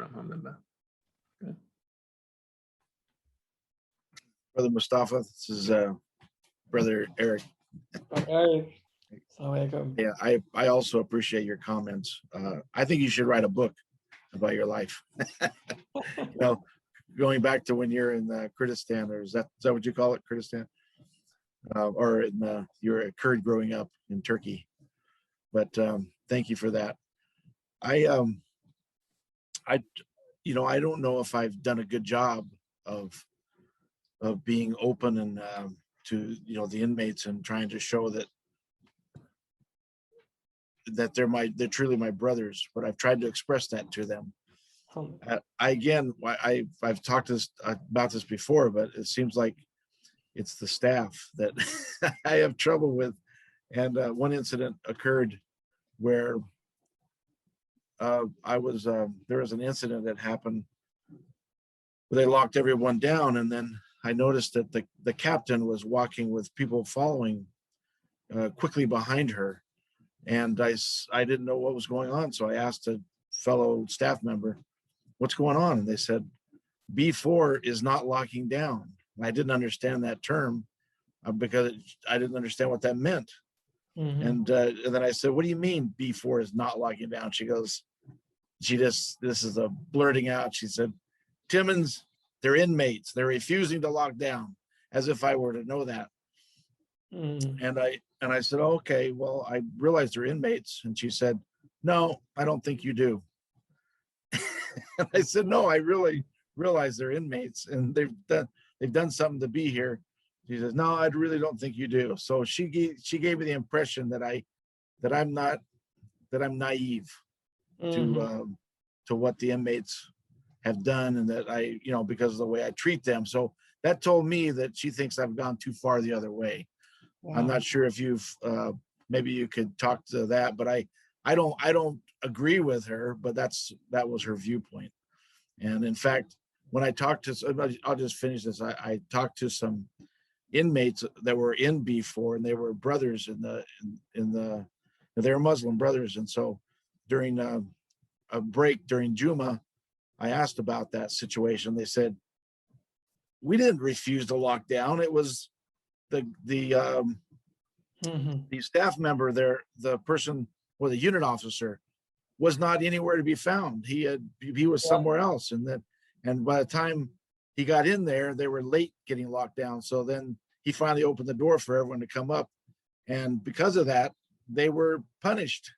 Oh. They were punished for, and I assume, because I don't know all the details, but the captain made them all come out and get searched, and they ransacked all their cells. And I just thought that was an injustice, because if they were being blamed for that. Now, again, I'm not privy to all of the reasons why they did that. So I told the captain about it, and I let her take care of it. That was the information I received. So I've witnessed, I think, some injustices that are going on with the inmates, because a unit officer didn't lock their cells, they were blamed for refusing to go in their cells. So I'm not sure if maybe you can talk about that. So when I try to say in the essence of one of the story I'm trying to say, we have to look at the bigger picture. What's going on in our society in terms of like prison incarceration rate? Why so many African Americans brothers that are behind the bars? We have to dive into that. We have to learn about it, and especially Michelle Alexander's book. If you haven't read that, especially those brothers who work in this correction field, please go ahead and read this book. It will really, really help you to understand the complexity about the surrounding of this prison industry in our country. And secondly, I feel you. I agree with you. I mean, I went through a lot of encounter a lot of step biases. I encounter a lot of times that they will make difficult our job as a chaplain, how to engage with the people with non-judgmental way. And also when I say that, like, we have to also examine our own biases. Like, let me give you an example. In my early days, I work in the correction field. Like, one of the staff members asked me about, there's a Muslim inmate here. He's like, he's putting his pants up to his ankles, and he's in the ARDA program. He's refusing to, and he's saying he said that he's doing this for religious reasons. I had certain biases towards like brothers who are Salafi, having this mindsetting. I said, that's not really Islam. That's not, we are living in an age, we should not be that. Like, that's nothing to do with following the Prophet, path of the Prophet Muhammad. I was totally dismissing his honest and his sincere held religious belief. And I recognized that was a mistake the way. Then later I recognized that no, brothers actually was doing it for sincerely believing that was the path, that was the way, follow the Prophet Muhammad sallallahu alaihi wasallam, following the literal translation of the hadith. And there are a lot of brothers outside the community, outside the prison, they do that. And I dismiss that. And we need to be humble, and we need to see our limitations. And despite my own personal understanding, interpretation of Islam, we have to understand that there is a huge, rich tradition of Islam, and we have, as a chaplain, we have to navigate around that and facilitate with openness those brothers who not necessarily share our opinions, our interpretation. I would love to hear from my brothers and sisters, what are the ways that help you to uncover your own biases? What are helpful tools that we can really learn from, the experience that we have, and you can share, inshallah. I'd say something, Brother Mustafa. I thank you very much for your sharing with us your story. It takes a lot of courage to be vulnerable and open about oneself. To your request that we share something that is how we uncovered our biases. One of the things that I had when I was in CPE training was that I had a block when I visited a particular this one patient, and I don't understand why. That my thought process, my presence was completely all blocked. I was not accessible to myself in trying to be with him. Mm-hmm. And so I raised it with my CPE supervisor, educator. And as we were talking, then we realized that I have a bias against people who are obese. This man was something like 600-700 pounds on the bed, and he cannot be moved except with the trolley that have to lift him up in order to be for the staff to be able to help him. And so I without realizing it, I was holding this bias of lack of will, lack of responsibility, and placing difficulties on others for your own behavior that landed you in this bed and not be able to move. So even though it wasn't that way in my mind, as I was with him, I just realized that I was blocked. So so that was something that I realized that I had. And so until now, I have to be very careful whenever I go to the interdisciplinary team or discussing patients. Whenever the word obesity comes up, I will make sure that I will go see the patient. Yeah. Because I have to confront myself every time about my own bias, because I have to learn how to shed the bias. And biases are so ingrained in us, we don't realize how it colors our prism. Unless we are consciously looking at it and attending to it, we may be taking actions that, you know, all the kinds of microaggressions that we, through body language, if not choice of words, convey to the person. So I just want to put that on the on the table in this discussion about biases. Thank you. Thank you for sharing that. Yeah, I mean, I just want to take a quick section. I know we're almost at time, but just to commend, you know, Imam Mustafa for really, as was noted in the chat as well, really the deep honesty, right, coming from a place of vulnerability to share his own journey and story. It's very inspiring, and I'm honored to, we're including that in our book, inshallah, right, that essay, and so inshallah may turn into his own narrative later. And to Chaplain Shamsia, thank you so much for sharing your story as well. Really, I see chaplains as story holders, right? And people that carry other stories, and when appropriate to tell a story. I just dropped in the chat, just FYI, most of you probably already know this, I'm assuming, is that Harvard has a really wonderful implicit bias test that we've actually used in our trainings as well. And I just offered as a resource, you know, to really the beautiful things that that Chaplain Mustafa was mentioning. So, and thank you to, you know, to Chaplain Eric for sharing your story, and you know, first time we're meeting, but, you know, really this wonderful insight into each one of the lanes that we occupy, and how we can support each other, right, to learn from each other. Because while we have some obviously differences in the particular subfields that we operate in, I think there's actually so much that also common threads, right, across our chaplaincy profession. So, and thank you, Imam, brother Imam Omar Bajwa, for sharing your insight, how to navigate as a chaplains, from coming from your background and learning new ways to be welcoming to the brothers, sisters in your community, and being inclusive. Those are really, really insightful, very helpful tools that you provided. Alhamdulillah.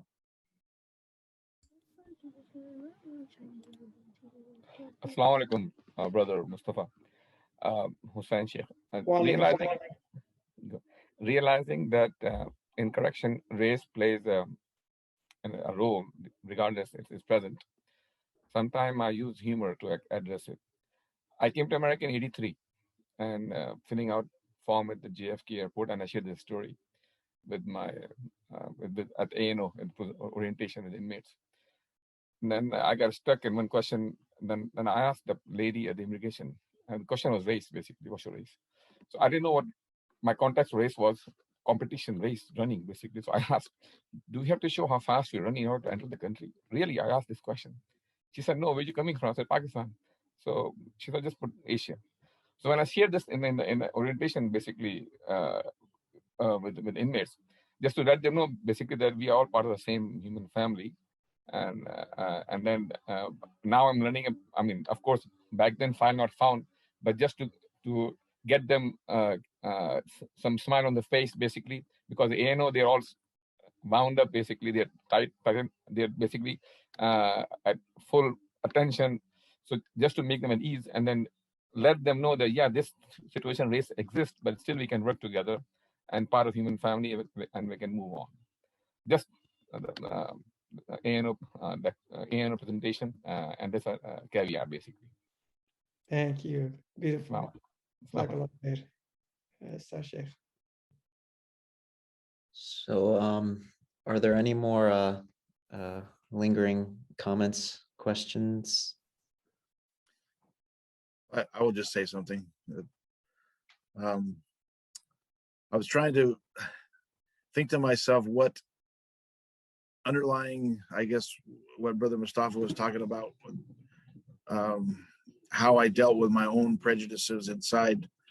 And when I first got into the institution, FCI McDowell, I feared, because I knew that most of the inmates that I would be talking to in the mosque, at Juma, and that would be African American. I feared I would be rejected. But I just looked to God, and I just asked for His help, and asked that give me the courage to just say the right things. And I just took a deep breath and I just went for it. That's kind of how I've lived my life anyway. I just kind of jump into things, and I was pleasantly surprised that they were very accepting of me. And I remember the brother that brought up the fact that that you have to also beware that there's always, inmates want to try to take advantage. There's an angle they're trying to get at. So I'm constantly thinking about that as well. And then going back to my story about the two inmates who tried to steal from me, I remember I did not trust either one of them. So I don't know if it was biased or what, but I turned out to be right. I'm not sure what that means, but it just that I did not feel comfortable with them. But I put that behind me to try to help them with some religious concerns. Neither one of them were Muslims, thank goodness, but they were seeking religious help from me. And one of them tried to distract me while the other one was stealing behind me. Okay, and that's when I caught them. But so I'm not sure what that means. It all give me this I don't know, kind of intuition that they were somebody you have to watch out for. I'm not sure, but I had that feeling that I don't trust these two. I didn't know why. They just didn't act right. But I put it behind me, and I tried to help them, and then they tried to steal from me. So that kind of helped me to realize you have to be always on guard as well. So thank you for your comments. Yeah, but at the same time, despite that incident, we as a chaplain, we don't leave them alone. We continue to build that trust relationship. We continue to let them know we love them, we care for them, we are here for them, and that changed the dynamic actually. And when when ask you like in early session how we can build better relation, it takes time and it takes effort, and building a trust relationship, it is experience, your own personal experience. You will learn from that, and we all navigate around that. And it's not easy, especially in the present environment, especially when they see you as outsiders. But alhamdulillah, with that, being trusting in Allah and asking Allah's help, and continue being honest and non-judgmental and open, and helping them when they see that you care for them, they will open up to you. They will help you. They will guide you also, and you have a lot to learn from them. I learn a lot from brothers, but alhamdulillah, we all have experiences and all personal stories. Thank you. I have a question for Chaplain Boswell, right? From Yale. I do a lot of work on North Carolina State University campus here in Raleigh. Mm-hmm. And I was called in by the students with the Muslim Students Association. And they wanted me to talk with them. It was a group of students, mostly sisters. And it was a few brothers, but they dealing with issues of depression. Mm-hmm. And one of the major issues that they brought up was some frustrations they had with the Muslim brothers who they observe interacting with non-Muslim students, mm-hmm. girls particularly, but they wasn't giving any attention to them. And so they were dealing with this internal conflict about, should we be this or should we be like them? Mm-hmm. So, and couple that with the amount of pressure that most of these young girls were getting from their parents, you know, about maintaining their Muslim identity. Yeah. While when they hit the campus, it's a whole new world. Mhm. And so have you had that problem in addressing particularly Muslim girls who are frustrated with their identity and having to deal with depression, particularly when they see Muslim boys Mhm. more attracted to non-Muslim girls than themselves? Yeah, Assalamu alaikum, Chaplain Oliver, I really appreciate the question. It's a fantastic question, which I'd love to unpack further. And I'm mindful of time. I don't want to run over time because I think there may be another session after us. What I will say is really briefly, yes, I have had, and this is actually not a new phenomenon, right? I was in college 20 years ago, and even in my MSA days, we had similar concerns and complaints. So this is almost like a perennial problem. Really briefly, what I would say is, I realize I'm preaching to the choir, as they say. I know you know all this, right? Is that first, I would sit down with those sisters and just listen, attentively and ask reflective questions. What is it that making you feel depressed at this stage, right? Is it feelings of self-worth, feelings of the hijab as being setting a high bar, and they're just not be able to living up to those standards, pressure at home. They're young people, they're exploring the world, their intellectual life, their spiritual life, their physical life, their emotional life, right? Is that there's maybe certain things that they just feel they can't do on a college campus that they see everyone else doing. And, it's not a surprise that sadly we as a community let even Muslim men say boys will be boys. They can get away with certain behavior, but women, we have the bar very high. They must not behave a certain way. That level of hypocrisy is corrosive, right? It really tears down our young people. Many of them get so frustrated and internalize that hypocrisy and frustration, and then really just distance themselves from the community, from their deen, now the billah, God forbid, all of that. So all of that, I know you know this, but what I'm saying is, yes, I have seen it. And what I find is almost like a two-level response. And then I'll wrap up. Number one, which you've already done, mashallah, just active listening, deep listening conversations with the sisters. Where are these issues coming from? Number two, as and when appropriate, right, I will then call the brothers into a session, right? Whether this is over playing basketball and going out for pizza afterward, whether this is in the middle of a context of a halaqah, if and when appropriate, engage where you find them willing to engage, and then just slowly have the conversation like, why is it that we feel as men that we can behave like this? What does those double standards send to our sisters, right? To our sisters in faith, to our biological sisters, if we have sisters, if we're blessed with daughters, how is that? What kind of world are our daughters going to grow up into? If we were the ones that set the stage for MSA behavior, I'm really trying to touch on those different points with them. And it gets through to some of them. It doesn't get through to some of the others, right? But we keep trying. So thank you for what you're doing. Keep, fighting the good fight. Okay. Thank you all. Our big thank you to our chaplains, Chaplain Mustafa, Chaplain Omar. Really appreciate giving us your time, and everybody for their comments, questions, and for attending. I'd like to move on to our next session. So our next speaker is Chaplain Laurie Ayub. I'm not sure if I think he's here. And unfortunately, I asked for it, but I was not given a speaker bio for Chaplain Ayub. So if you could just briefly address yourself or introduce yourself, sorry. Yes, just proceed with your talk. I'm here just to share my experience, It's not that. Go on right ahead. Yeah, my name is Ayub Swaleh Larry. I'm originally from Ghana.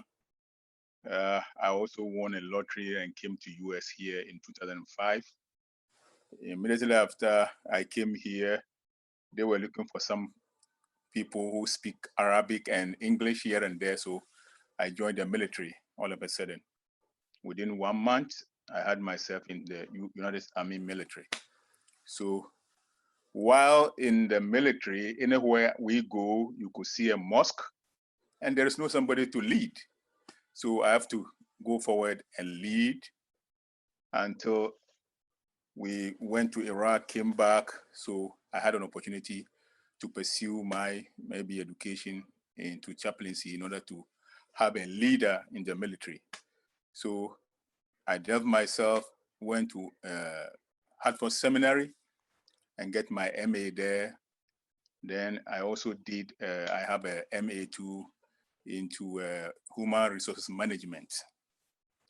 So from there, I had a leader when I was in Fort Bragg, North Carolina. A leader saw me going to mosque to preach here and there and give sermon. He heard about me. All of a sudden he said, hey, we don't have Muslim chaplains in the military.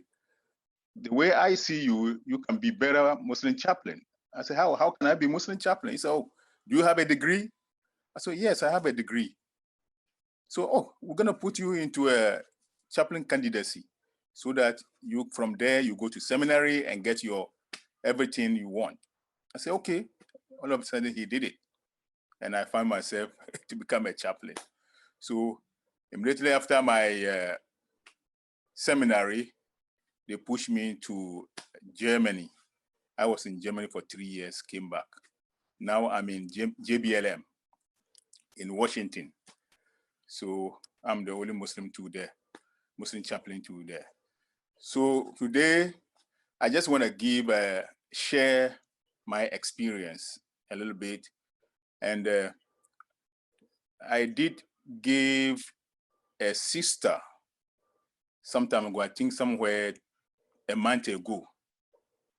I gave a sister a gift, perform shahada to a sister to become a Muslim. Then all of a sudden I saw criticism coming in here and there. So I want to share this so that after I finish, I'll throw in a question to all of us as chaplains to see how we have done it differently. So please listen attentively so that we help each other, because knowledge is power. And every day, all of us are in learning process. So my encounter with her is that she is a lesbian. She came to me and said, she comes in, whenever I give sermon on Friday, she comes in every Friday. Then I asked her, are you a Muslim? She said, no, I'm just studying you guys to see how you perform your religion. I said, okay. When you have questions, please come in and ask. She said, okay. So one day she came to me and said, after I finished giving our Juma prayer, she came to me and said, Chaplain, I want to be a Muslim, but I am a lesbian and my wife is in Kuwait. So she's also trying to become Muslim over there in Kuwait. So we are planning to become, both of us to become Muslims. Then I told her, okay, you want to become Muslim while you are lesbian or LGBTQ? She said, yes, we are trying to see how we can work it out. I told her, hey, you know, Islam doesn't condone this. So if you want to be a Muslim, you guys have to stop this, get husband and marry. She will also get a husband and marry. If you guys can do this, then you can easily become a Muslim authentically. She said, yes, Chaplain, we are working on it. Then I told her, okay, now I'm going to give you at least 1 month. I gave a Quran and some books. Go read it, because our religion say what? Al-ilm qabla al-qawl wal-amal. Seek knowledge first, then you do the shahada, then action to pray. So seek knowledge about the religion. So this is the Quran and my hadith books. Please go read it. Ponder on it. Ponder on it. Don't just read it just like that. Read it slowly while you are pondering, because God Almighty said what? He doesn't talk to people who are shallow-minded. He talks to people who understand and ponder upon what they do. So she went in, she comes to mosque to observe us. So 1 month, she came to me and said, Chaplain, I'm committed. I want to be Muslim.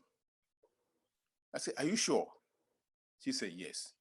So how are you guys gonna work on your LGBTQ stuff? She said, as I read this book, myself and my partner, we are working on it. So from there, I said, who am I? As a Muslim and a chaplain, I don't know whether when she goes, their soul is not in my hand. And I realized from Quran in Surah An-Nisa, ayah 48, when Allah subhanahu wa ta'ala said, Inna Allah la yaghfiru an yushraka bih wa yaghfiru ma duna dhalika liman yasha. God doesn't forgive when we associate somebody or have partner to him. He doesn't forgive. But anything beside that, he forgives. Then I realized about Hadith al-Qudsi. Allah's Prophet Muhammad sallallahu alaihi wasallam was telling us in Hadith al-Qudsi that what? Innakum tukhti'una bil-layli wan-nahar. He said, Ya ibadi, O my servant, innakum tukhti'una bil-layli wan-nahar wa ana akfiru dhunuba jami'a fastaghfiruni yaghfir lakum. My servant, you commit sin day and night, and I forgive all sins. Seek my forgiveness, and I will forgive you. So with this, I came in and said, okay, so can I give Shahada to this woman just like that, or what am I going to do? So I give her another week also, and I was thinking, pondering, doing istihara about it. And that, okay, go next week, prepare, and come in. And not knowing that she was also what? She has a follower also who is one of my friend chaplain called Brother Shabazz Khalid. She asked her questions and asked me questions here and there. So next week she came in. We want to do the Shahada.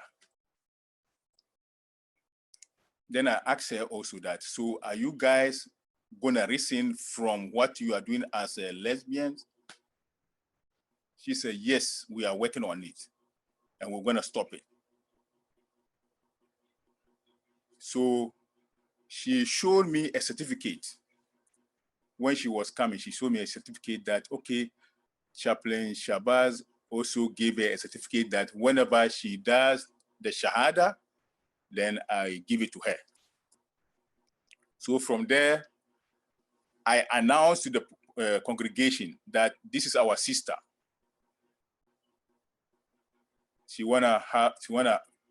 Maybe we wanna perform Shahada on her, and inshallah, we pray for Allah to support her and help her out, her and her partner in Kuwait. So from there, we did the Shahada over there. Then I gave her the certificate. And after the Shahada, I sat her down and said, okay, you have a promise also that you guys wanna stop as a lesbian or LGBTQ stuff. So you guys gonna stop it? She said, yes, Chaplain. As we read, we are stopping our sins that we are doing. We are rescinding from what we are doing. And even my partner is working out over there to get somebody to marry. I've been calling them, both of them, every day for them to update me what is going on. So we did the Shahada. After the Shahada, I had feedback from people, hey, Chaplain Larry gave Shahada to lesbians here and there. So I even get called from ISNA, my endorsers, that this is what we heard that you did. And believe me, what is harboring in our heart, nobody knows it except Allah subhanahu wa ta'ala. And Allah subhanahu wa ta'ala said in Surah Al-Ghashiyah, Lasta alayhim bimusaitir. You are not a watcher over them.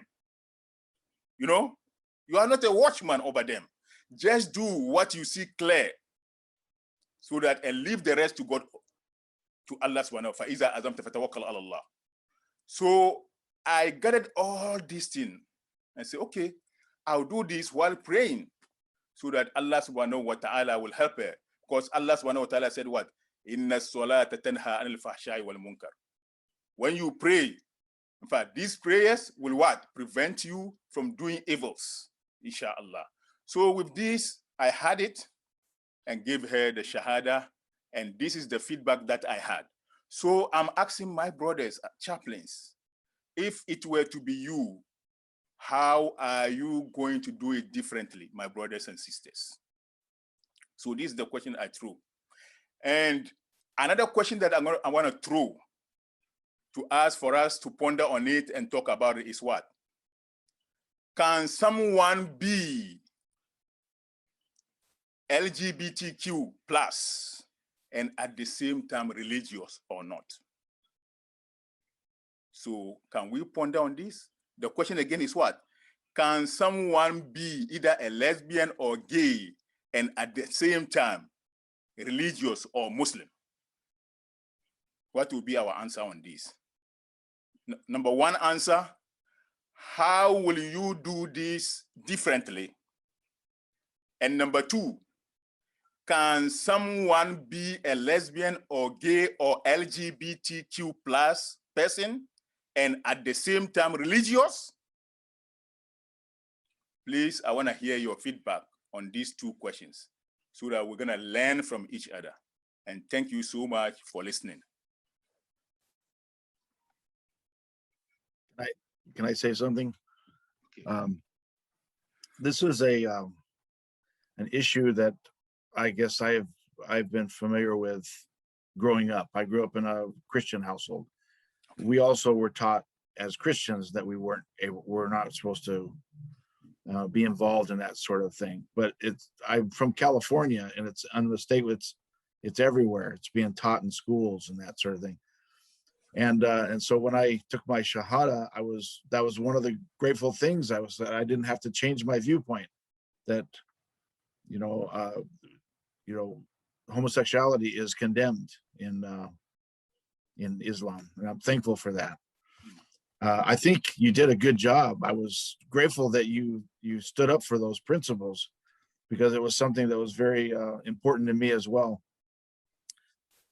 If I did anything different, it would just be to watch them a little longer to make sure, because that lifestyle seems to be, I don't know, it's very strong within that community. I recall in college, when I was going to get my degrees, I came across a lesbian instructor, and I wrote against homosexuality in her class. I wrote a paper against it. Again, I don't know, I wasn't the greatest student, so I didn't really worry about whether she gave me a bad grade or not, but I just went ahead and wrote why it was wrong, and she yelled at me in front of the whole class. She was very upset. And I just said to her, there is no way that God, I said, I'm sorry for offending you, but there's no way that God finds this acceptable. It just is not, common sense. I said, but I don't mean to offend you in any way. I just am here to teach you that this is not the right way you should live your life. And she calmed down a little bit, but I believe in teaching people who are doing wrong that they should find another way. And so I applaud you for that you taught her that. And I agree that God will forgive anything. They can change their life. There is always hope for every individual if they're willing to turn to God and change. So I agree with that. I'm not sure that I would have changed anything, like I said, except to stay a little bit longer, maybe just to view them a little longer, possibly. But you're right. I would leave it in God's hands. He's the one. I mean, if they accept Islam, that's wonderful. If they reject Islam, it's to their condemnation, not yours. Inshallah. Inshallah. That's my comment. Thank you. But thank you so much. Thank you for your contribution. Assalamu alaikum. Wa alaikum salam wa rahmatullah, brother. Yeah, Jazakallah khairan, brother, you for telling us about your story and how you handle it. I believe there will be different opinions, in how to handle something like this. Yeah. But while you were talking, you made mention of two things. Number one is the Quran that you mentioned, that Allah subhanahu wa ta'ala have the ability and capability to forgive all sins, except someone who associate partner. So if I rude to my mom, if I offend my mom in any way, I'm a sinner, because that's what God goes against. Okay. If Allah subhanahu wa ta'ala say do not eat pork, and I end up eating pork, I'm a sinner. If I end up doing zina, I'm a sinner. All those sins that I mentioned, it's possible that I commit any one of them, I still remain a Muslim, but along the line, in between that, I'm a sinner. So a lesbian or gay or any one of those categories, in my own opinion, is a sin, because it has been mentioned in the Quran. However, this person that you just mentioned, the Prophet preached Islam for almost 13 years. He preached Kalima la ilaha illallah, just for people to have better understanding of who God is and how do we relate with him. He did not tell us to do salah, no saum, nothing like that, just for them to appreciate Allah. So if someone does not even know Allah, all those rules that we are saying, we ignore it. We not even count it to be anything. So to me, the first step is to get that person closer to the religion. Let him or her start learning about that religion. Within him or her, she will say, oh, this thing is not right. This is what the Quran says. At the moment, he does not even believe in the Quran. At the moment, he does not even know anything about religion. So giving him or her the Shahada, it's a template, it's like a stepping stone to know more about that religion. And convincingly, within him or her, they say, oh, this is not what the religion teaches. I've heard a story when somebody said, well, it's good to pray 5 times, but I don't think I can do 5. Somebody say, okay, can you do 3? It's as if somebody is saying 3 is okay. But the logic is start from somewhere. Start from somewhere. Do 3. If Fajr is difficult for you to wake up early in the morning, you can ignore Fajr. Yeah. And if anybody is saying, did you just say ignore Fajr? Yeah, because he said he can't do 5. So let him do 3. So I'm giving fatwa for somebody to give 3. How will people react? Is that what Islam teaches? But the methodology is let him get closer to this religion first. Let him get to know Allah. By the time he or she gets to know Allah, oh, so Allah say, Allah forbid this. Then if truly I'm a Muslim, because Muslim means someone who submits to the will of Allah, whether we like it or not.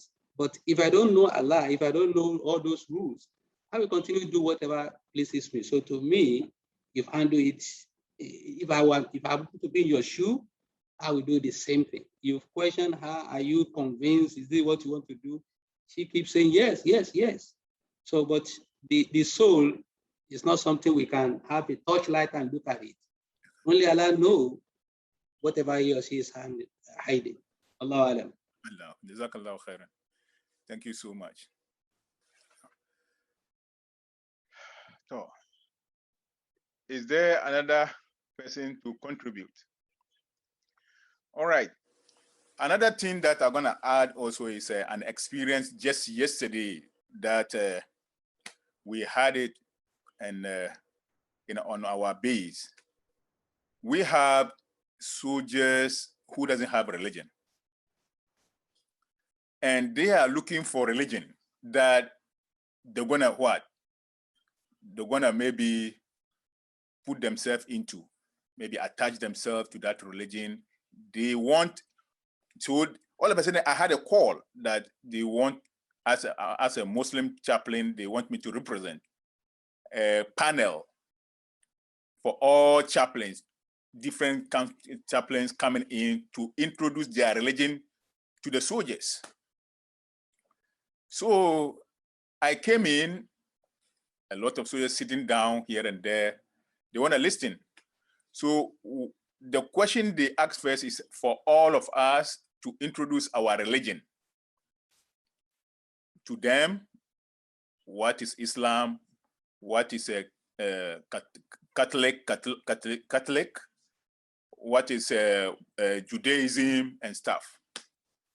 So in fact, so the Catholic guy, he was the one who started, and he couldn't even give maybe anything about what is the Catholic. So I was the second guy. What I utilized is that, hey, Islam is peace, and Muslim is someone who submit everything, his will and everything to Allah subhanahu wa ta'ala. And I analyze the 5 pillars of Islam.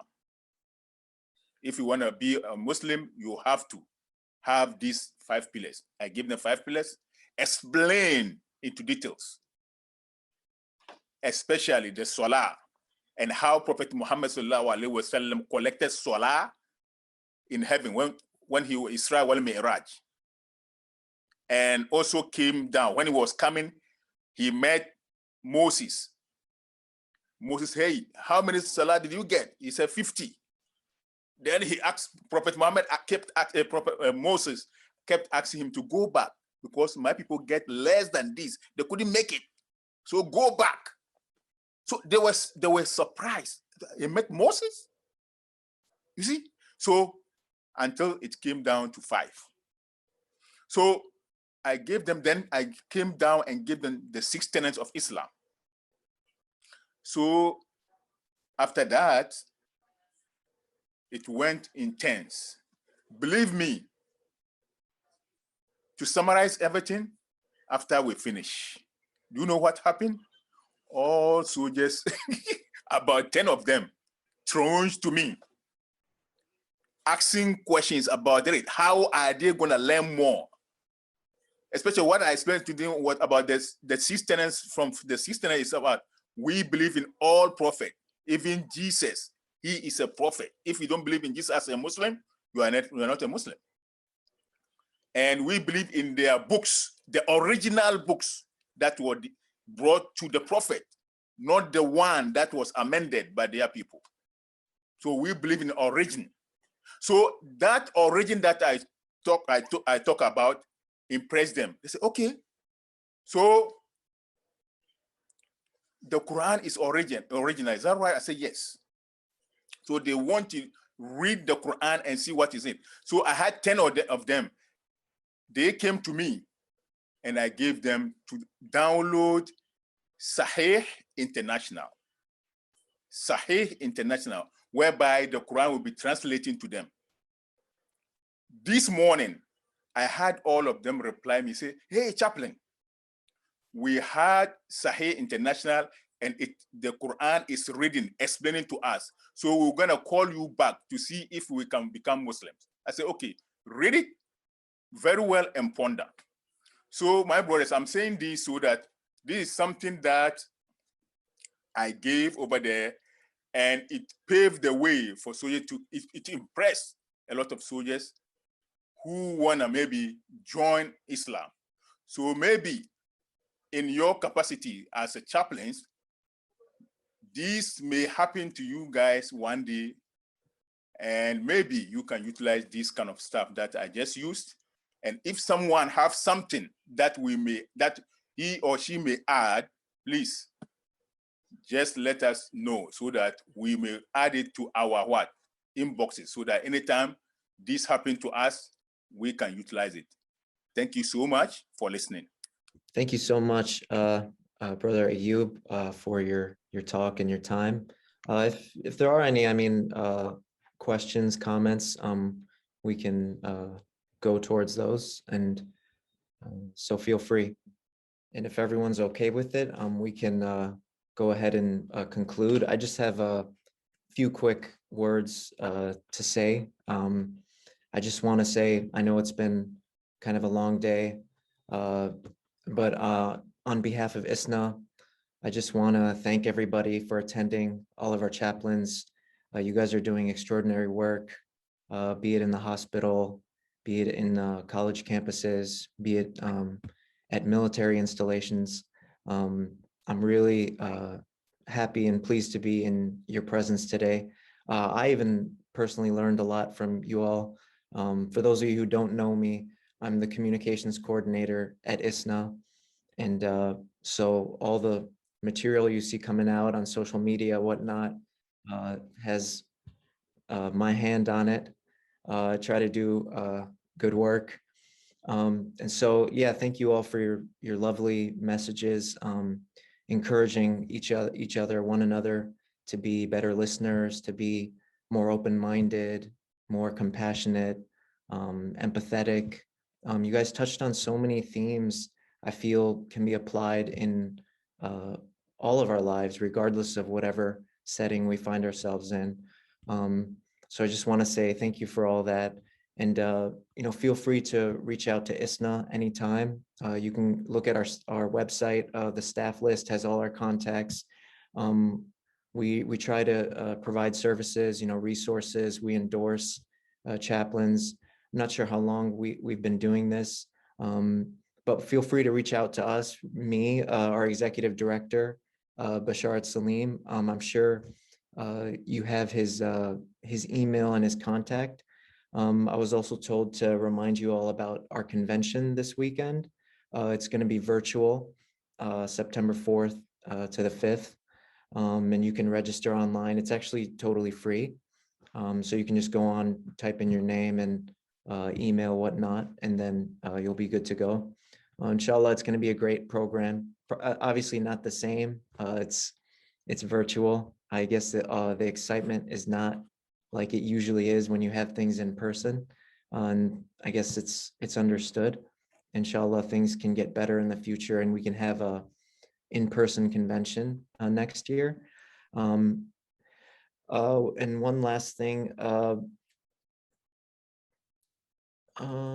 actually, never mind.